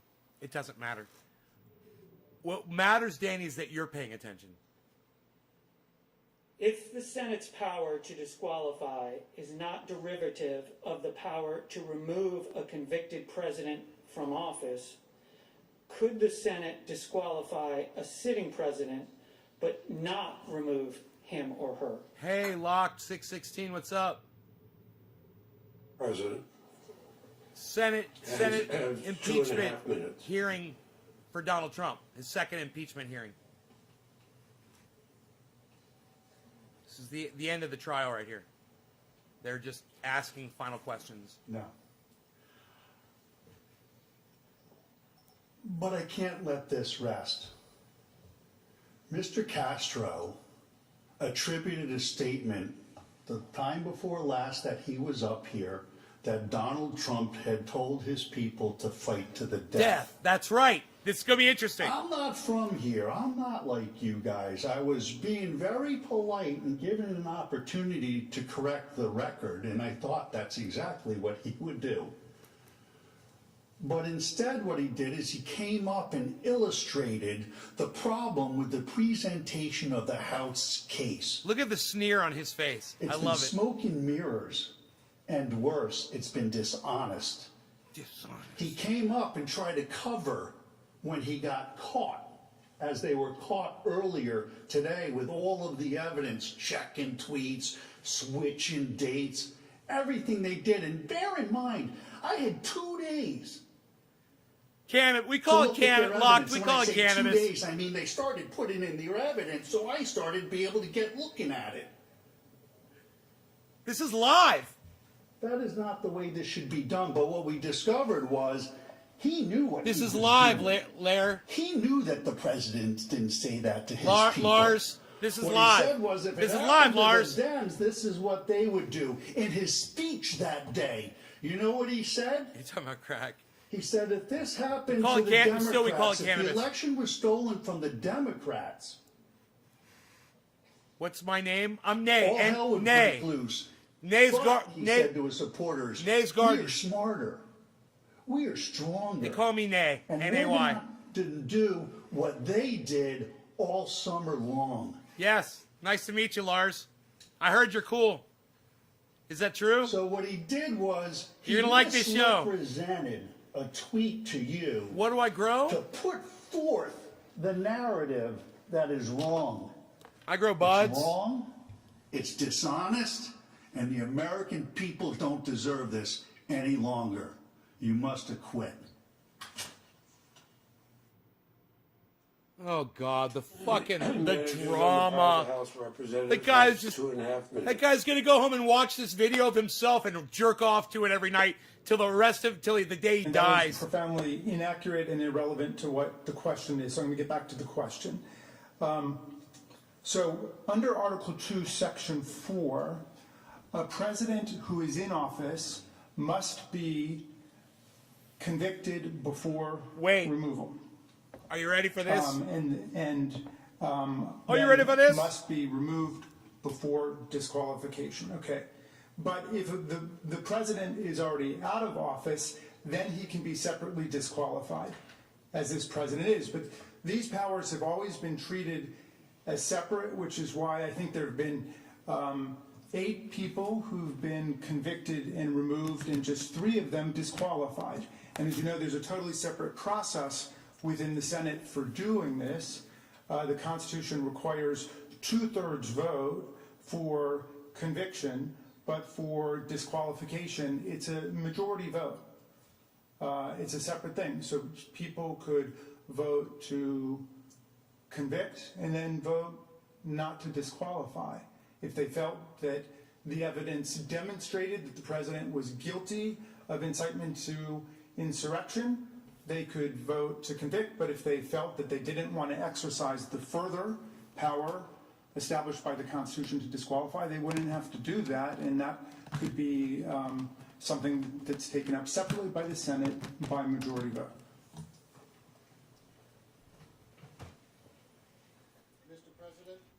Am I going to smoke all of it? Yeah, I'm going to smoke all of it. Everything has been sped up because the defense. How long will it team last only me? has a very It'll small last amount me of for time years. presentation, so we're well into what. As Thank can you. obviously see the question. Thank and you. answer Thank you, period, Justin. Perhaps, Hell yeah, Danny. Political aspects of what Am is I a seller? a political trial. No, I make a triage oil out of the scraps. Chief Washington Out of the Andrea Mitchell. here.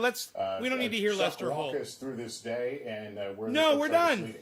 We're done with that. Okay, the president's defense team decided to make a very hard partisan argument, basically a cable TV argument, and it may be successful. And you see during this question and answer period, they're sort of sticking to this, make it a red-blue fight, make it about polarization, try to make this as political as possible, and I think give Republican senators... Shut up, Chuck. Shut up, Chuck Todd, you fucking idiot. Nobody likes you, Chuck. Nobody likes you, man. So,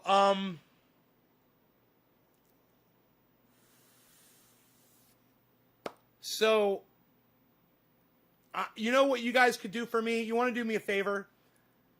get on Twitter and send a tweet to Ron Placone and say, hey, would you consider interviewing Nay from Nay's Garden on your show? And then send a tweet to Graham Elwood and say, hey, Graham, would you consider interviewing Nay from Nay's Garden on your show? You know, and just to inform your audience members about this guy, just to let other people know about this guy, that he goes 3 times a day. He's been doing this for years. You know what you guys could do for me? Send a tweet to Miserable Lib and say, hey, would you consider having, you know, an interview, Nay from Nay's Garden on your show, just to let your audience know about who he is. Nobody really knows about him. He's just kind of hidden. This guy's just kind of hidden away on the internet. Nobody really knows about him. He's a very small audience. Maybe you could help broaden his reach, you know, and his message, which we feel is critical for people to hear. Yes, he's vulgar. He says a lot of crazy shit, but he doesn't say anything that doesn't make sense. And people need more of that. He is an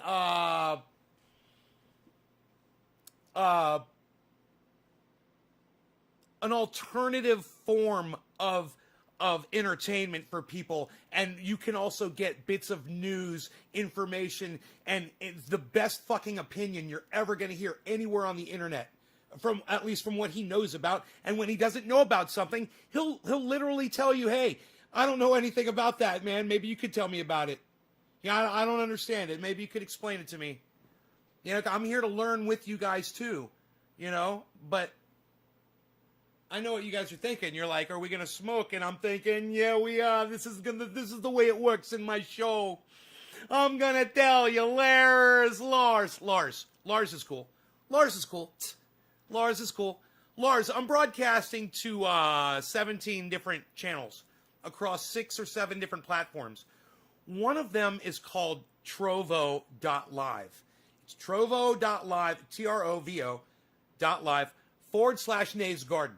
Seek that out. Everyone should seek out Trovo.live. It's a free speech platform for podcasters. We love it. You guys need to go check that out. That's the first thing. The second thing you need to know is this. If you share this video and if you host me on your channels, if you're hosting me, press a 5, just a number 5, nothing else, just a number 5. I will do a bong rip for you on the live stream. All you got to do is host me on your Twitch, host me on your I think it's hostable over there at DLive, is it? One of the other ones that I broadcast to, you can host. I can't remember. No matter. Maybe you can't do it anymore. I don't know. But if you do that, drop the 5. If you tweet about this show, if you grab you go to at Nay's Garden, you find this video, and you retweet it, drop a 3, or if you share it in a large group on Facebook, which would be great, share it in a large group on Facebook and drop that 3 for me and let me know. Or max out a tweet with a whole bunch of ats in a quote tweet, at to a whole bunch of people and drop me a 7. So we'll do 3s, 5s now, guys, 357. You guys like that? It used to be 3s and 7s. Now it's 357, and the 5 is going to be if you host me on your Twitch channel, drop the 5. All right? You'll love this show. I guarantee it. Who am I smoking for? Who am I smoking for? I cannot remember. Let me go look and research this. I cannot remember. It's been so freaking long. Oh, my goodness. Bye Bye Blue Jaws, we did.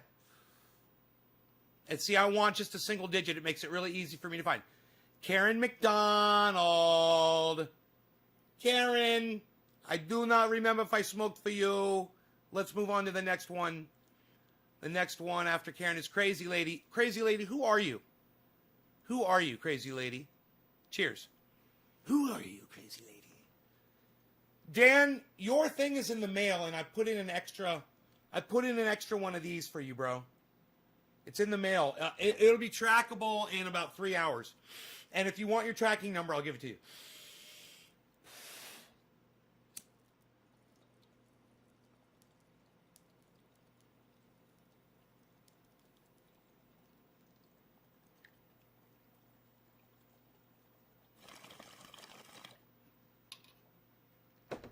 glad you popped in. I like to know when I give away oil that those people go out of their way to come and check out my show more, to support.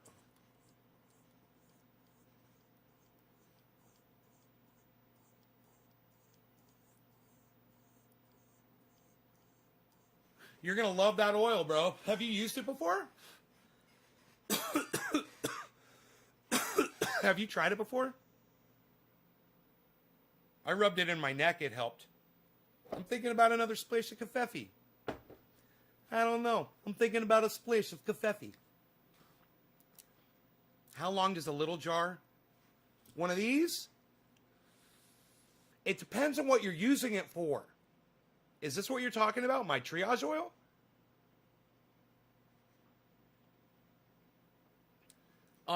This could last me 6 months. You know, if I'm just using it on my lips, any pain that I might have, whether it's a shoulder, elbow, doesn't take a lot. I mean, it just takes a tiny little bit, and I rub it in. I don't grab like my mother, who's fucking obviously grabbing a handful at a time and slathering it on. I think my mom's overdoing it, but you know, it just takes a little tiny bit, man, and it seems, as long as it soaks in, any amount does it. This is just 1% THC oil. That is all this is. 1% THC oil. That is the active ingredient. Fuck that CBD lie. You guys got duped. Man, somebody came in here today talking some bullshit about CBD speeding up the healing process of COVID. I'm like, give me a fucking break with your CBD bullshit, man. I mean, at least do a study on THC, if you're even going there, you know, and then come talk to me. What did the THC do for COVID patients? Let me know. You know, I'm over CBD. It's such a fucking lie. You know, CBD couldn't be dumber. CBD. It's a thing. It's a market. It's a ploy. It's a fad. It's a lie, and it's bullshit. The only reason CBD ever works is because a little THC probably leached in.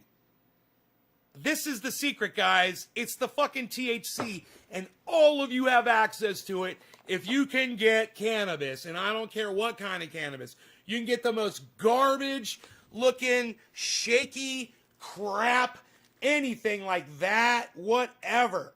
You know, whatever it looks like. And you could turn it into black oil so easily with some alcohol, and you strain off the alcohol, you're left with the oil. You take that oil, it only takes 15 drops. You mix it with 15 drops of coconut oil. I know what you're saying. You're saying, wait, there's more than 15 drops of coconut oil in there. I know. Shut the fuck up and listen to me for a second. You take 15 drops of THC oil and take 15 drops of coconut oil, and you mix them together first. That's your premix. We call that 50-50, okay? Take your 50-50 and then put that into an ounce of coconut oil with anywhere from 8 to 15 drops of peppermint oil. I don't think you could do 15 drops of peppermint oil in an ounce, but, 10, you'll be fine. Mix it all together, because you already pre-mixed the THC oil with the coconut oil, pre-mixed it. It'll mix right into the other coconut oil. Shake it up. Goo-goo-goo-choo. Shake it up. Hey, Sarah. Goo-goo-goo-choo. Shake it up. Shake it up. Shake it up. I got a video at Nays Garden. You guys can watch it anytime you want.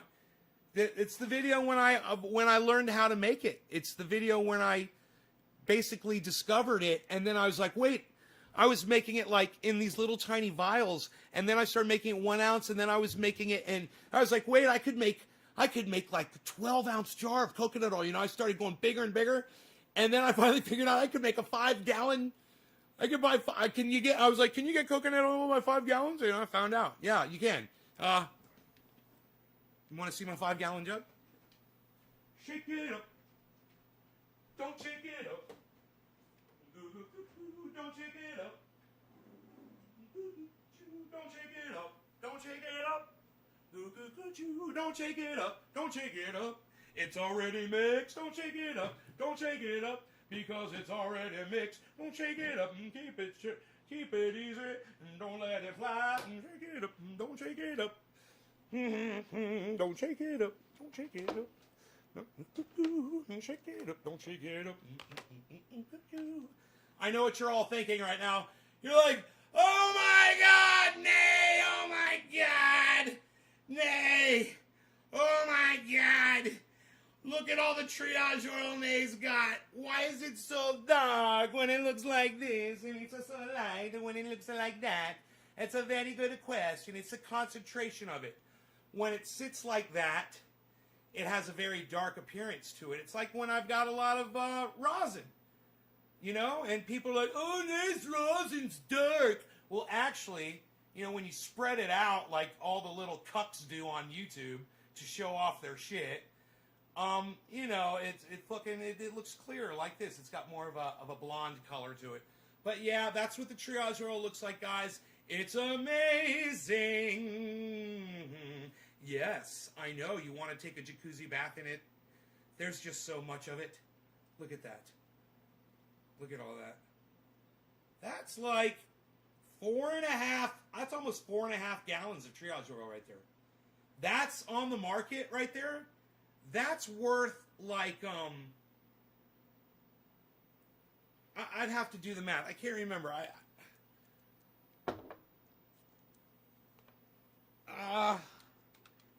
Man, I used to know that figure.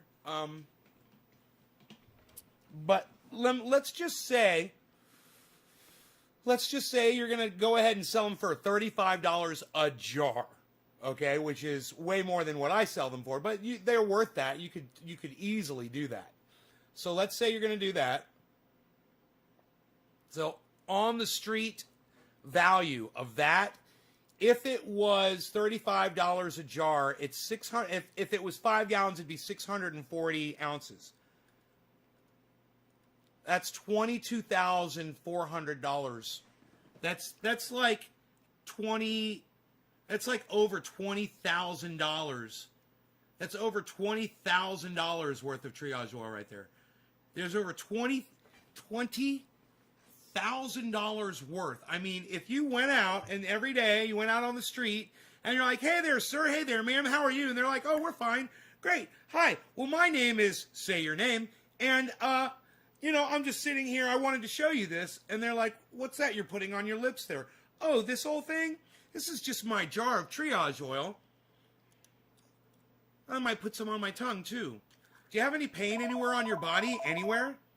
Well, as a matter of fact, yeah, you know, my shoulders hurt me. Here, rub some of this into that pain right there. Tell me how that makes you feel. Oh, come on, Youse William. I doubt that.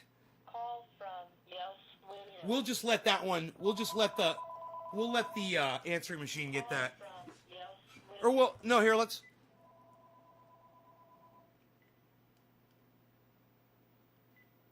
answer it and hang up on it. How about that? We'll do that.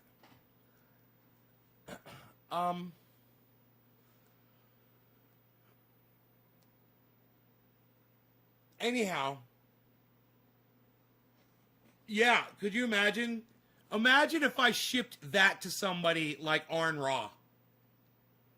And I'm like, hey, bro, here's 5 gallons, man. Fuck you. And he'd just be like, oh, my God. Oh, but it's got THC in it. It's got cannabis in it. It can't be any good. I'm a scientist.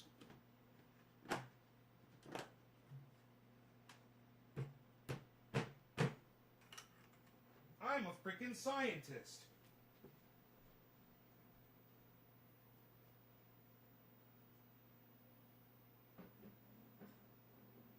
Keep it in my warming cabinet. I got a cabinet that keeps it warm.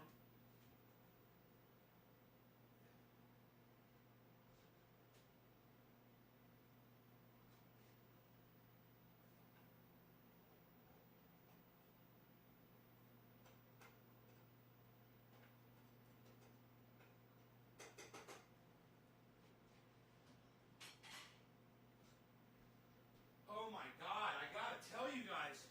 You know, Billy, I think I was gonna tell you something about me snapping out of character when I threw that mug down But I mean, I was thinking about that. It was really bothering me that I forgot because it was really something I wanted to get into with you.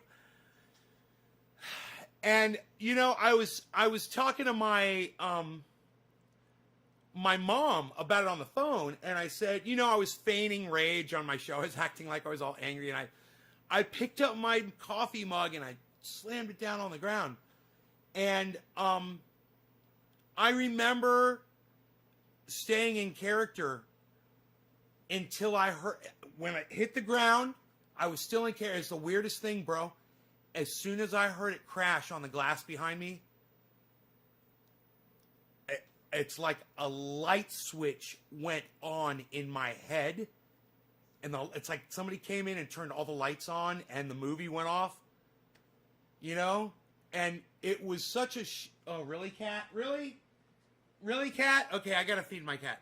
Anyhow, we're gonna be talking about these headphones here, guys. These are...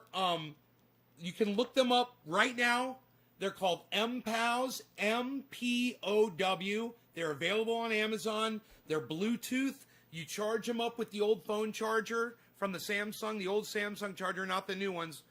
I believe it's the old one. And so it'll take just about any kind of a charger. Charge them up. They last all fucking day, especially if you turn them off when you're not using them. And they auto shut off, I believe, when you're not using them too. But you Bluetooth those fuckers in. They're real. Oh, the cat wants to go outside. Yay! You want to go outside? You want to go outside? Good kitty. Good kitty. Last check.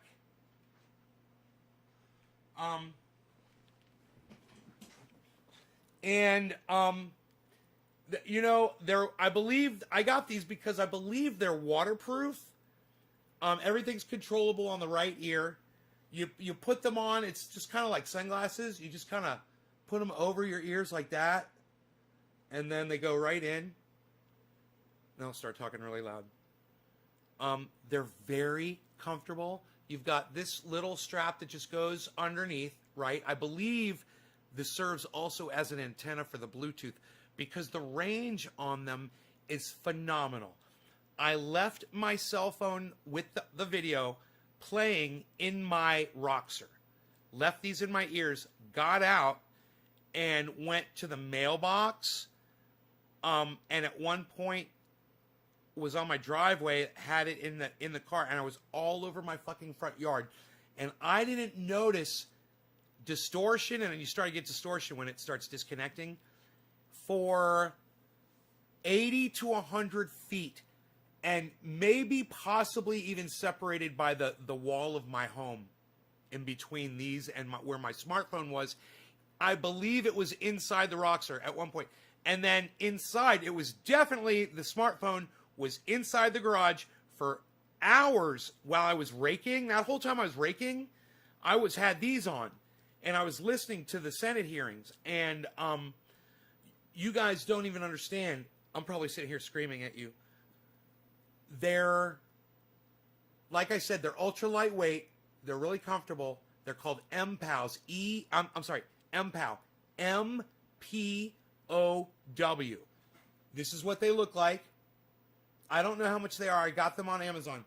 But I'm telling you, if you guys were, when I got really angry at Cat Stoops the other day and I threw my coffee mug and I was like, you know, why aren't you listening and shit like that? A little tool like that, guys, goes a long way for catching up on other podcasts, or even if you want to listen on my podcast while you're doing other things. Now, listen.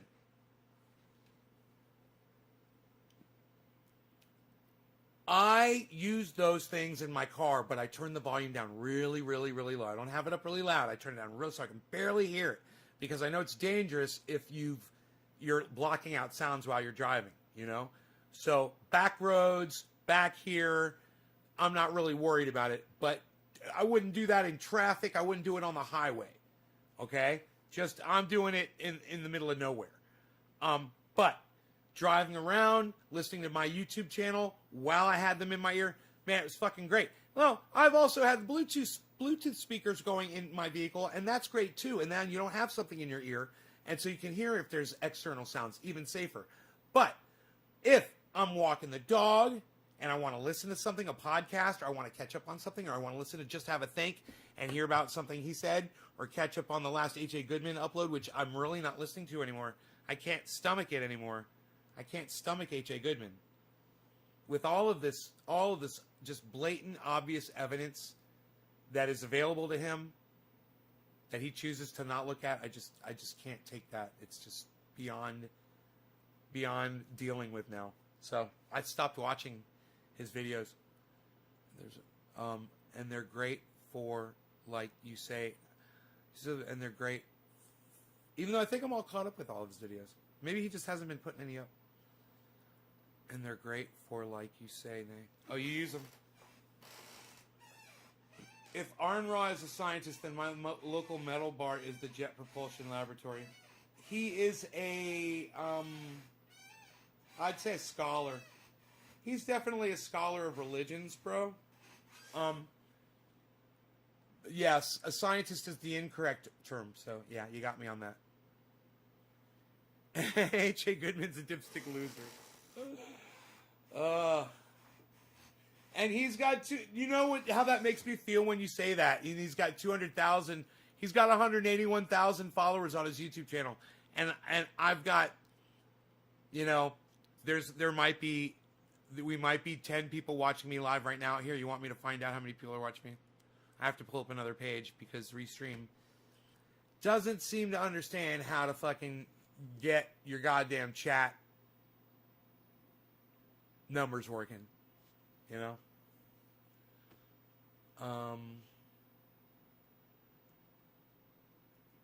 Let's go to my dashboard without my odometerless dashboard, and let's manually count.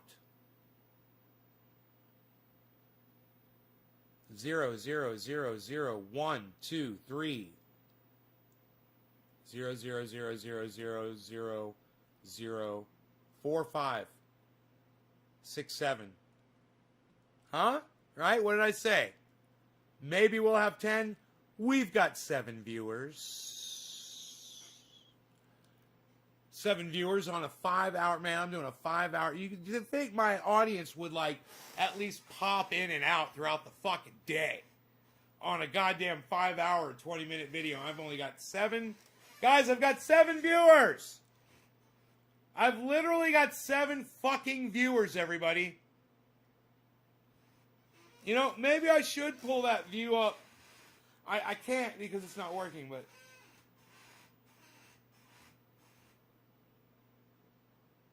With the flat iron?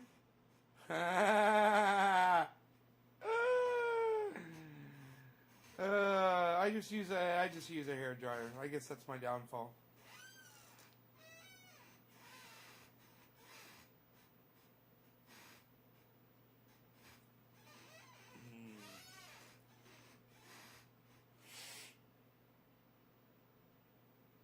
My goodness, this headache. I started the show, I had a headache. I took 4 Advil, it made it go away. Luckily. But this pain in my neck, man, I had since 2 o'clock this morning when I woke up. I've been awake since 2 o'clock this morning. That's fucking great.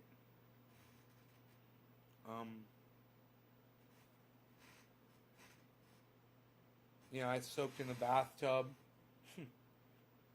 That helped.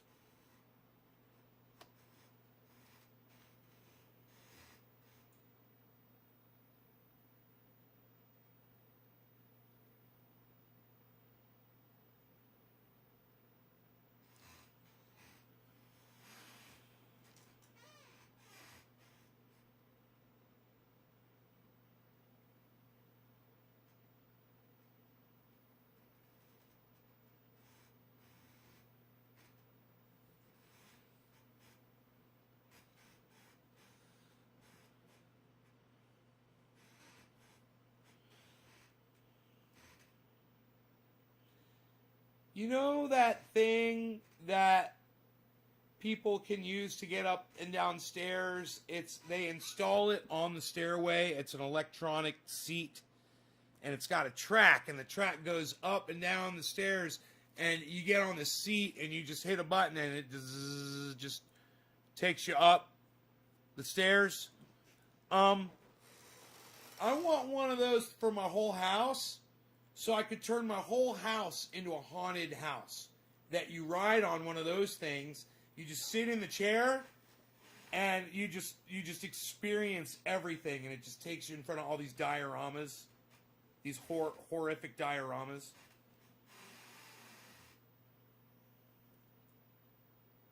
Computer.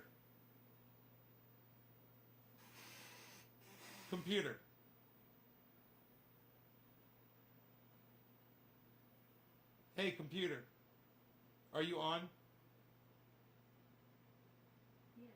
Looks like this device is connected to the internet at the moment. If you are having connection issues, I can take a look to understand what's going on. It should take about 2 minutes. Is that okay? No. Okay. If you need help, you can always visit Amazon.com/help.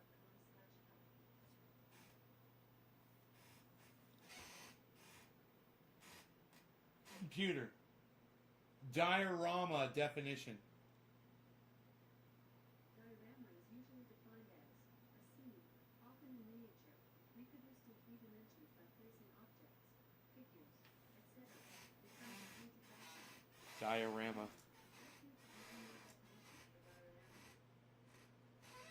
I need one. I need them everywhere. Set up. Like you're on Disney ride. I know, dude. Exactly like a Disney ride. Exactly. Dude, I was thinking about putting a goddamn a roller coaster track down my mountain. All the way down my property. I don't know how long it would take, man, to roll down it. I'm thinking if we built it on my mountainside and it went and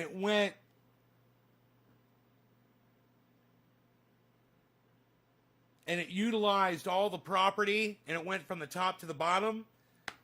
Bro, if it was just snaking like this, I want to get one of those wheels and shit, I could fucking walk it off with my goddamn phone. Right? They've got those I could get those step counters. Step counter fucking app. I've got the mile per hour app. I bet you it would work.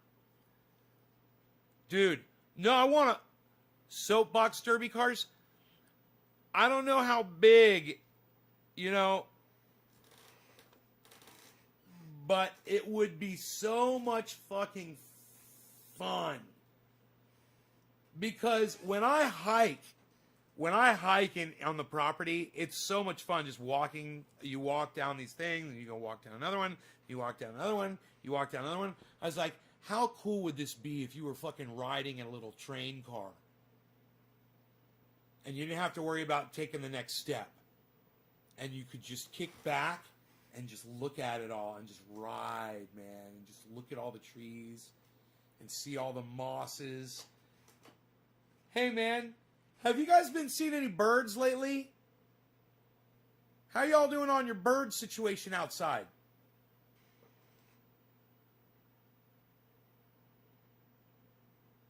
Have you guys been seeing any birds lately?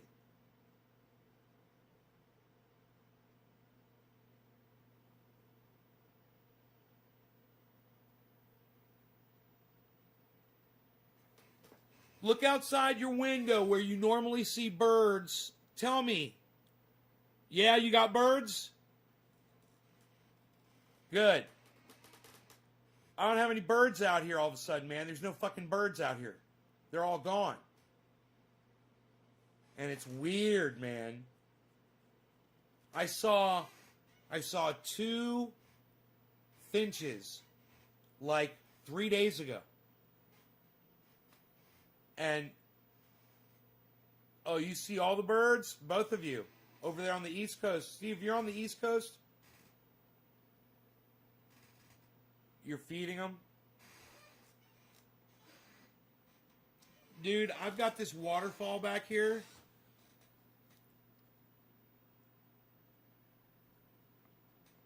I'm telling you, the birds love it.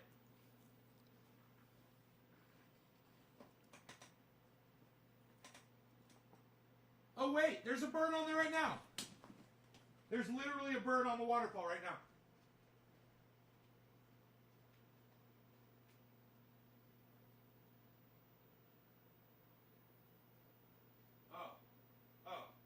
No, there's not. No, it's not. There's just the water. That's just the water running down a rock, and it looks like a bird's going like this. It's just water bubbling down the rock. Oh, it's funny. It looks like a bird on the wall. I wish you guys could see that. That's so funny. It literally looks like a bird up there drinking water. I could take a video of it. You guys could see it. You guys will laugh. Here, check this out.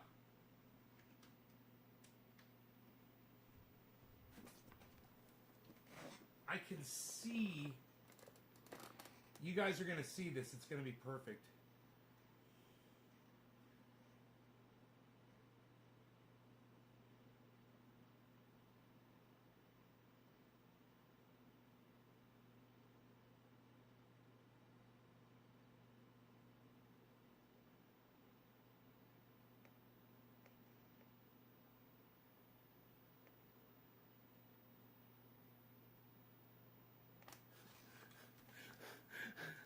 Watch this shit.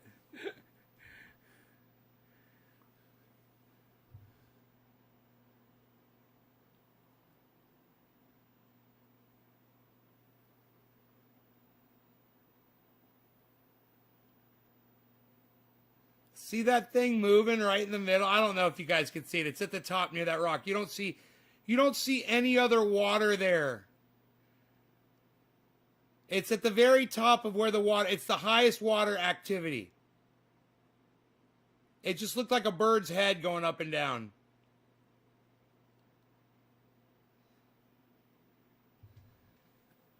Dude, I'm telling you,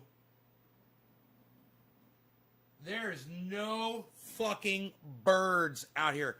I've seen a couple of birds of prey recently. I saw an owl or a hawk dive down and get a mouse. It was almost kind of weird. It was like right in front of my Roxor. I was going down the highway, and it was the weirdest thing. I'm looking at this hawk, and I'm driving down the road, and I see this hawk down sitting on a telephone pole, and as I'm approaching, it just falls over the road right in front of my Roxor, man.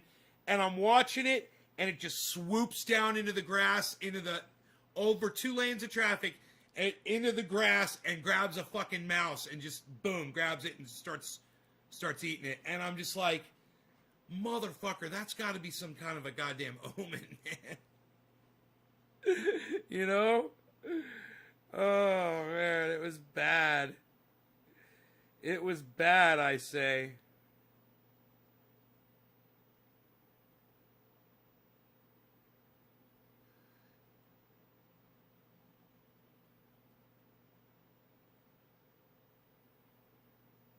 H.A. Goodman posted at 2 o'clock. What time is it? 2:30? Half hour ago. That's funny. He's defending Donald Trump. H.A. Goodman did some kind of defense of Donald Trump video. He is. He's watching the hearings.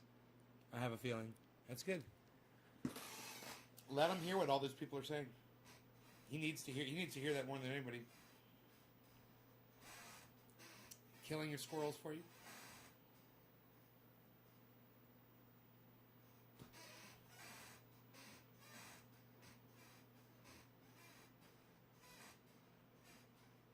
Hummingbirds?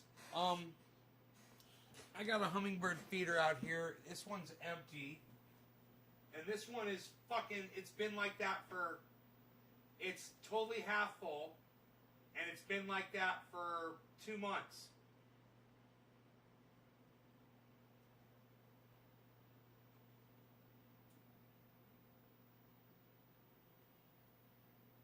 Dude, the weirdest thing happened to me this afternoon. I had like a bagel with cream cheese, and I had some of that prime rib. You know, I sliced off some pieces of that meat, ate that. Oh, God, so fucking good. With the bagel, you know. Gave some to Rogie. Got nice and full. Put it back in the fridge. I finished, came out here, did some of the show, whatever. I put the show on full screen, and I went to video from full screen, whatever the feed was, which was the news program. I walked back into the kitchen. I took the meat, lettuce out of the fridge. I took out green pepper. I took 2 kinds of salad dressing. Oh yeah, I grabbed the garlic bread that I've got left. And I set it all on the counter. And I looked in the fridge to grab something to drink. I was going to get like iced tea to have with it, and I was out. So I had to get some out of the cupboard. And I put the iced tea in the fridge to stock up, so it would be cold, right? And I looked at I closed the refrigerator, and I looked at all the food that was sitting there on the counter. Like this, I kind of looked at it for like a minute. Maybe not even. Maybe just a few seconds. I opened up the fridge. I took all the food. I put all the food back in the refrigerator. I looked at the clock. And I'm like, I had just fucking eaten. I guess it was because maybe I came over and got high with y'all. I must have gotten really high. And maybe I got like a case of the munchies or something. Which I don't normally do. But I think maybe that happened to me. And I've been gaining weight. I don't know if you noticed. I've been putting some fucking weight back on, man. I probably weigh like, I don't know, maybe 187. I don't think I weigh that much. But I'm somewhere under 100. I think I weigh 187 with these jeans, the shirt, and the my sheath underwear on, of course, which I am wearing right now. Which I never remember to talk about unless I actually end up accidentally mentioning them, because I never feel them because I forget that they're on. It feels like I'm just comfortable under my jeans. That's how I feel. I feel nice and comfortable under the jeans. It's it's just like.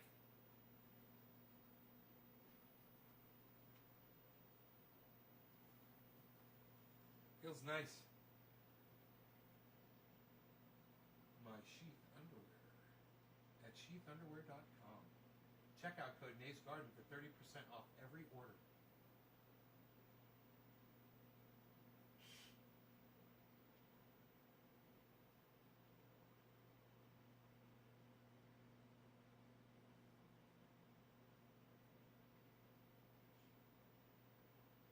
What's up, Harls? Harls. What's up, Harls? Harls. Harls. What's up, Harls? Harls. What's up? Oh, Rogie's awake. Hi, Rogie. Did you wake up? Oh, why are you so beautiful? Why are you so beautiful?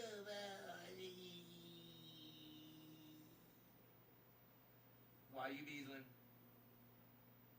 Why are you beasling? Why are you beasling?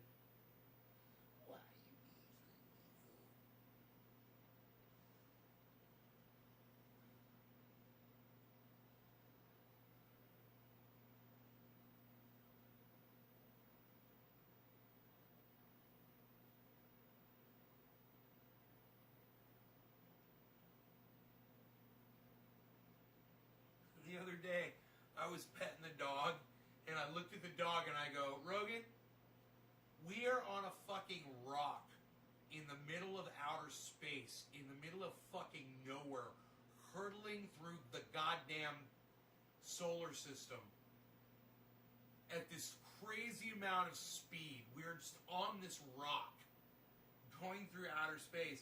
I'm like, I looked at Rogie, I'm like, you realize that, Rogie? I'm like, you realize that? We're on this big rock and we're just hurtling through outer space. You realize that? We're just hurtling through outer space, Rogie. He's like, yeah, I realize that.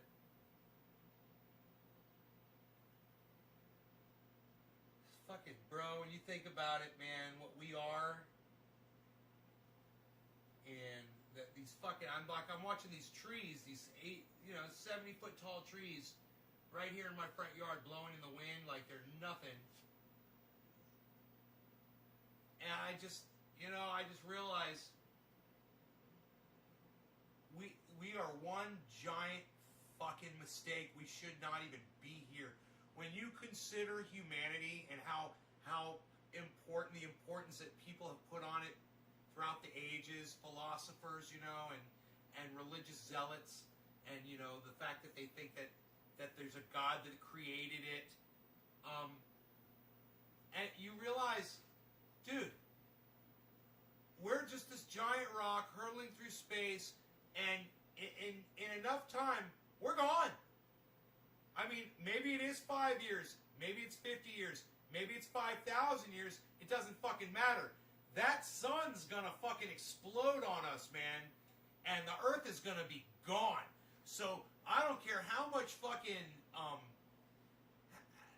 you think, how important you think having your name, or being famous, or being known, really matters, because in the true grand scheme of things, we're fucking all dead.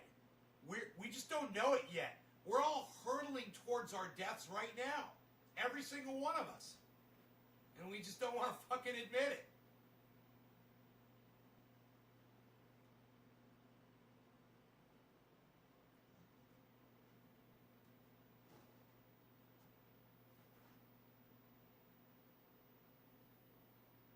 She said, we don't have chili seasoning. Yeah, chili powder, flour, cayenne, salt, pepper, cumin in the cabinet. So you could have made it out of all of those ingredients.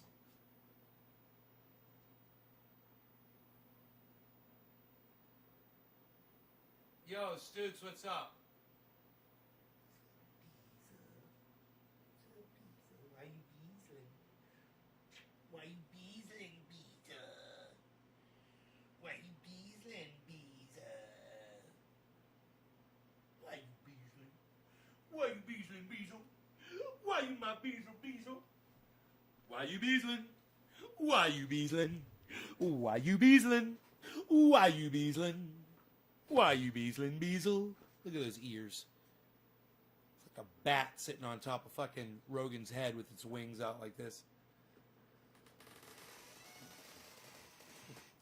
Bat ears. Bro, you know how many times I've lost Rogan and I just look for those ears pointing up somewhere and I'm like, there he is. I see his ears. It fucking gives him up every time.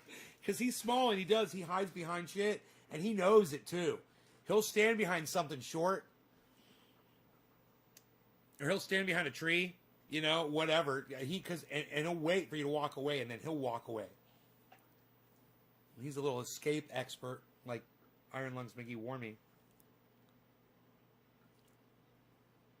Hey, Karen. He's a little escape expert. This show's been live for 5 hours and 31 minutes. Let's see how many viewers we got now, guys. Shall we? 2, 5, 9, 10,